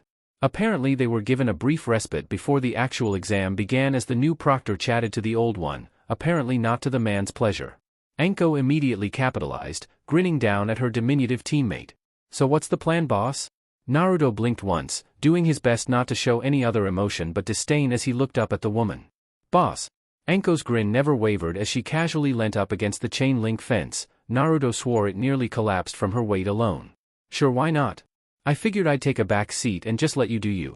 Naruto blinked again before grunting and turning back to the forest, wondering what exactly him doing him meant. Are you a censor? He asked, mind going through the steps Saru had drilled into him. Anko shook her head, briefly gaining a more serious expression at his tone before slipping back into her usual grin. Neither am I, in which case we will either need to find a place to bunker down, set up defenses and wait for the other teams to come to us, or kill each other off. From Anko's expression it was clear she was not happy about that plan. Naruto was finally able to agree with her over something. Far too boring, or we keep moving and eliminate any team that comes near us. Anko's grin grew back to its usual proportions at that. Well, what do you know? Gaki knows his stuff? Naruto's only answer was another grunt. He had done enough talking for now. As if mirroring his thoughts, the buzzer attached to the top of the fence informed them that the second exam had started with an obnoxious drone. When the gate opened, Anko and Naruto casually strolled in. This was an elimination game, there was no rush. Chapter 9, Ninth Link. The second exam started off slowly for the pair of them. The enclosed forest hosting the task was very large, likely 20 kilometers across or more, so encountering other teams would be a rare and tactical occurrence. It stopped the exam becoming a messy battle royale that wouldn't show much of anybody's skill, even if that was how Naruto would have preferred it. This way, those Jonin candidates that didn't necessarily excel at direct confrontation could shine, showing off their other noteworthy skills in their bid for the position. "So Shrimp, what's your story?" Anko asked abruptly, shattering the delicate silence he had been cultivating since entering the jungle environment. Going for Jonin at such a tender young age and height. One downside to such a massive arena was the long stretches between confrontations, leaving Anko open to chatter away freely. Naruto was doing his best to ignore her, but when she was the only other person around, possibly for miles in any direction, and the fact she was Anko, it was difficult. "I think I would have seen you round. People are always buzzing about little kitty prodigies like that stick-up-his-ass Hyuga or the duck-butt Uchiha," Anko continued in a cheerful and conversational manner, her arms articulating casually as she carried the conversation by herself. "Bet you must be one of those Anbu gaki, the kids they pluck out of the academy and fast track, am I right?" Naruto's eye twitched slightly, giving her all the answer she needed without him having to say a word. It irked him how easily she was able to read the situation. "Yeah, I knew it, you're easier to figure out than you try to make yourself seem." She grinned cheerfully, a confident gait to her step. "I pride myself on batting the stickler right out of people, you get me?" She chuckled to herself as they continued their trudge through the forest, her voice the only sound above the buzz of insects. "I bet that's why you're here too. Most don't take the Jounin exams, you know, just us special circumstances types, you know?" Naruto didn't know, but he didn't dignify her with her response and she didn't care either way, continuing without permission or acknowledgement. "A lot of ANBU come through these exams, got no other choice really thanks to their mission records being locked up tighter than a Akamichi's pantry. I think the old man also uses it as an excuse to get them into the world a little, not the most sociable types you ANBU, you know?" She gave the blonde a cheeky wink, uncaring when he didn't even glance at her, validating her point. "I'm glad you understand." She giggled, a surprisingly feminine sound from such an obviously tomboyish woman. She coughed into her hand right after, looking away as if realizing her slip before setting her hands on the back of her head and walking more upright, glancing up at the bright green canopy above them. "But then, it ain't just you white masks, you get a whole horde of people looking for a challenge in other aspiring Jounin, they're the crazy types. Others'll want to make a name for themselves in the world, try to make themselves into legends without war, they're usually the vain pushovers, not confident enough in their natural skill." She looked down for a moment, a dark look passing over her eyes for a split second before it was gone, replaced by her usual grinning, childish mask. "Then there are the people that don't have much choice. You'd be surprised by how prejudiced some shinobi can be, so the exams become their only option for advancement. It helps they're impartial." Naruto thought he heard a hint of spite in the bubbly woman's tone but it didn't register much with him beyond noticing it. "Do you ever shut up?" Naruto asked, his voice betraying his irritation slightly as a chain whipped out and uncaringly slashed right through a thick patch of undergrowth in their way. Anko just ginned happily at him, allowing him to do all the work clearing out the path. "If I ever find the off button, you'll be the first to know," she shot back without missing a beat, making Naruto grimace as he ripped a particularly large tree out of the ground and casually tossed it aside without ever having to lift his arms. Anko's eyes widened at seeing the sight of the thick golden chain so effortlessly tearing up the tree that had likely been there longer than her and Naruto's lifetimes combined. "Useful ability that, now I get why everyone keeps calling you that nickname. Which are you?" He ground out slowly in an attempt to divert the topic away from him. His eyes were still darting about, looking for enemies. Saru was normally the team censor, and Naruto was feeling particularly paranoid without his captain around as a spotter. "Ha!" Anko ineloquently muttered, blinking as Naruto actually responded to her for once instead of just berating her or telling her to shut up. Naruto scowled as his chains lashed out again, muttering something about annoying pineapple-haired women under his breath. "You said there are a lot of reasons people come to the exams, why are you here?" He hoped by shifting the conversation onto her, he would at least avoid having to answer any probing questions. Maybe by the time she finished her rant they would be attacked. Naruto could only hope. To his surprise, Anko actually fell silent at the question, looking down for a moment with what the blonde might have mistaken for sadness if he didn't know any better. "Well, actually I'm already a Jounin." Naruto quirked his eyebrow at that before forcefully writing it, showing interest would only encourage her. Cool and collected, calm and derisive, that was the way to go. "Well, a Tokubetsu Jounin at least, so I don't have the full qualifications." Her features darkened again. "Apparently it's because I don't have the right attitude or a rounded set of skills or something." She snorted, blowing air between her teeth in irritation. As if, I could trounce any kunoichi in the village right now, even Naichan when we spar. Again Naruto had to force his eyebrow not to rise. The woman seemed rather vehement over this. But... At the same time, Anko seemed to realize how much venom had sprung into her words and how tightly she was clenching her hand.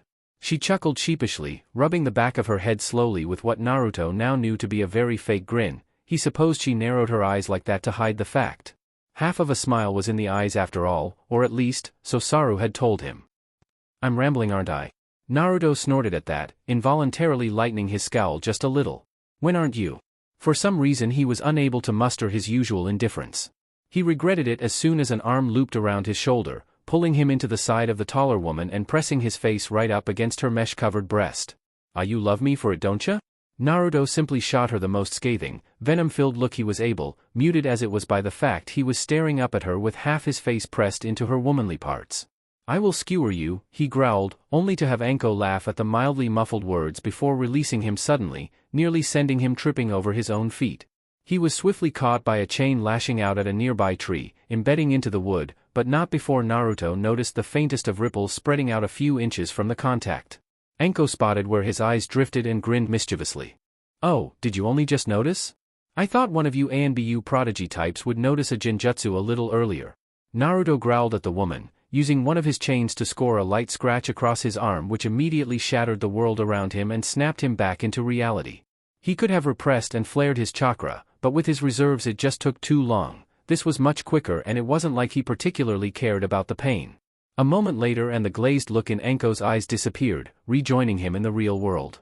Why didn't you say something sooner if you noticed? Naruto muttered, eyes narrowed and glancing about furtively. Chains slowly crept from his back, practically vibrating in anticipation. Because they seemed to just be trying to tire us out, I was humoring them. Anko replied flippantly with a small barking laugh, her own chocolate orbs drifting about more lazily. I would have liked to see them try to attack us while I'm in a genjutsu, might have even gotten a few laughs from it. Her grin turned a little more sadistic as both their eyes drifted to a patch on a tree that was ever so faintly rippling. Right guys? Suddenly, and without warning, the patch on the tree transformed into a tall, camouflaged man who in that same instance pushed off the trunk and catapulted himself toward Anko. Don't underestimate us, you leaf bitch. His fist was clenched, sunbon protruding from the spaces between his fingers like claws. Each dripped a viscous green liquid. The moment he breached some kind of invisible boundary around the Tokubetsu Jonin, everybody heard a low and threatening hiss. From beneath the woman's trench coat a large snake suddenly lashed out, its elongated, scaly head winding up the man's arm to viciously bite into his neck. The man screamed in shock and pain, crumpling and skidding across the ground as Anko cheekily sidestepped him like a matador might a bull. Kosuke. The man's partner, who Naruto had been anticipating, suddenly melted out of the ground just behind the blonde, face twisted into anger as he lashed out with a few more poison sunbon. They clanged uselessly against a sudden wall of brightly glowing chains that separated just enough to reveal Naruto's almost feral grin. Finally, Naruto snarled, and before the man could even get half his body out of the ground he had two of those same chains impaled through his shoulders. He was suddenly and forcefully yanked the rest of the way out of the ground, scattering loose clumps of earth everywhere and eliciting a whimper of pain from the now identifiable Kusa-chunin. Naruto dangled him in the air for a moment, watching him flail uselessly and try to pull the chains out of his shoulders with little success. Before he could decide how to end him, he felt Anko pat him on the shoulder, a single glance showing him she had wrapped the other Kusanin up with two nasty-looking boas. Good job, capturing and not killing, thinking like a jounin after all, Anko praised with a wink, causing Naruto to blink before looking back at his captive. Right? Naruto grumbled in irritation. Capture. With a dismissive huff, he tossed the man rather roughly towards his partner, watching as another snake came out to keep him similarly secured. Anko was cooing softly to the snakes, patting them on the head and rubbing them under their, well, snakes don't really have chins, but under their mouths at least. It almost reminded Naruto of a dog in the way they flickered their tongue out happily at their mistress ministrations. So that's how you are so easily able to notice genjutsu, Naruto muttered, more to himself than his unwelcome companion. Anko heard him though, smiling proudly as she stroked one of her serpent's sleek scales. Yeah, never leave home without at least one as a familiar. My summons are pretty smart, and genjutsu don't affect animals the same way they do humans. Especially snakes, as they mostly see through their tongues, they can just inject me with a bit of their chakra and problem solved. Naruto grunted disinterestedly, but it wasn't enough to deter Anko as she continued to play with one of the long scaly creatures, smiling happily as it wound its way up her arm. "Why don't you say hello?" she added with a smirk, only to see a long chain, roughly the same thickness as the snake on her arm, emerge from Naruto's hand. "I'll pass, I have much more reliable friends," he tossed back with a smirk as the chain wound up his arm, the pointed kunai-like tip turning towards Anko like it was genuinely looking at her. Once again Anko seemed undeterred as the snake slithered back into her clothes with a parting hiss. "Guess we aren't so different after all, right?" Naruto's response was to just scowl as the chain melted back into his skin, turning back to the two captive and unconscious Kusanin. "What do we do about them?" he asked gruffly, as much as he could with his rather high prepubescent voice. Anko just stared at them without anything even remotely resembling interest, obvious the fight was more exciting to her than the aftermath, another thing they surprisingly shared in common. Just leave him. I'm sure the proctors'll come and collect them." She glanced about at the heavy foliage that did little to distinguish this spot from any other in the thick jungle, probably, she added as an afterthought. "Either way they're out of the exam now." Naruto grinned at that, revealing slightly longer than normal canines. It wasn't a nice smile. "I could make sure," he offered, bringing out a chain and having it hover near one of the unconscious shinobi's throats. Anko just scoffed and waved her hand dismissively. They're not even worth dash. She was cut off though as two very familiar Konoha shinobi all but stumbled upon them, practically falling out of the surrounding trees with all the grace of a two-legged cat. "Oh crap Kotetsu, it's Anko and him." The two immediately scrabbled to their feet and made tracks to get as far away as they could, only to be yanked back suddenly and uncomfortably with glowing chains coiled around their necks. Are the Eternal Gate Guards leaving so soon? What's the rush?" Anko intoned cheekily as she appeared in front of the two shivering ninja, shortly joined by Naruto. He was eyeing the newcomers up like a butcher might a fresh slab of meat. Anko-san, well we were just..." Izumo babbled uselessly, his tongue betraying him as he failed to execute a coherent sentence. Then again, that was probably due to the kunai-like point of Naruto's chain hovering so close to his eye. "Okay Naruto, let them go," Anko said with a flippant wave, causing the blonde to look up at her and scowl. The only ones who could order him around were Saru and the Hokage, and Nezumi, but that was only because she frightened him sometimes. "You don't tell me what to do," he shot back, making Izumo and Kotetsu quiver a little more prominently. They might have gulped if the chains weren't just a little too tight. However, Anko just rolled her eyes and smirked at the teen, her stance never wavering in the slightest despite his burning gaze. "Come on Blondie, they're harmless," she drawled, not sure what part of Naruto she was appealing to here, or even if he had a part to appeal to. "Besides, they're from our village. We gotta stick up for our comrades." A glimmer of hope entered the eternal Chunin's eyes. If they weren't dangling off the ground by their necks they would have been nodding along furiously to the sentiment. "Yeah that's right," Izumo quickly spoke up, only to get a scathing look from the blonde. He still hadn't loosened his chains. "Shut up you," he snapped menacingly before turning to Anko. "They aren't my comrades." Although, even as he said it, Saru's words echoed in the back of his head. "If they're in this exam, they're against me." Anko just sighed at that, still smirking as she placed a hand against her temple. Despite the two Konoha ninja quivering in their boots, she already knew Naruto was going to let them go. He was just being stubborn. "Fine, let them go, and if by some miracle they get through this round..." She sent a pointed look at the two which had them lower their heads a little. "They'll be easy pickings in the third." At that, Naruto wore a thoughtful expression. After a few agonizing moments, for Izumo and Kotetsu at least, his chains retracted with a deeply unsettling clinking. The two Chunin didn't waste the opportunity and immediately bolted for it. A few moments later Anko broke out into peals of laughter, trying desperately to muffle it with her hand and failing miserably. That was good. I always enjoy taking the piss out of those two. I figure it might actually get their asses in gear, you know." She turned back to Naruto, who was already stalking off into the tree line to continue the exam. "That was a pretty good joke, you pull off the psycho act pretty well." All she heard was Naruto huff with a small scowl, a chain whipping out to clear a new path through the underbrush. "Who says it's an act?" he called back in a lazy drawl that had Anko pause for a moment before grinning and running after him. "I'm really starting to like you Gaki, keep it up and you might get stuck with me." Naruto's small, muffled groan went ignored as they walked off at a sedate pace, further into the jungle. An hour went by without anything eventful happening to the pair. They supposed as more and more confrontations occurred between the teams, the number of shinobi they could come across decreased rapidly. Unfortunately, that meant a long stretch of Anko chatting Naruto's ear off, trying to get him to blush with her antics and generally being a talkative nuisance. Naruto began to wonder if he was being tested by some divine being or receiving karmic balance for something. He dismissed that though. His karmic balance would be a whole lot worse than a talkative purple-haired woman who had a fascination with crushing him into her breasts like some kind of living plushie. Just as he was contemplating the ways he could silently kill her and get away with it, something interesting finally happened. That itch all good shinobi developed at some point prickled at the back of his neck and his chains shot out on pure instinct. He was rewarded with the satisfying grind of metal on metal as his attacker's blade ricocheted off his constructs. Even Enko seemed surprised by the sudden attack, not having felt it until the last moment, her body bending at an unnatural angle to dodge a blade that skimmed across her mesh shirt. Then they were gone.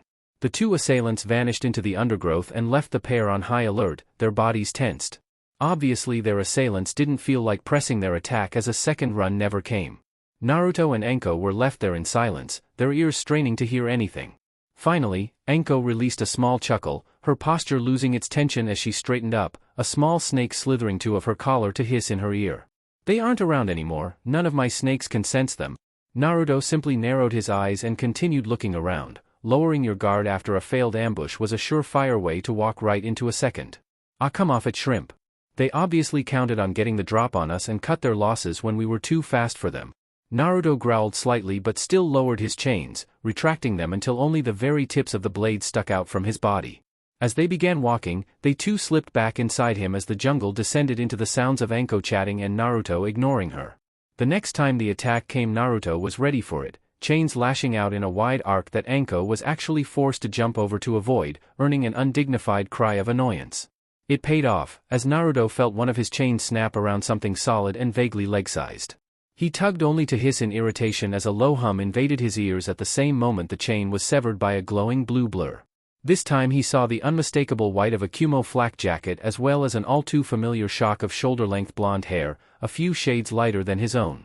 His chains lashed out with righteous fury again, unwilling to allow the attackers to get away this time and repeat their guerrilla tactics. Trees were felled and the local plant life was summarily decimated, but the woman was able to flip and dive out the way each time, pushing her slower and less acrobatic teammate out of harm's way.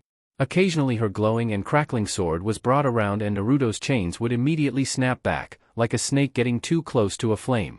In the end there were more chains than she could deal with and she was slowly herded into a corner. "You're an annoyance," Naruto huffed, cracking his neck at the sudden flurry of fast-paced activity. Somewhere behind him Enko was eyeing up the two Kumo shinobi. "Friends from the north," she sang, in her usual lackadaisical manner, that unsettling grin right back on her features. "What are the chances?" The woman simply gave them both that cold stare as she held her still humming tanto in a steady, even stance before finally her lips twitched up into a small smirk. "Very cool, you live up to your reputation, Kusari no Naruto?" Slightly disarmed by the praise, Naruto tilted his head slightly, only to widen his eyes as the woman suddenly moved. "Kumoryu, Damashijiri." She slashed the tanto forward and Naruto immediately erected a quick shield, however the Raiden-enhanced slice never came. Instead, the thick patch of trees they were backed into suddenly toppled over, giving the pair an opportunity to shoot off in matching body flickers. Naruto growled, about to chase after them, when a loud and very noticeable buzzer rang through the entire forest, causing all the participants to pause. "The second round of the Jonin exams is over," came the slightly crackling tone of the proctor over the loudspeaker system, which was remarkable as Naruto couldn't spot a single one in the vicinity. "The remaining 16 candidates will congregate by the northernmost gate. Failure to do so before sundown will result in disqualification."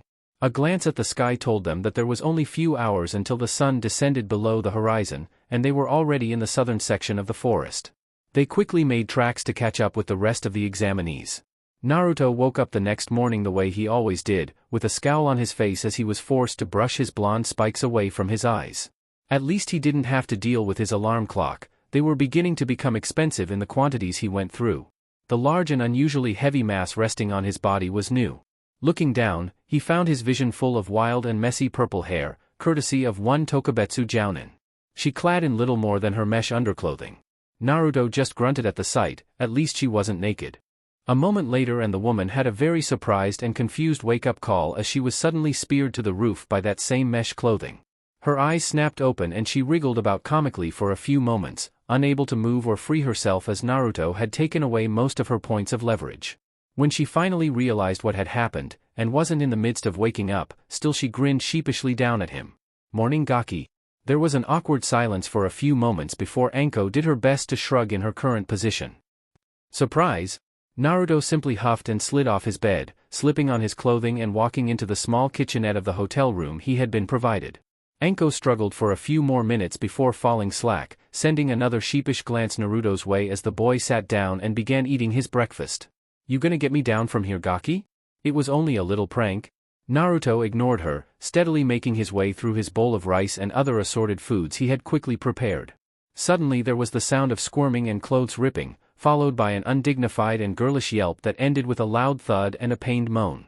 The blonde looked over to see Anko slumped on the ground, now wearing nothing but her underwear, rubbing her lower back as she kept an arm in front of her breasts. What do you know? She actually had some modesty. Naruto's chains retracted, allowing her mesh underclothing to flutter down from the ceiling and land rather pathetically over her body, now in ragged tatters. She quickly picked herself up, still just about covering her modesty even though it was difficult with their size. "So what's on the agenda today, Gaki?" She started amicably, sitting down at the other side of the table and reaching for a bowl of rice. She nearly lost her hand for it. Naruto put up with his teammates stealing his food because he couldn't stop them, and they at least had the decency to lie and call it training. "Ah, damn shrimp, those are some reflexes you have." Naruto didn't even look up, retracting the chain that had made an indent in the table slowly and threateningly. He didn't even have to try these days. Years of growing up around his food-stealing teammates had given him the reflexes he needed to fend off any untoward food theft and not starve to death. "Get out of my room, Anko," Naruto deadpanned, still picking at his food while making sure his eyes never strayed too far forward. He was not giving Anko the satisfaction. To his displeasure though, the woman only grinned with a small clap to show her satisfaction. "Oh-ho, first name basis, when did we get so chummy eh?" Naruto's glare intensified to the point he could almost imagine burning a hole through the table. He was beginning to consider if Saru's words to him covered the sudden defenestration of his comrades. One glance told him that was how she had gotten into his room in the first place. He'd give her the fact she seemed to be an excellent infiltration expert. He wondered if that was her specialty before she was suddenly talking again. "You know, you're supposed to have this really fearsome, dangerous reputation." Suddenly Anko was leaning across the table, her modesty forgotten for the moment as he breasts pressed into the wood in a sight that would have floored most red-blooded males. "I just don't see it. You're just like every other ANBU out there, cold, detached and a little more vicious than us regular shinobi." She leant back on her chair and covered up again, letting out a mildly disappointed sigh as she rocked back and forth slowly. "You're a tough nut to crack." Her usual predatory grin returned full force as she swaggered to her feet and towards the window. "I look forward to seeing you fight for real." And with that, she slipped out the open window without a sound. Obviously nobody saw her as there were no indignant cries or shouts praising Kami. Naruto simply continued eating until he was finished before finally sighing and slumping a little in his chair, a scowl firmly plastered on his features. He really missed ANBU.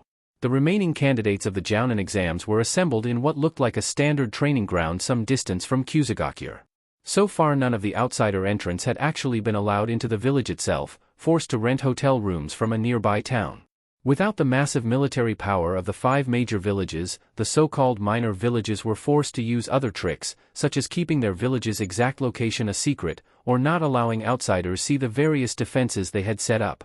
The only other person there was a rather youthful-looking girl with her dark hair bound in a long ponytail, her bright green eyes practically sparkling at the assembled Jounin hopefuls. "Alrighty guys. Welcome to the last test of the Jounin exams." She grinned so wide her eyes were forced to close, reminding Naruto of Anko when she did the same, only without the "I'll kill you" vibe that went with the tokubetsu. Just the idea of another of Anko was enough to make the blonde groan internally. "This is the big one, candidates," she exclaimed, in a voice far too chipper for this early in the morning. "You'll now be pairing off to fight one another, no holds barred, until one of you is unable to continue, okay?" She shouted brightly, as though they were dancing together and not engaging in lethal fights.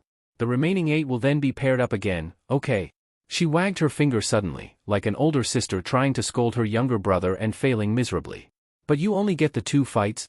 Her face brightened again and Naruto had to wonder if this girl was actually a Jounin. "Because you know, as a Jounin, if you can't display your skills in 2 fights, you don't deserve the position." She head cocked to the side slightly. "Okay? Okay." Naruto's hand twitched, ready to stab the girl if she said okay one more time. "Alrighty then, first 2 to the field." She growled out almost mockingly, like a child trying to imitate an adult. The effect was ruined by her immediately bursting out into giggles. And people thought Naruto was crazy? The fights flashed by in Naruto's eye, there was nothing interesting to see really. Each candidate was only showing enough skill to earn them the pass and nothing more, not willing to reveal their secrets. Of course, there were the flamboyant few who were obviously here just to show off, but they weren't all that special either, confirming Enko's earlier analysis. Finally Naruto was called up, an older-looking Iwagakure teen his opponent as the two stepped out on the field. At this point Naruto was intensely bored, so when the proctor, in her annoyingly bright tone, announced the start of the match he wasted no time. "Heh, what is this? My opponent looks like he should be taking the Jonin exams, never mind." The dark-haired Iwa was cut off as two chains suddenly burst from the earth by his feet, snaking their way up the length of his legs before constricting suddenly. It elicited a painful-sounding crack as both of his femurs were summarily snapped. He fell to the ground screaming in pain and clutched at the chains desperately. "Come on, entertain me," Naruto snarled coldly, his chains raising up and twisting until the Chunin was hanging upside down, still whimpering and trying to desperately pry the glowing chakra constructs from his legs. "Do something?" Naruto shook the teen a few times, making him look like some ragdoll in the hands of a displeased toddler. "Something!" he shouted. The chains whipped up suddenly, earning another agonized cry, before slamming back down with a vengeance, driving a small crater into the ground with the Chunin's body. "Pfft," Naruto huffed as he turned away from the fight and walked back into the crowd. The Iwa got up again. From the other side of the crowd the teen's partner was giving him a cold look. It was the Tsuchikige's granddaughter again, her chubby friend from before, nowhere to be seen. As he looked up and responded with an even colder glare, she broke away with a flinch. If he was going to have a stupid moniker or reputation, he was at least going to get something out of it by driving off the weaklings that would only bore him. A few more fights went by until Enko's name was called. Against his better judgment, Naruto looked up in mild interest, curious about the skills of the woman who had been bugging him all this time. However, it proved to be a disappointment as her opponent, a Kusari, keeled over almost as soon as the match started. It was revealed Enko had managed to slip a snake onto him the moment their names were called, and it had quickly injected him with a potent paralytic. Smart, but incredibly dull to watch. She would have made a good Anbu if she could shut up for 5 minutes. The names continued to cycle through, this time with the remaining 8, and suddenly Naruto's ears pricked up in interest. "Alrighty then, the next guys are, adadadadada." The proctor hummed thoughtfully as she closed her eyes and pointed to a random spot on her clipboard with a flourish. "Uzumaki Naruto?" Various looks were sent his way, none of them particularly nice save for Anko's exaggerated thumbs up, and Samui of Kumo? Naruto's eyes shot up to the blonde Kumonin he had been eyeing the entire tournament, his lips tugging up into an almost feral smile as she in turn regarded him with those calculating eyes. Interesting. Chapter 10, 10th Link. Naruto grinned viciously as he stepped out with his opponent, eyeing her in a way most women would have found uncomfortable. Samui just bore it with a cold, detached expression as her own eyes made searching passes on the much shorter blonde. She took in everything she could, from his energetic stance that had him slowly moving from one foot to another, to the way his fingers twitched ever so slightly at her every movement. The feral expression was the last thing on her mind as she absorbed what she could glean from his body language alone. It was frustratingly little. Every little tick she noticed seemed to vanish as soon as her eyes passed it by, only to be replaced by another. It was like watching some constantly changing, adapting, and infuriatingly complex puzzle that refused to conform to any standards. It was like he had taken the shinobi principle of removing any and all tells from his body, and completely flipped it around, giving himself an almost whimsical number that only served to deceive and confuse. It was frighteningly effective from what Samui could tell, and neither of them had even done anything yet. Naruto on the other hand forewent any kind of initial assessment, as he had been warned from doing by Teiko many times. Preconceptions subverted or manipulated expectations to lull opponents into certain manners of fighting. Presenting weak spots where there are none, a preference for a certain side or arm, false nervous habits. No, it had been drilled into Naruto's head to ignore anything that did not expressly come up in a fight. Fights were savage, brutal, often swift, and most of all honest. The only truths Naruto could ever believe were with his fists and chains. Then the arm descended and adrenaline slowed down time for the both of them, elongating that initial split second into a long, drawn-out staring contest. At that moment, the smoke bomb Samui had dropped as soon as the proctor raised her arm hit the ground, enveloping the small clearing in a thick gray smoke. Naruto noted it as the tactic Samui had used in her last fight, creating cover to use swift and lethally precise guerrilla tactics from the trees to whittle down her opponent. He wouldn't allow the same thing to happen to him and in one fluid motion dived into the ground, just in time for a buzzing, electrified sword to come sailing through the spot he had just occupied. Pulling out the big guns just for me? Naruto asked with that same ferocious grin as Samui retreated back into the safety of the trees with her sword. Naruto quickly showed her just how safe the trees were when chains excitedly burst from his body, grabbed the nearest trunk and proceeded to throw it at her last position. It crashed through 4 of its brothers before coming to a stop in more pieces than it had left in. A few of the Jonin prospects on the sidelines winced, already imagining this fight ending just as brutally as Naruto's last. Come on out little Naruto was cut off as his chains instinctively pulled him to the floor, causing him to land like some kind of strange insect with its many legs splayed out haphazardly. The blonde scowled as he once again saw pale yellow tresses disappear into the undergrowth. She could turn on that Raiton chakra like her blade had a switch, meaning the hum that gave her away didn't appear until the very last moment. The girl was also annoyingly quiet, despite her swift movements. Naruto was lucky his reflexes were as sharp as they were, or he might have been missing more than a few strands of hair. These trees and that lightning chakra of yours are a pain, Naruto growled as he stood up a little straighter, a somewhat inadvisable move in most cases, however the grin he sported dared someone to test him. The smoke from the initial distraction had cleared by now, giving the spectators a good view as Naruto suddenly retracted his chains towards himself like a curled-up spider. Briefly a look of concentration passed over his features before a hazy, almost insubstantial blur surrounded half the length of each chain toward the tips. Good thing I know how to deal with both, he muttered, twisting his body into a tight, rapid spin. The chains reacted to the sudden centripetal force by splaying out as wide as they could. Both Samui in the trees and the Chunin on the sidelines were forced to dive to the ground as the golden blurs sliced through the air in a large 50-meter diameter. As they passed overhead they gave off an almost inaudible shriek that was the unmistakable sound of Futon chakra. Then, all at once, the chains returned to the blonde, now sporting a searching but still amused expression, allowing the Chunin to stand up. There was a moment of deafening silence before every tree within that 50-meter radius, spanning far out beyond the small clearing, toppled over with a shuddering groan. By the time anybody had worked out what had happened, Naruto was already dashing forward. His feet barely touched the cleanly cut trunks as he skipped over them towards a newly revealed and rather startled Samui. The teen had enough sense to bring her now glowing blade around again and block the almighty impact of all 8 of Naruto's chains slamming into it like some sort of solid golden mass. She was immediately brought to her knees but, to her credit, the grip on her blade didn't weaken at all. To her surprise though, her supposedly Raiton-sharpened blade barely made cuts into the glowing chakra constructs. Heh, not so sharp now are they, Naruto quipped as he increased the pressure, causing the ground around Samui's feet to lightly crater as her grip remained firm. Wind? Samui managed to rasp out as she looked up to see what she had expected, the blue glow of her blade fighting the faintly white edge extending out an inch from the chains. The two conflicting chakra natures cancelled each other out, meaning it was just her sword against Naruto's chains. The chains won. With a grunt, Samui watched hopelessly as, at first, a small chip appeared on her tanto. It quickly developed into a crack as Naruto pushed even harder, before the end of the blade itself simply snapped off. However, Samui wasn't trained by arguably Kumogakure's strongest shinobi bar the Raikage himself for nothing.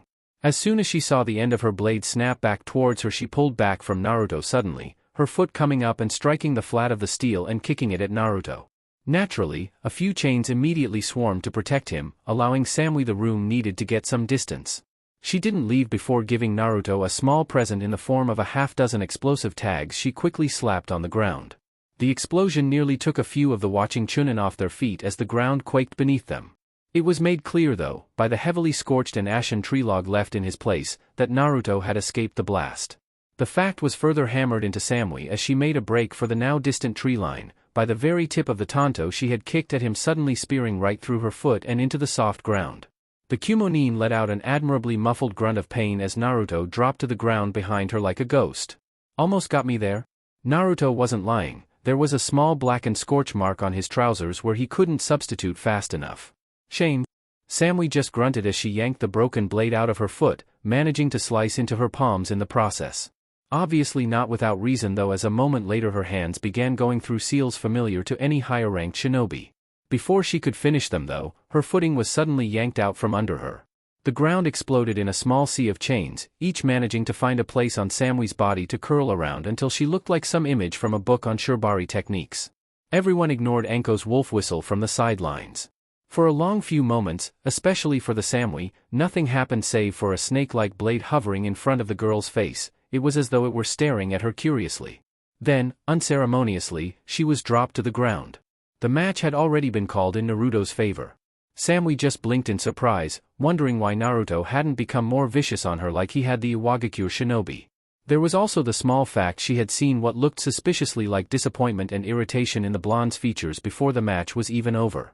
She mulled it over quietly as the two blondes returned to the spectators, watching as the second last match was called, leaving only two remaining participants they could call. Anko looked over at Kuratsuchi and gave a toothy grin as the granddaughter of the current Tsuchikage reached the same conclusion, shivering slightly and suddenly very aware of the ground. The current match ended rather blandly and the proctor called out the two in her bubbly, hyper-friendly voice. Luckily this one lasted longer than Anko's last, namely because Kuratsuchi was very paranoid about snakes the moment she realized who her opponent was, and was unwilling to fall for such a tactic. It quickly became obvious that the Iwa Kunoichi's favored method of attack was overwhelming force with ninjutsu. She fired off powerful water and earth jutsu like they were simple clones, upturning the landscape and very nearly succeeding in adding a large pond to the surroundings. On the other hand, Anko seemed to dodge them as effortlessly as Kuratsuchi threw them, using her unnaturally flexible body to slip around the attacks and respond with scarily precise kunai throws. That wasn't to say Anko was lacking in the jutsu department, she simply had a more subtle approach. She managed to corral Kuratsuchi into a specific spot on the edge of the vastly altered clearing with kunai, before revealing the last few she had thrown were attached to near-invisible ninja wire. Suddenly pulling on them led to the Iwa Nin being bound against a large and sturdy tree as Anko caught the wires in her mouth, running through a set of fast seals. Fire raced down the wires like they had been dipped in oil and the spectators were forced to shield their eyes as the tree was quickly turned into a bonfire.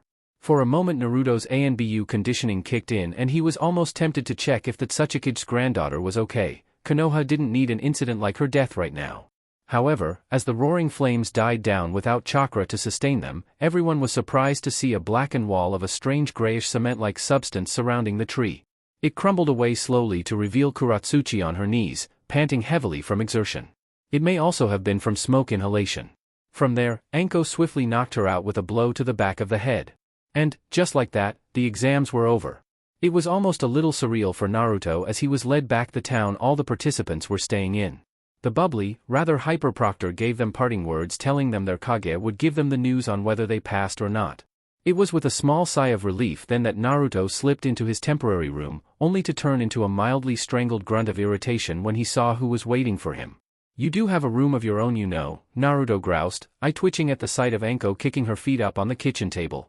The Tokubetsu Jonin simply grinned at his obvious irritation, at least until his features schooled and she was deprived of her entertainment. "Yeah, but then I wouldn't be able to see my favorite little Gaki, would I?" She shot back with a cheeky smile, only causing Naruto to huff as he retrieved some juice from the fridge. As soon as he tried to set it on the table though, Anko used her feet to accidentally knock it over, her hand going to her mouth in mock surprise. "Oh no, my foot slipped, well that's a real shame." Her faux expression was easily replaced by a mischievous grin as she slapped down a bottle of sake in the juice's place. "Well then, I guess we'll just have to drink this instead then, right?" Naruto gave her a long, drawn-out stare that she happily returned before sliding into the opposite chair, much to Anko's obvious joy. "Do you get some kick out of getting kids drunk?" Naruto asked with a distinctly bored expression. He hadn't been expecting to spend much time in the apartment, just to grab his gear and get going back to Konoha. For some reason, he felt the urge to see his squad mates, but it wasn't like he was missing them or anything. Anko shrugged casually as she poured herself a saucer of the clear liquid. "What are you talking about, Gaki? I'm too much of an upstanding woman to ever consider doing something so reprehensible." She gave a rather good impersonation of how a noble sounded whenever they talked to commoners like shinobi. It was something every ninja had heard at some point in their career when they were forced to escort the upper echelons of society. There was a moment of silence between the two before Anko let out a small snigger. "You had to think a moment to find that word, didn't you?" Naruto deadpanned as Anko slid him a small saucer of sake for himself. A look of mock hurt flashed over the actress' features as she held a hand to her chest. "So cruel, Gaki." She couldn't keep it up long though and was soon grinning, quickly tossing the small saucer back and downing the small drink. "But I don't see your point, in a few days we'll both be jounin, that's about as adult as you can get in this world."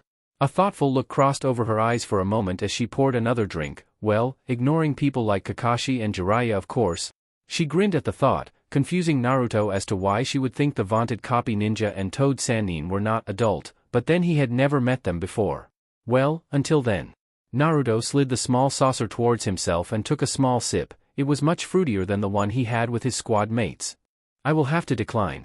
He got up from the table as chains began snaking from his body to collect the gear he had strewn about the small hotel room. Anko simply put on a look of mock disgruntlement as she made exaggerated motions to the still mostly full sake bottle. Come on, Gaki. Don't you know it's rude to leave a bottle full like this? She never noticed the chain snaking under the table that chose that moment to knock the bottle over, spilling the alcohol across the table.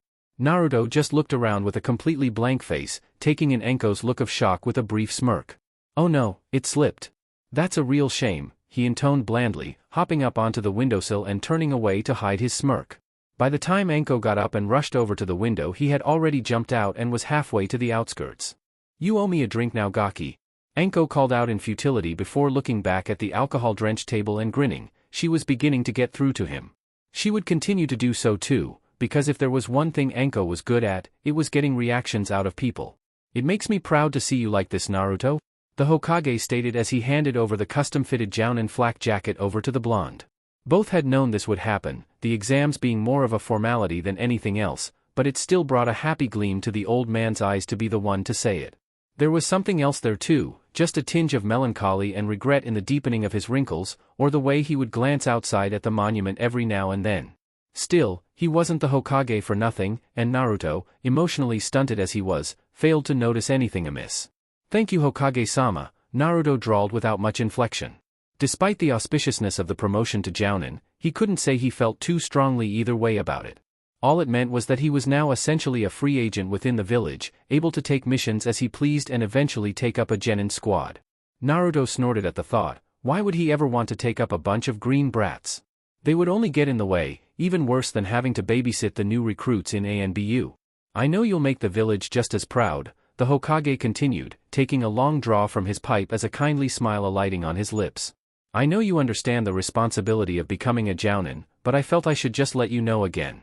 You are a leader now, Naruto, people will look up to you and I hope you will act according to your new rank. The blonde could only stare blankly at the old man for a few moments before nodding in confusion. What was that supposed to mean? As a former Black Ops member, he was no stranger to the chain of command, from both sides. Hokage-sama. Naruto's eyebrow rose questioningly as the old man seemed to reaffirm his features quickly. Never mind, Naruto, just remember that you aren't a simple grunt anymore, following orders.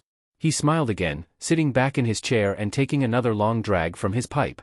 I am proud of you though, he added as Naruto turned to leave, causing the teen to pause for a moment on the way out. He shrugged it off and carried on out of the office, then the building. He had thought it so simple before, simply grab the jacket and leave. He didn't think there would be much change with the transition to Jounin, yet those last few words really rattled something in him as he took to the rooftops. Halfway back to the apartment, he decided to sit down on a random rooftop overlooking the seedier parts of Konoha. When he was younger, still new to Anbu and ignorant of the drastic changes it would bring to his life, he used to often come here and just stare out at the shabby buildings. It was often amusing to see the drunkards wandering back from the bars while the strange women he didn't understand at the time called to them alluringly from shadowy doorways. It had been like a whole other world contained within the idealized, bright and cheerful Konoha. Now though Naruto found his gaze listlessly drifting over those same sights, his time in the corp having wizened him up to the realities of what he was seeing. The sights reminded him of what he had witnessed, and while his own memories were preferable to that of his mother's, they still weren't the best. Instead, he thought on the Hokage's words and just what the old man had meant. So what if Naruto was a Jounin now, right? He would simply take missions on his own like other Jounin, occasionally being forced into a team when the situation arose, but he was used to that. His standing wouldn't change in the village, he was still just the monster, the Jinchuriki, the reminder of what everybody had lost thanks to the Kyuubi. Hell, he might as well be the Kyuubi for all the difference it made in the eyes of the villagers. Sure, the Anbu may have gained some modicum of respect for him, but it was only because he was strong, because he was efficient, because he could get the job done, right? A low growl rose in the back of his throat as he held up his new jacket. He had considered not wearing it. On one hand, it was rather bulky and movement restricting, especially for somebody of his size. It would also let people know that he was a Jounin, fewer enemies would underestimate him. But then, wasn't that what he wanted? He wanted the recognition, he wanted the acknowledgement, he wanted his enemies to understand he was strong before proving it to them. His growing reputation was already doing that in part, so why stop there? Most people would likely never believe he was a Jounin without the flak jacket, and that would simply get annoying after a while.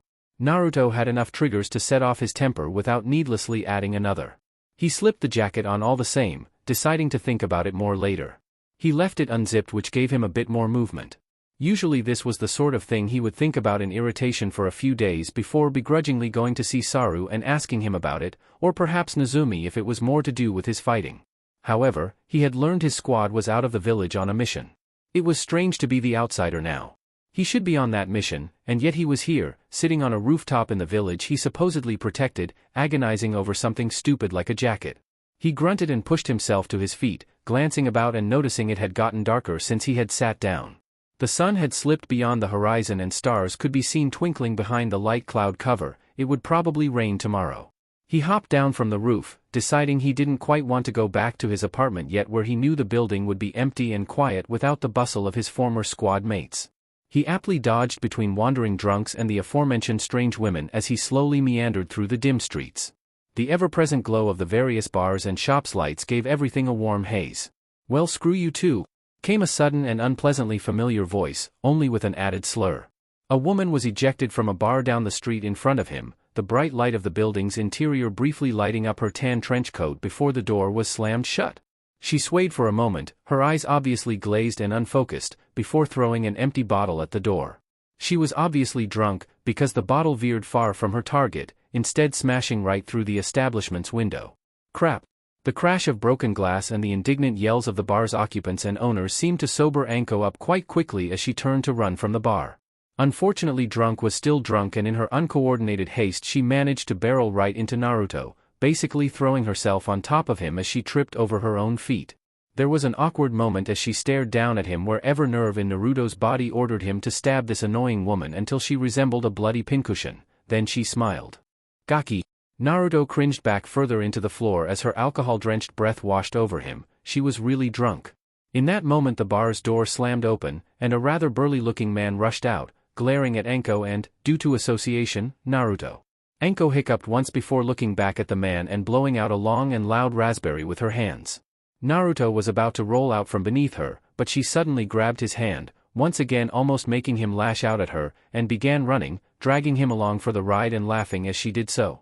The bar owner probably hadn't chased them very far, but that apparently didn't stop Anko from gleefully running until Naruto wasn't even sure what part of the village they were in. Throughout the entire experience he had been trying to pull his arm away, but the woman was surprisingly strong, physically stronger than he was at least. It hadn't come to the point where he wanted to dig his chains into the ground, but by the time they stopped outside of what looked to be a closed flower shop he was considering it. Finally Anko let him go, doubling over laughing and needing the extra hand to support herself on her knees. "Heh, did you see that guy's face?" Anko managed to say through her chuckling. "He was all like stop, and we were like hell no." She straightened up, nearly leaning too far back and falling over, only to catch herself at the last minute and grin. "What brings you around here, Gaki?" Anko slurred as she turned to face him, her eyes glazed and trying to focus unsuccessfully.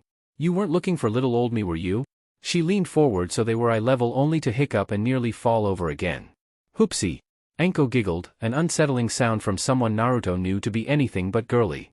"You're drunk," Naruto stated calmly, glancing about and wondering if it would be easier to get away from Anko in her stupor. She seemed to be faster than him naturally, but maybe he could make her run into a wall or something? "Only if you say so, Blondie," Anko drawled, attempting to poke Naruto on the nose, much to his consternation. "Hey, didn't you owe me a drink?" She offered up suddenly, slurring the words almost beyond recognition. Naruto simply grimaced and tried to walk away. He didn't need to deal with Anko tonight, especially not a drunken Anko. "I have no idea what you're talking about. Really, what were the chances of running into this one kunoichi in the entirety of the village?" Anko didn't seem ready to let him leave, and she was suddenly draped over his back, her chest pressing up against him in a very obvious and uncomfortable manner. "Come on, Gaki, come and drink with me," Anko murmured, her eyelids fighting a losing battle to stay up. The support Naruto offered was too good of a chance for her inebriated body to pass up. "It'll be like a celebration." She grinned to herself at having found the right word, "you know, for you making Jonin and all that." Her increasingly limp body only pressed further onto him as she let her chin rest on his shoulder, a goofy grin pulling at her lips. "I bet you're a funny drunk, right?" She half slurred, half mumbled. "I don't get drunk, like you obviously are, get off me."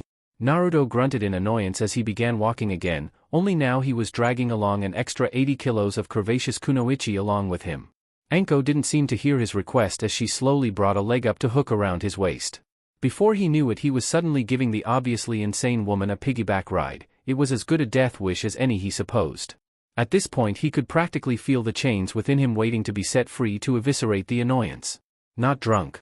Anko murmured sleepily, wrapping her arms around the much smaller teen and holding surprisingly tight despite her intoxication. Just sad, you know. Naruto's eye twitched slightly every time she would move her head, her spiky ponytail brushing against his neck and making it itch. The Hokage's words about responsibility kept ringing within him, holding back the otherwise inevitable chains. What do those morons know about Jonin Naiwei? Nothing, that's what. Naruto blinked at that. Had Anko not been promoted? Despite her grating attitude, he had to admit she was capable as a shinobi.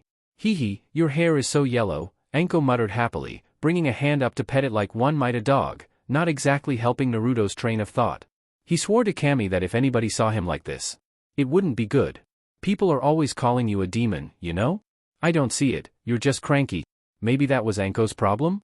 Her personality, or perhaps her flippant, lackadaisical attitude. Then again, if that bubbly third proctor was allowed to become a jounin, then Naruto wasn't sure what to think. At that moment though, Anko giggled, pulling on two of Naruto's spikes softly so that they resembled horns. Heh, now you look like a demon. The blonde nearly collapsed to the floor as his mind was assaulted by images. Minakuin the demon Tebane. Naruto slurred drunkenly as he pulled the two locks of hair out to either side, ignoring the wince from the teen he was riding. That's what your enemies will call you. He leaned over, letting his long red hair drape over the blonde's head. Drowning in the blood of his enemies. He giggled, a hand up at his mouth as the small bout of chuckles quickly became full-on laughter, his voice echoing in the quiet streets. The teen he was riding simply sighed, obviously less drunk than his passenger. His laughter caused him to let go and he was suddenly slipping back, only to be caught before he could. That's naughty Minakuin, ain't supposed to touch their Tebane? He mumbled, as Minato's hands cupped his rear to keep him supported. The boy could only offer a tired smile in return. His back was so warm, it just felt comfortable to lean forward, his eyes drifting closed. Come on Kushi-chan, let's get you home alright? Naruto snapped back up, managing to stay on his feet and keep Anko on his back, although the woman did nearly slip off, only giggling at her nearfall. He winced and held a hand to his temple, his breathing returning to normal quickly enough. A scowl swiftly formed across his features as he returned to trudging forward along the streets. At this point he was tempted to simply dump Anko in an alley somewhere and be on his way.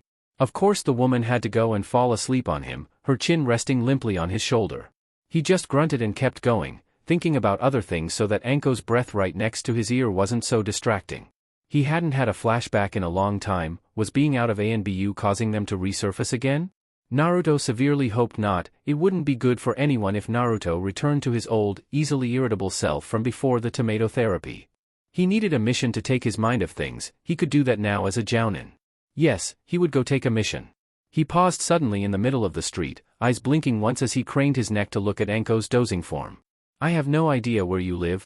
Chapter 11, 11th Link. Naruto snarled something unintelligible as his alarm clock blared noisily in his ear, shocking him out of sleep. He rolled over to slam his hand down on it only to find he was a little closer to the edge of the bed than he remembered. With a muted grunt he hit the floor face first, glaring down at the carpet and attempting to burn a hole down to the floor below with his gaze alone. When he finally finished swearing a vendetta against alarms, carpets, beds and mornings in general, he slid to his feet and stumbled into his kitchenette. A meal, a splash of water to the face and half a change of clothes later Naruto began his morning exercise routine, which consisted of mainly pull-ups, sit-ups, push-ups and a bit of training with his chains. He could only do speed training outside. The last time he had tried doing it in his room by running up the walls and ceiling he had woken up the entire apartment block. It was rather unpleasant to have the equivalent of an entire ANBU battalion staring angrily at him outside his door, not an experience he wanted to repeat. One shower and the rest of that change of clothes later and he was outside, hopping along the rooftops as the sun rose slowly on the horizon. It had become habit over the last 6 years of his life to rise at the crack of dawn, a habit he wouldn't soon be breaking.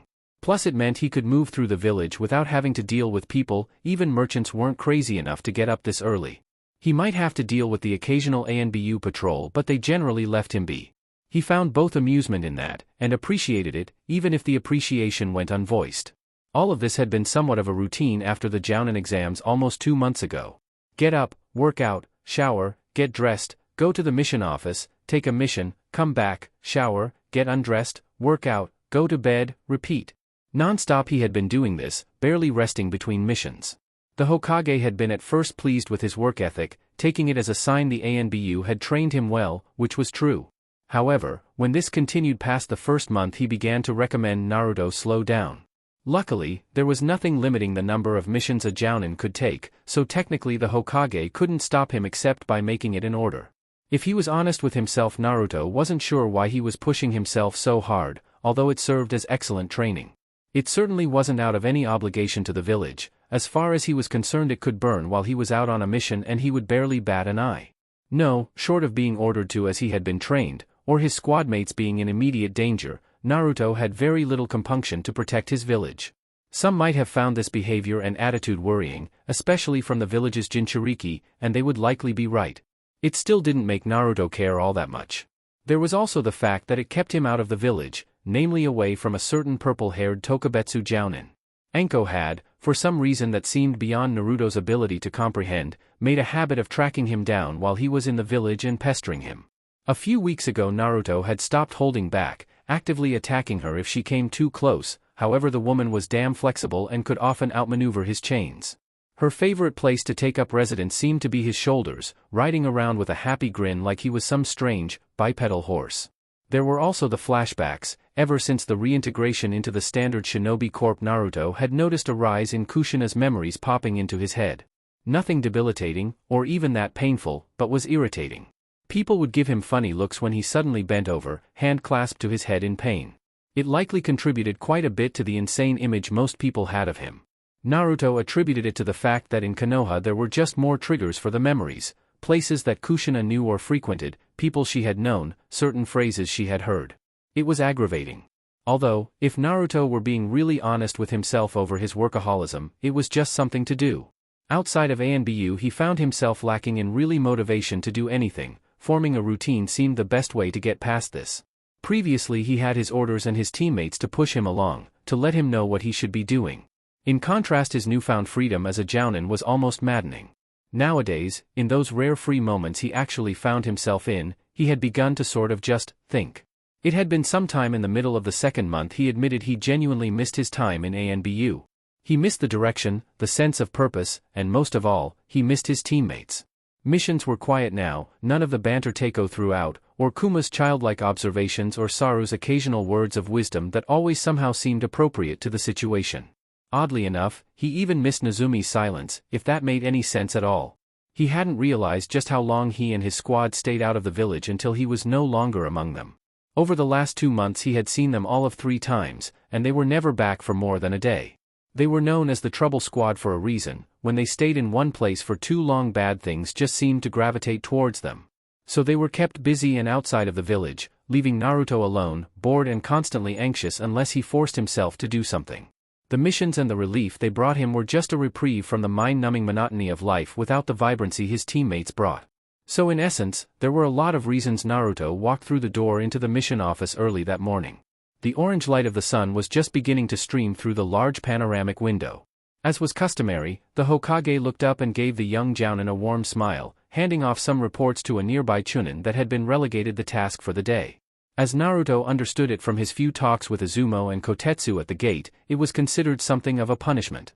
Naruto could say he was glad to have skipped it. He likely would have murdered someone if he was forced to do paperwork for a protracted period of time. Ironically, that probably would have netted him more paperwork. Ah, Naruto, bright and early as usual, good. The old man's brow creased for a moment as he began rustling about in a rather tall stack of papers that looked ready to tip over at a moment's notice.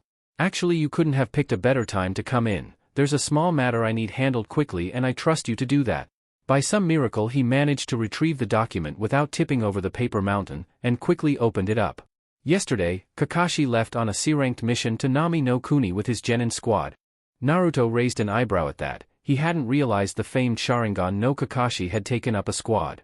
It seemed somewhat beneath such a vaunted figure within the village, a waste of talent. Then again he did recall Anko mentioning a certain scarecrow having to put up with a bunch of brats. She naturally found that hilarious, at least until Naruto pointed out that he could only do that because he had been made Jounin. She had been a bit stab-happy that night. It was the most fun Naruto had in weeks. On the way they encountered two C-rank Nuke Nin, the demon brothers from Kirigakure. The Hokage continued. Naruto was familiar with them. They were somewhat of an oddity in the bingo book as separately they were considered C-rank, however together they were basically one B-ranked shinobi. Team Kakashi chose to continue the mission. The Hokage grumbled something under his breath and Naruto knew the old man would be having words with the copy ninja by the end of the mission, and the two were apprehended, apparently tied to a tree on the side of the road. I need someone to go and collect them, preferably transporting them to the nearest bounty station where the samurai forces can take them into custody. The old man slapped the mission dossier down on the desk. Feel free to keep the bounty as the mission pay. It isn't much considering your skills, but then, it's fairly easy work. Hiruzen finished by taking a long drag from his pipe, much to the consternation of his Chunin helper who would have to put up with the second-hand smoke all day. Naruto barely looked the folder over before shrugging and picking it up. It was a light run that would take him 3 hours tops on a round trip, barely a workout, but it was a start. The two wouldn't even put up much of a fight if they had been bound to a tree for the entire night. Sure, seems easy enough. And if there are complications? Naruto wasn't exactly a stranger to missions taking a sudden turn halfway through, even ones as apparently innocuous and innocent as this. The Hokage shrugged slowly before giving the blonde a small smile, a twinkle alighting in his eye. I'll defer to your judgment, he stated congenially, before returning to his work looking over the missions for the day. They would need to be appropriately ranked based on difficulty before the majority of the teams started arriving. Naruto's eyebrow rose at the statement though. He was basically just given free rein outside of the village as long as he didn't deviate too far from the mission. Was he being tested or something? He gave a curt and somewhat uncertain nod before retreating from the room, feeling the Hokage's eyes on him the entire way out. He binned the mission dossier almost immediately, knowing all he needed to, and made a break for the nearest window. It was the fastest way out and he suddenly wanted to get this mission done with as soon as possible. It was giving him bad vibes. 5 years intense, stressful and often hair-triggered missions in Anbu had taught him to trust those kinds of suspicions. He was a shinobi, there was no such thing as paranoia, just an appropriate sense of danger. By the time the sun had finished peeking out over the horizon, casting long shadows to the west, he was already dashing full tilt in the direction of Nami no Kuni. The small waterlock nation wasn't actually that far away from Konoha, and at this pace it would barely take him 3 hours. Of course, to the merchants and civilians that usually made the trek, it was more like 15. In that vein it didn't take him long, only an hour or so, to locate the site where the two Nuke Nin should have been tied up. Emphasis on should have been. He found the ropes they had been bound with, as well as a few signs of a scuffle including blood on the ground and a log that had obviously been used in a substitution, but no Kirinin. Naruto stood there a moment blinking and wondering what he was supposed to do now. As far as he could tell there were no overtly obvious tracks leading away from the site save those that likely belonged to Team Kakashi. Tracking had never been his forte, that was Teiko's job. However, he had accepted a mission and he damn well intended to complete it. He supposed if two low-ranked Nuke Nin had attacked a Jonin like Kakashi it was because they were being paid to, or they were idiots. That meant that if they were now free they would likely try to complete this mission despite their obvious failure. They also obviously had accomplices. Naruto doubted a couple of Chunin missing Nin like them could have gotten out of any binding an experienced Jounin like Kakashi could whip up. Although why these accomplices did not help during the fight was a mystery.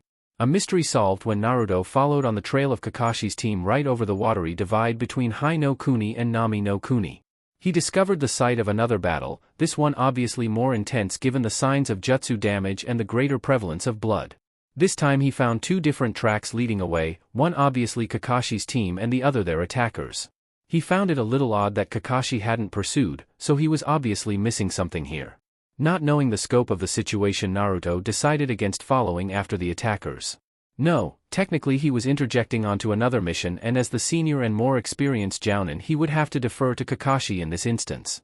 He didn't particularly like it, as he was sure it would be much more fun to chase after attackers strong enough to give Sharingan no Kakashi a run for his money, but as a former ANBU he wasn't one to break protocol so easily. That was why a few minutes later he was curiously examining a small cottage hidden away in the woods on the outskirts of a nearby fishing village. No, don't worry yourself about it. To his surprise the door suddenly opened, revealing a young woman with long dark blue hair who seemed to be waving off somebody inside. I can handle something like this on my own. She turned around only for the soft smile on her face to suddenly change into a look of shock as she caught sight of Naruto, or more specifically the flak jacket he wore. She jumped up in surprise, a small squeaking noise escaping her lips. Naruto found that more amusing than was really appropriate. Another hurried glance over his form revealed the Konoha headband tied around his neck, allowing the woman to breathe a sigh of relief. "Who are you?" A cold, snide voice drawled. Naturally, the startled yelp from the woman drew the attention of whoever she was talking to, and Naruto soon found himself confronted by a trio of shinobi that looked to be around his age. The one who addressed him, a dark-haired boy wearing the Uchiha crest, was staring at him especially intently. Naruto thought he recognized him from somewhere, but he couldn't bring himself to care. He gave a cursory glance to the pink-haired girl behind him before dismissing her. The last of the trio was a pale, dark-haired boy with an unsettlingly fake smile, and Naruto had seen his fair share. "Where is Hatake?" The abrupt question from the blonde seemed to startle the first two, while the boy with the strange smile simply stayed to the back, impassive and unreactive. It was the Uchiha who recovered first, stepping forward defensively. "Right?" Naruto murmured, taking a closer look at Kakashi as the man lackadaisically made his way back in the direction of the bridge builder's house. He tried to spot a glimpse of the man that had put fear in Anbu trainees, respect in the eyes of the captains, and even caused Saru to have a few words of praise for him. All he got was a lanky, carefree pervert reading smut in public. Now he understood Nozumi's seemingly irrational dislike of the man. Anybody who read those Ika books Teiko was so fond of, in broad daylight no less, was likely just as bad and worthy of the sword mistress ire. "So what brought you down this way, Naruto-kun?" Kakashi interjected over the blonde's thoughts, trying to strike up a conversation as the two moved past the outskirts of the village. The chain wielder's eye twitched. He would get the man to stop calling him that.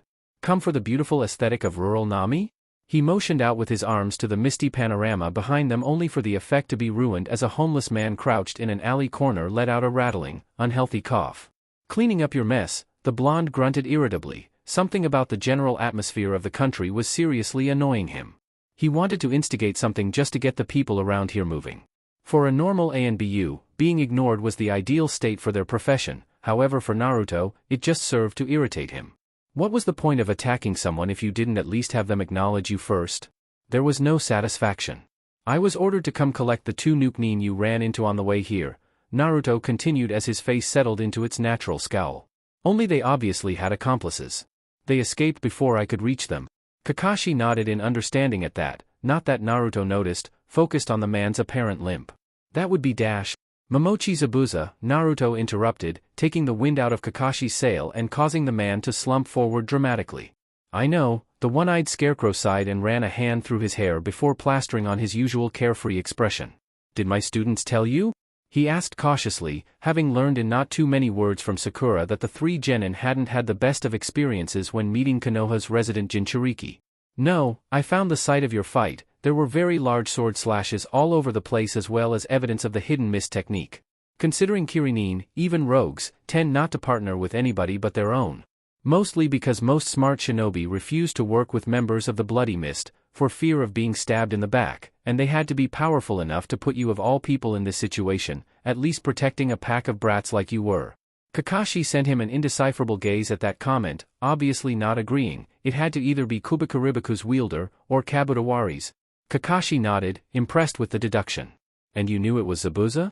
He left the comment hanging, waiting for Naruto to finish, only to be surprised as the blonde grinned ferally.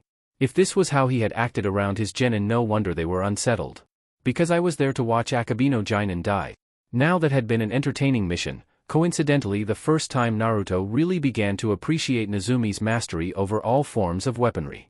He was fairly certain she still had the helmet splitter hanging up on her wall in her apartment, although she tended to cycle through weapons in there fairly quickly. He was certain that she didn't even care it was one of the supposedly legendary swords of the mist. To her it was just another weapon, one that didn't do its job considering where it now was and where its former master now lay.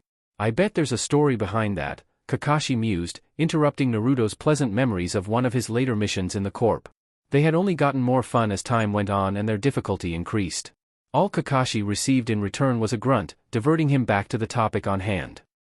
"Well, in any case, I'm sure that the Demon Brothers, if they're still your targets." The silver-haired man looked around and confirmed Naruto's curt nod. Anbu didn't do things half-assed. If Naruto was given a mission to go collect the bodies of Gozu and Meizu, he damn well was going to collect their bodies, one way or another, are likely hiding out wherever Zabuza and his accomplice are. Naruto looked up, intrigued. It wasn't missed by Kakashi. At the end of our fight, while I was disoriented from my Sharingan's use, a hunter Nin arrived to collect Zabuza's body. At the time I missed the signs, but now I'm sure they were a fake. They took the body away after all? Naruto just nodded. That was far from the norm among the hunter Nin. Naruto knew that, and he hadn't even had that much interaction with Kirigakure. Well then, just give me the name of the guy who hired them and I'll be out of this backwater country in a few hours, Naruto replied with another toothy grin, revealing canines that looked quite a bit longer and sharper than was normal. It was a good thing Naruto's grins were relatively rare. It was a disturbingly carnivorous sight. I'm afraid it won't be that easy, a new voice cut in, the dry, expressionless tone of Sai. It caused Naruto to realize they had already reached the bridge builder's house. The blonde sent a searching glance at the pale kid, but the boy didn't seem to react in the slightest. The man who hired these Nukanin was Gato. Upon Naruto's blank, unimpressed stare, Sai continued, the shipping magnate. Again Naruto just stared at the boy, his eyes only narrowing slightly. The current de facto owner of Nami no Kuni. At that point realization dawned on the short Jonin as a growl rumbled from his throat. So you see the problem then? Kakashi interjected before Naruto could bore a hole through Sai's forehead figuratively, or maybe literally. Unfortunately, Naruto did see the problem. As the owner, and therefore ruler of Nami, much like a daimyo would be, Gato had a form of unspoken diplomatic immunity. A man with that kind of power and sway couldn't just be targeted with no good reason. It would firstly reflect badly on him as a Jounin, a relatively new one at that, then it would reflect badly on Konoha, unacceptable for an ANBU, and finally, it wouldn't accomplish anything. So what was your plan? Naruto finally growled out, looking back to Kakashi and ignoring the way his genin were staring at him with a diverse array of expressions. The man had to have some sort of game plan considering he was in a similar boat. His mission wasn't done and their main threat was recovering somewhere just waiting to pounce, likely alongside Naruto's own targets. Well, I figure Zabuza will take around a week to recover enough to confront me, given his injuries and the technique the fake hunter Nin used to simulate his death. A quick glance at the lack of reaction from the genin made it clear they had already been told Zabuza wasn't dead. I was going to use the time to get in some intensive training for my squad, to get them up to par to help in the coming fight. At that Naruto could only snort, earning mixed looks of ire, confusion and apathy from the three students. Why? I didn't realize the Hokage was advocating suicide missions for those outside of ANBU these days. He ignored the indignant squawk from Sakura and the scathing look from Sasuke in favor of turning back to the silver-haired Jounin. Sending 3 against Momochi Zabuza and a shinobi skilled enough to even impersonate a hunter Nin is like throwing them in a meat grinder. Naruto didn't particularly care for their fates, but it was a waste if nothing else, plus. That Sai kid wasn't completely intolerable. I think Dickless over there is technically correct, Kakashi-sensei, Sai's dull monotone cut in. Just like that it was like a scratched record had gone off in Naruto's head. Everything in the clearing suddenly became deathly quiet as Sakura looked at Sai in horror, Sasuke palmed his face and Kakashi sent worrisome glances between the still smiling genin and the suddenly frozen Jounin. Naruto's eye twitched once as he turned to Sai with an ominously slow turn. What did you say to me? Naruto almost whispered, chains beginning to emerge from his shoulders and back as his hands seemed to naturally claw inwards. It was like a cold, dense waterfall of freezing water had descended over the genin as they all felt the pressure of Naruto's chakra weigh down on their bodies. Sakura's eyes widened frightfully, her mind being thrown back to the confrontation with Zabuza. Sasuke seemed to be struggling with himself, torn between running the hell away from that terrifying presence and being excited by it. I apologize. Sai finally spoke up, shattering the tentative silence as he seemed to remain blissfully unaware of the sheer death facing him down. The stoic, emotionless boy did note with some incredulity that his hand seemed to be shaking for some unknown reason, as something unidentifiable quivered in his stomach. The books I read told me that giving nicknames helps form bonds between people. Was I wrong? Naruto simply stared at the boy until Sai began to feel an odd constricting sensation around his chest, the chains around Naruto's body only growing longer and vibrating anxiously. Finally though, Naruto took a very long and very deep breath, the scowl still the furthest it could be from retreating as he finally reined himself in. The long and well-worn mantra of "Don't kill your fellow Leaf Nin" ran through his head like it was the catchy verse of a new song. With a final grunt that conveyed more annoyance than outright hostility, the pressure over the clearing seemed to finally lift, allowing Sakura to breathe easier even though it hadn't been focused on her. Get better books, Naruto ground out, before turning to leave. He'd figure out his own way to deal with the Gata problem. Maybe later though, right now he felt as though if he were to tackle the situation he would simply level the man's house and everything inside. Actually Naruto, Kakashi called out before the blonde could vanish entirely. I was about to teach my students how to climb trees without using their hands. If you would be kind enough to demonstrate, I'm dash. The man was cut off as chains suddenly whipped out from Naruto's shoulders, grabbed a nearby tree and simply ripped it right out of the ground. They unceremoniously set it down in front of him and with a quick hop he was up on the now horizontal trunk. He turned back to Team 7 and gave a positively ferocious grin. There? His chain snapped back into his body with a crack that nearly made Sakura jump. No hands. And with that the blonde's form flickered and was gone in a customary shunshin. A few moments of silence passed before Sai looked around to Kakashi, still bearing his unsettlingly fake smile. I don't think that was the correct method, Kakashi-sensei. All three other members of Team 7 looked around at the pale boy incredulously, making him open his eyes slightly. What? It finally seemed to break the tension in the clearing and the other two genin quickly took it as an opportunity to move back into the house. However, Sakura made sure to let her feelings be known as she passed the dark-haired boy. She never wanted to be subjected to that feeling again. You're an idiot, Sai. Chapter 12, 12th Link. Naruto could honestly say he was having a rather strange week, as he clung to the underside of a thankfully sturdy tree branch without chakra. It was a technique Nezumi had taught him, often used to freak him out periodically, and had become invaluable recently.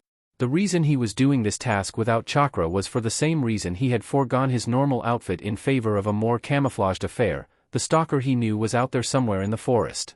They were either a damn fine sensor, able to pick his signature up from hundreds of meters away, or they were the luckiest bastard to walk the earth and were somehow always in the right place to catch him. There was the third option that they were simply following Naruto all the time and he didn't know it, but his pride as a Black Ops prevented him from considering the scenario. The week was strange for a number of reasons, most noticeably his growing confusion regarding Kakashi, and his varied interactions with the man's genin team. He just couldn't understand the man. Everyone he had met only held praises for his abilities and professional attitude. However, from what he saw he was a lot like Teiko, a shameless pervert that liked to read porn in public and flirt with hapless stallgirls half his age.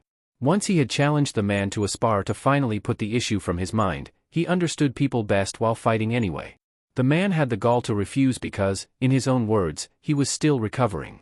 Not an hour beforehand he had seen the man use a frivolous shunshin just to escape the wrath of Tsunami, after she caught the man peeping on her changing. It had disappointed and aggravated both Naruto and apparently, Sasuke as well. He too had been asking for spars with the blonde Jonin, but those had been easier to shrug off than his own requests of Kakashi because every time he would simply cite rank and the inappropriateness offhandedly.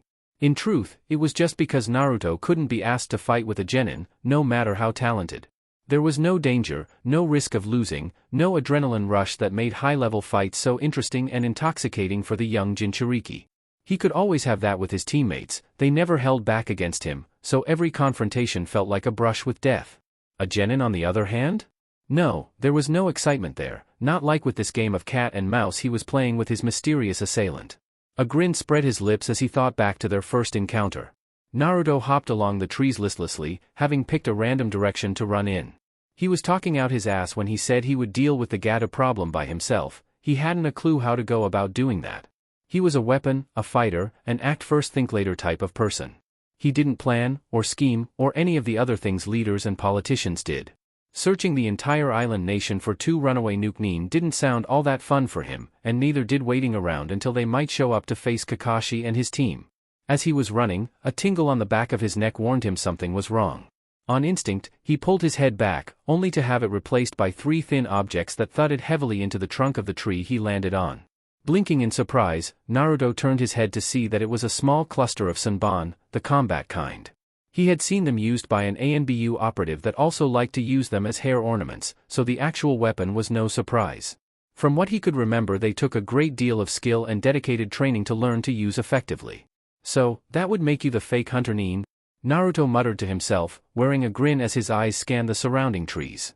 His attacker was obviously adept at hiding themselves, as he didn't even feel a lick of their presence until he heard the faint whistling in the air. This time his chains erupted from his body to swat the irritating implements out of the air. They lashed out at the direction the weapons had flown from, but all he got for his trouble were the sounds of trees toppling over. Just as he was about to chase after the assailant, likely leveling quite a bit of the scenery in the process, he found there was no need. "You are a feral animal?" the imposter stated emotionlessly, in a neutral, inoffensive tone. "If you come after Zabuza-sama, I will put you down if I have to." From their voice, plus the rather shapeless battle kimono and mask the figure wore, Naruto struggled to put a gender to the hunter Nin. He did, however, identify the threat the figure hadn't felt the need to hide, causing him to grin viciously. As fun as that sounds, he replied almost playfully, certain he was getting a strange look from the face under that mask. I'm not after your master, just the two Chunin hiding behind him. The hunter Nin seemed to regard him differently for a moment before he continued. If they keep hiding behind him though, well, then Zabuza will be in the way. Unfortunate, but these things happen. The shift in the figure's posture was immediate, becoming tense and defensive. It only elicited a laugh from the blonde. I will stop you, the androgynous figure repeated. This time their words held a little more emotion, most noticeably a cold edge that was almost daring him to. Naruto only felt it right to respond in turn. What's stopping you then? The blonde called out tauntingly, holding out his arms to either side. He maintained his grin and made a show of his chains moving about like snakes watching their prey, vibrating in anticipation. The figure remained quiet before crouching down, more sanbon sliding out of their sleeves. I can only give so many warnings, they intoned quietly before the thin metal weapons flashed through the air lightning quick. They clashed uselessly off the golden chakra constructs, but in that brief moment Naruto lost sight of the individual as they vanished back into the underbrush. That certainly hadn't been their only confrontation, nor even the most interesting. They had clashed a few times after their initial encounter, each when Naruto was out searching the forest for any signs of them, which in turn he imagined the fake hunter Nin was covering up. It was one big game of hide-and-seek. Only, when Naruto found them he would try to kill them instead of just tagging them, and instead of simply hiding, they were laying traps and periodically ambushing him. He had to admit the Nada hunter Nin was getting a lot more creative in fending him off, a good antithesis to his general brute force approach. Naruto's grin was practically glowing as trees shattered around him, showering him in sharp debris and splinters. His opponent was becoming wilier as the days went on. They were fast, almost if not as fast as he was. They had obviously been heavily trained from a young age.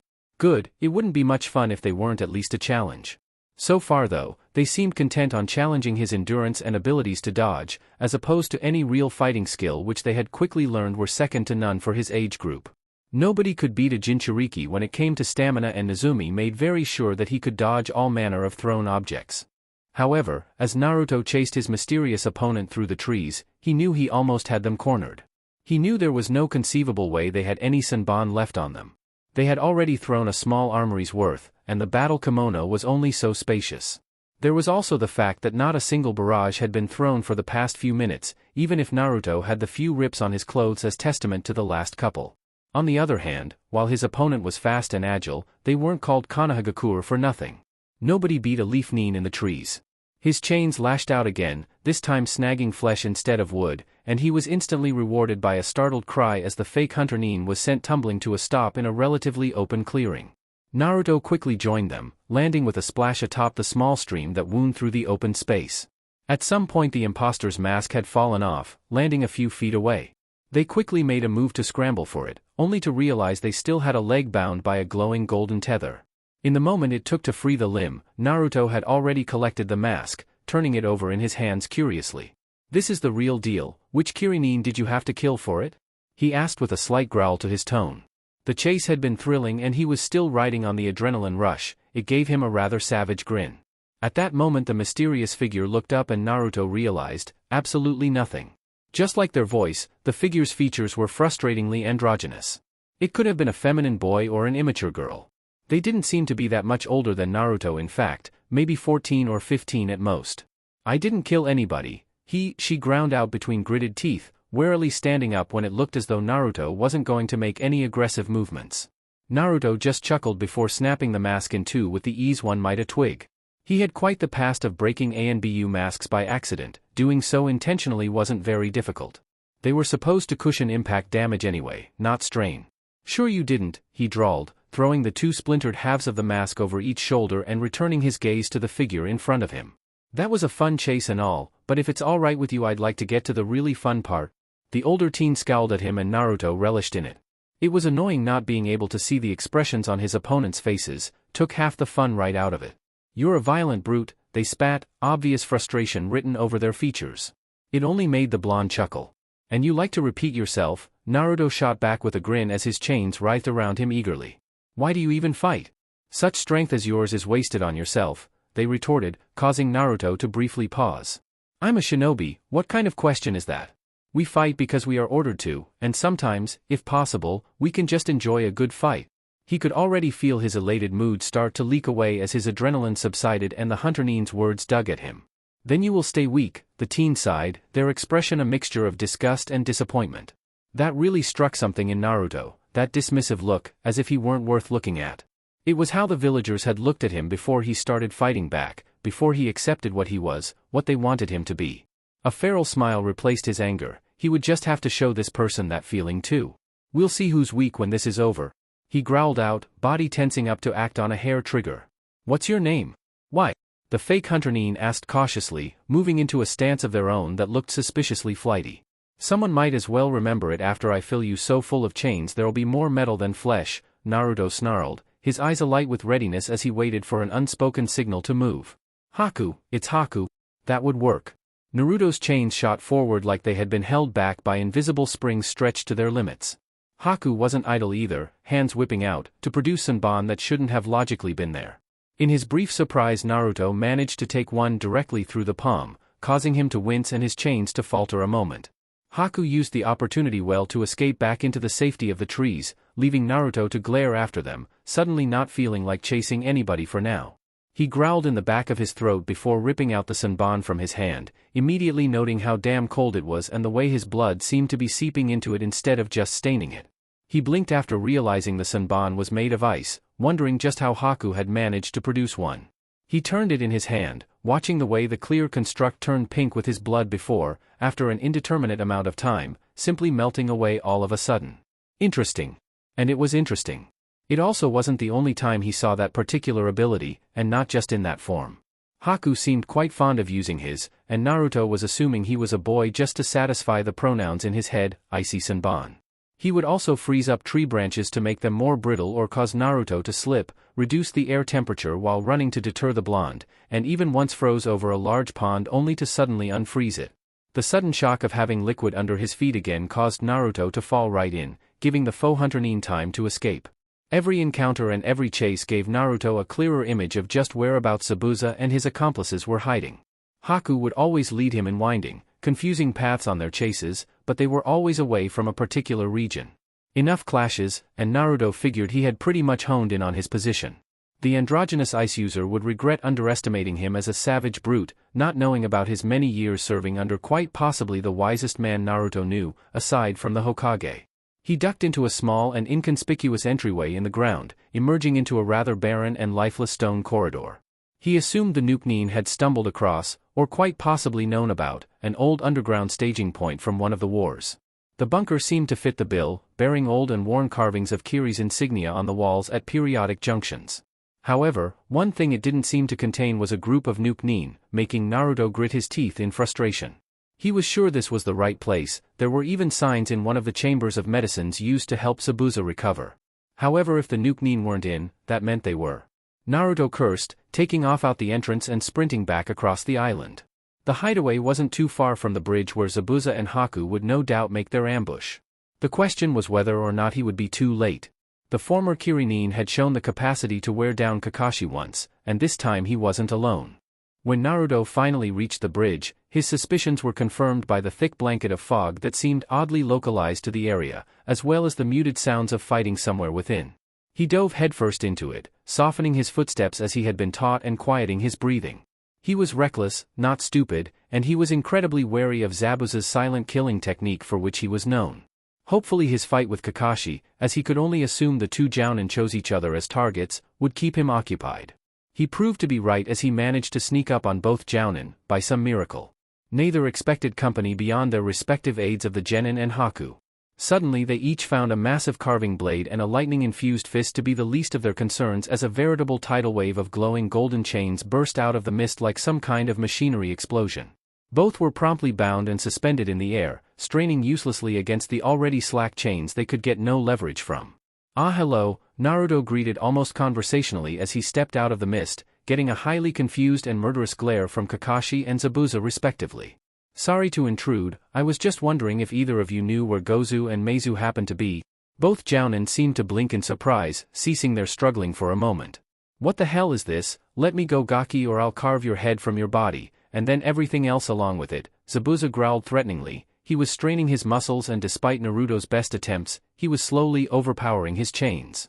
Naruto rectified that by hovering a very pointy and very eager-looking chain directly over Zabuza's heart, as well as a few other vital points. The irony wasn't lost on the practitioner of the silent killing, and he sent a particularly vicious glare at Naruto, but he stopped trying to escape all the same. Why would I care where those two idiots are? They're probably off eating takoyaki or something in town. I'd never bring them along to any self-respecting fight. They're more likely to get in the way of Kubikirabuchu than be any actual help, Zabuza admitted, eyeing the glowing chains warily and wondering why they hadn't struck yet when the boy had a perfect opportunity. Ah, Naruto. Kakashi interjected nervously. At least he didn't have chains poised at him, although his bindings were rather tight. Why am I bound too? He asked quickly, noticing that Naruto didn't seem to be in the best of moods right now. Because Kakashi, you would just attack Zabuza and I'd never get the answers I needed. Plus, this is your fight. I'm not going to just swoop in and save you, or take away your fight. I may be a murderous, sociopathic Jinchuriki, but I have manners. His tone was almost exasperated, as if it were the most obvious thing in the world. By now Zabuza was a lot more fearful of his current predicament, bound by a clearly unstable, but powerful individual. However, a moment later and his fears proved to be unfounded as Naruto abruptly set the two men down. Considering Zabuza doesn't have the information I need, I will have to go elsewhere. In a flash the chain suddenly unraveled and disappeared into the Jinchuriki's body with a sudden crack that managed to penetrate the fog despite its dampening quality. As you were, he added as an afterthought, before vanishing back into the smothering mist, leaving to the two men rather awkwardly standing around. That kid ain't right in the head, Zabuza muttered with an indecipherable expression, only for it to twist into a look of exertion as he brought his massive blade around to block a rapid strike from Kakashi. You have no idea, the silver-haired Jonin sighed out, his mind quickly leaving the blonde and returning to the fight at hand. Zabuza wouldn't be taken by surprise like that again in so many minutes. Naruto slinked through the fog again, drawn to the sounds of others fighting besides Zabuza and Kakashi. Sakura, off to the side with the bridge builder Naruto hadn't made any effort to learn the name of, went mostly ignored. The further he got from the two Jonin's fight, the thinner the mist became, until it looked almost like what you might expect this early in the morning in an island nation. The better visibility allowed him to see a curious sight, namely a large, rough dome, constructed from numerous floating panels of what looked to be glass, but on second inspection turned out to be ice. Haku. Naruto grinned and made forward only to catch sight of the two boys battling for their lives inside of the strange dome. More than a few frozen Sanban stuck out from their bodies, even more littered the ground like the interior of some tundra cave. It looked just like the kind of frantic, fast-paced fight that served to get Naruto's blood boiling. However, as he ran forward Haku must have noticed him just outside his dome. When he approached the nearest couple mirrors of ice slammed together, forming a kind of blockade. When he moved back they separated again, different panels coming together when he approached from different angles. He was just about to try smashing through before stopping himself, his chains vibrating just a few inches from the nearest panel. He took a long, drawn-out breath before grinning and backing off, his lips tugging into a smirk. So you want to finish off the kiddies before taking me on? Fine, I can wait if it'll make you more susceptible to fight. The blonde stalked off, suddenly appearing next to both Sakura and Tazuna and giving the pair a fright when they finally noticed him. Ah, and Naruto-san. The pinkette squeaked in surprise, her green eyes momentarily going wide. Tazuna didn't seem to be doing much better, shaking slightly in Naruto's mere presence. The blonde wasn't exactly being subtle with his chakra thanks to his adrenaline, and it was beginning to press down on the area like a palpable weight. What are you doing here? The kunoichi, although Naruto used the term lightly considering Nezumi was his standard for kunoichi in general, asked hesitantly. Waiting, what does it look like? Naruto growled out, his chains drumming the floor rhythmically like a normal person would do with their fingers. The repetitive 4-beat pattern echoed out into the mist like the approaching drums of a samurai cohort. It was causing both Sakura and Tazuna to stare at him nervously, the latter even more than the former. Ah, Naruto-san, are you not going to help Sasuke-kun, or Sai? The last part seemed to be added in as an afterthought by Sakura, making Naruto chuckle. Why should I? Not my fight, it's not even my mission. Until the demon brothers showed up the blonde was obligated to do jack all. Technically, sitting here and not searching for them was the real breach in rules. Sakura just gaped at him though, clearly torn between her fright and wanting to shout at him. It made for an amusing sight, to Naruto at least. But they're our comrades. We're all Konoha shinobi. She finally managed to squeak out, her voice admirably raised despite the slight catch. All of that strength seemed to leave her when Naruto tilted his head her way almost negligently, an indecipherable expression cast across his features. "Your comrades?" Naruto replied coldly, a hint of something deeper in his tone that chilled Sakura to the bone. "I didn't even know about them before this week. You think that makes me feel obligated to do anything?" It wasn't strictly true, of course. Naruto had managed to dredge up memories of how he and Sasuke really first met back in the academy. Although it didn't really count because it had been a brief encounter ending with Sasuke getting a chain through the leg. Considering how often he greeted people like that since then, he was excused for forgetting.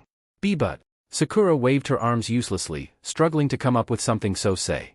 She had been taught in the academy that the foundation Konoha was built on was the will of fire, mutual trust in comrades and the power of teamwork. Unfortunately, if it burned in Naruto, then it was little more than a piteously spitting ember. "If you care so much, then why are you standing around here?" Naruto interjected suddenly, grinning as he caught the Uchiha getting peppered in another spray of Senbon. He knew that feeling, and it wasn't pleasant. Sakura spluttered a moment before glancing back at Tazuna nervously. "Someone needs to protect the client," she said, or perhaps asked. Her voice sounded uncertain under Naruto's cold, level stare. "From what? Both enemies are engaged. Joining in would only hasten their defeat, or prove the team was never able to defeat them in the first place. Either way, the bridge builder would survive or die," Naruto explained coldly. It was a very logical approach that was very Anbu, but no less true. If Sasuke, Sai and Kakashi failed, what hope did Sakura have of holding their enemies off?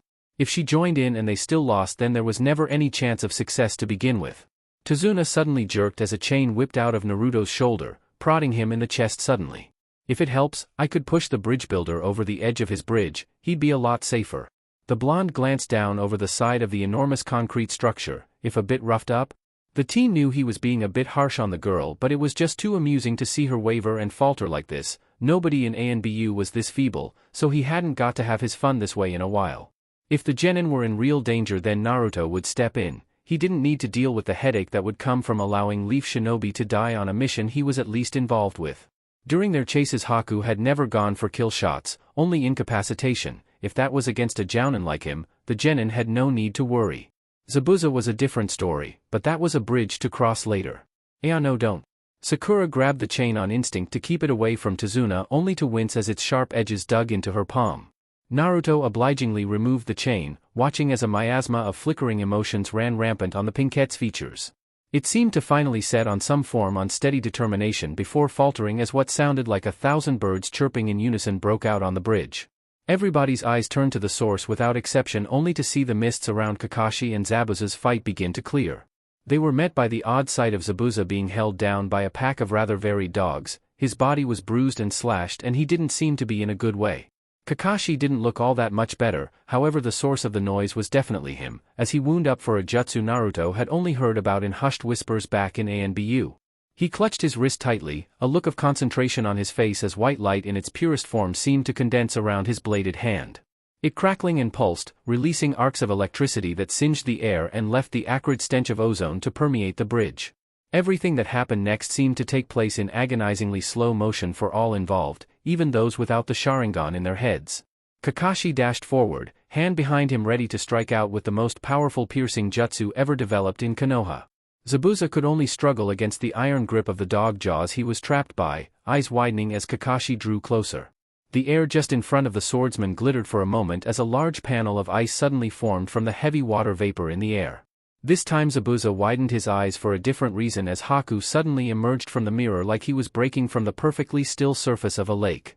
"Right," Kakashi began, his own eyes set. It was too late to break off now, his momentum had left him with no other choice than forward. He couldn't have stopped if he wanted to, there wasn't enough time to discharge the enormous amount of energy in his hand without hurting himself. "Kiri," he finished in a shout that somehow managed to transcend the deafening chirps of his own jutsu. At that last moment though, as Haku closed his eyes behind his porcelain mask in resignation of his fate, something suddenly wrapped around his neck. Everything snapped back into normal speed as Haku was forcefully yanked right out of the ice mirror, the surprise on his face evident behind the mask, and Kakashi plunged his hand forward. The lightning blade stabbed right through the blocky panel of ice, as hastily formed as it was, and embedded right in Zabuza's chest. However, it didn't pierce his heart, Haku's sacrifice at least buying him the time to shift his body out the way, so he ended up with a fist through his right lung. It was still a mortal wound, but not an instant death. This gave Zabuza enough time in the land of the living to raise his enormous cleaver high above his head, a jagged grin forming across pointed teeth. Good fight, Hatake. Before he could make the downward swing, his energy just seemed to give out. His eyes glazed over and the blade slipped from his limp hands, clattering uselessly to the concrete ground with a deafening clatter. He slid off of Kakashi's bloodied hand with a wet squelch, slumping to the floor as his last few ragged breaths escaped him. With every strangled inhale more blood dribbled from his lips, and slowly his body jerked less and less. Other than that there was almost absolute silence on that misty bridge, at least until Zabuza-sama. A piercing cry rang out on the bridge as Haku collapsed to his knees, mask discarded to one side so that the tears streaming down his face could be clearly seen. He clawed at the chain around his neck but couldn't break free of it, at least until Naruto suddenly allowed it to uncoil, causing the fake Hunter-nin to collapse forward ungracefully. He quickly scrabbled forward, barely making it to his feet before falling at Zabuza's side, weeping and glancing over his body frantically. However, it was useless. Zabuza's eyes were glazed and his heart had already stopped. There was nothing anybody could have done for him. Are you angry? Naruto's voice suddenly cut in, an odd gleam in his eyes as his face stayed oddly, and unsettlingly, neutral. Kakashi looked back around dispassionately, having been walking over to check on his two male students when the blonde had spoken up. He saw Naruto was talking to Haku, staring at the kid intently even if the dark-haired Senbon user didn't look up. Do you want revenge? His voice called out again, only now he was walking forward, his eyes narrowed as he took in Haku's shaking shoulders. The faux Hunter-nin was racked with sobs, although they seemed to be subsiding somewhat as Naruto approached.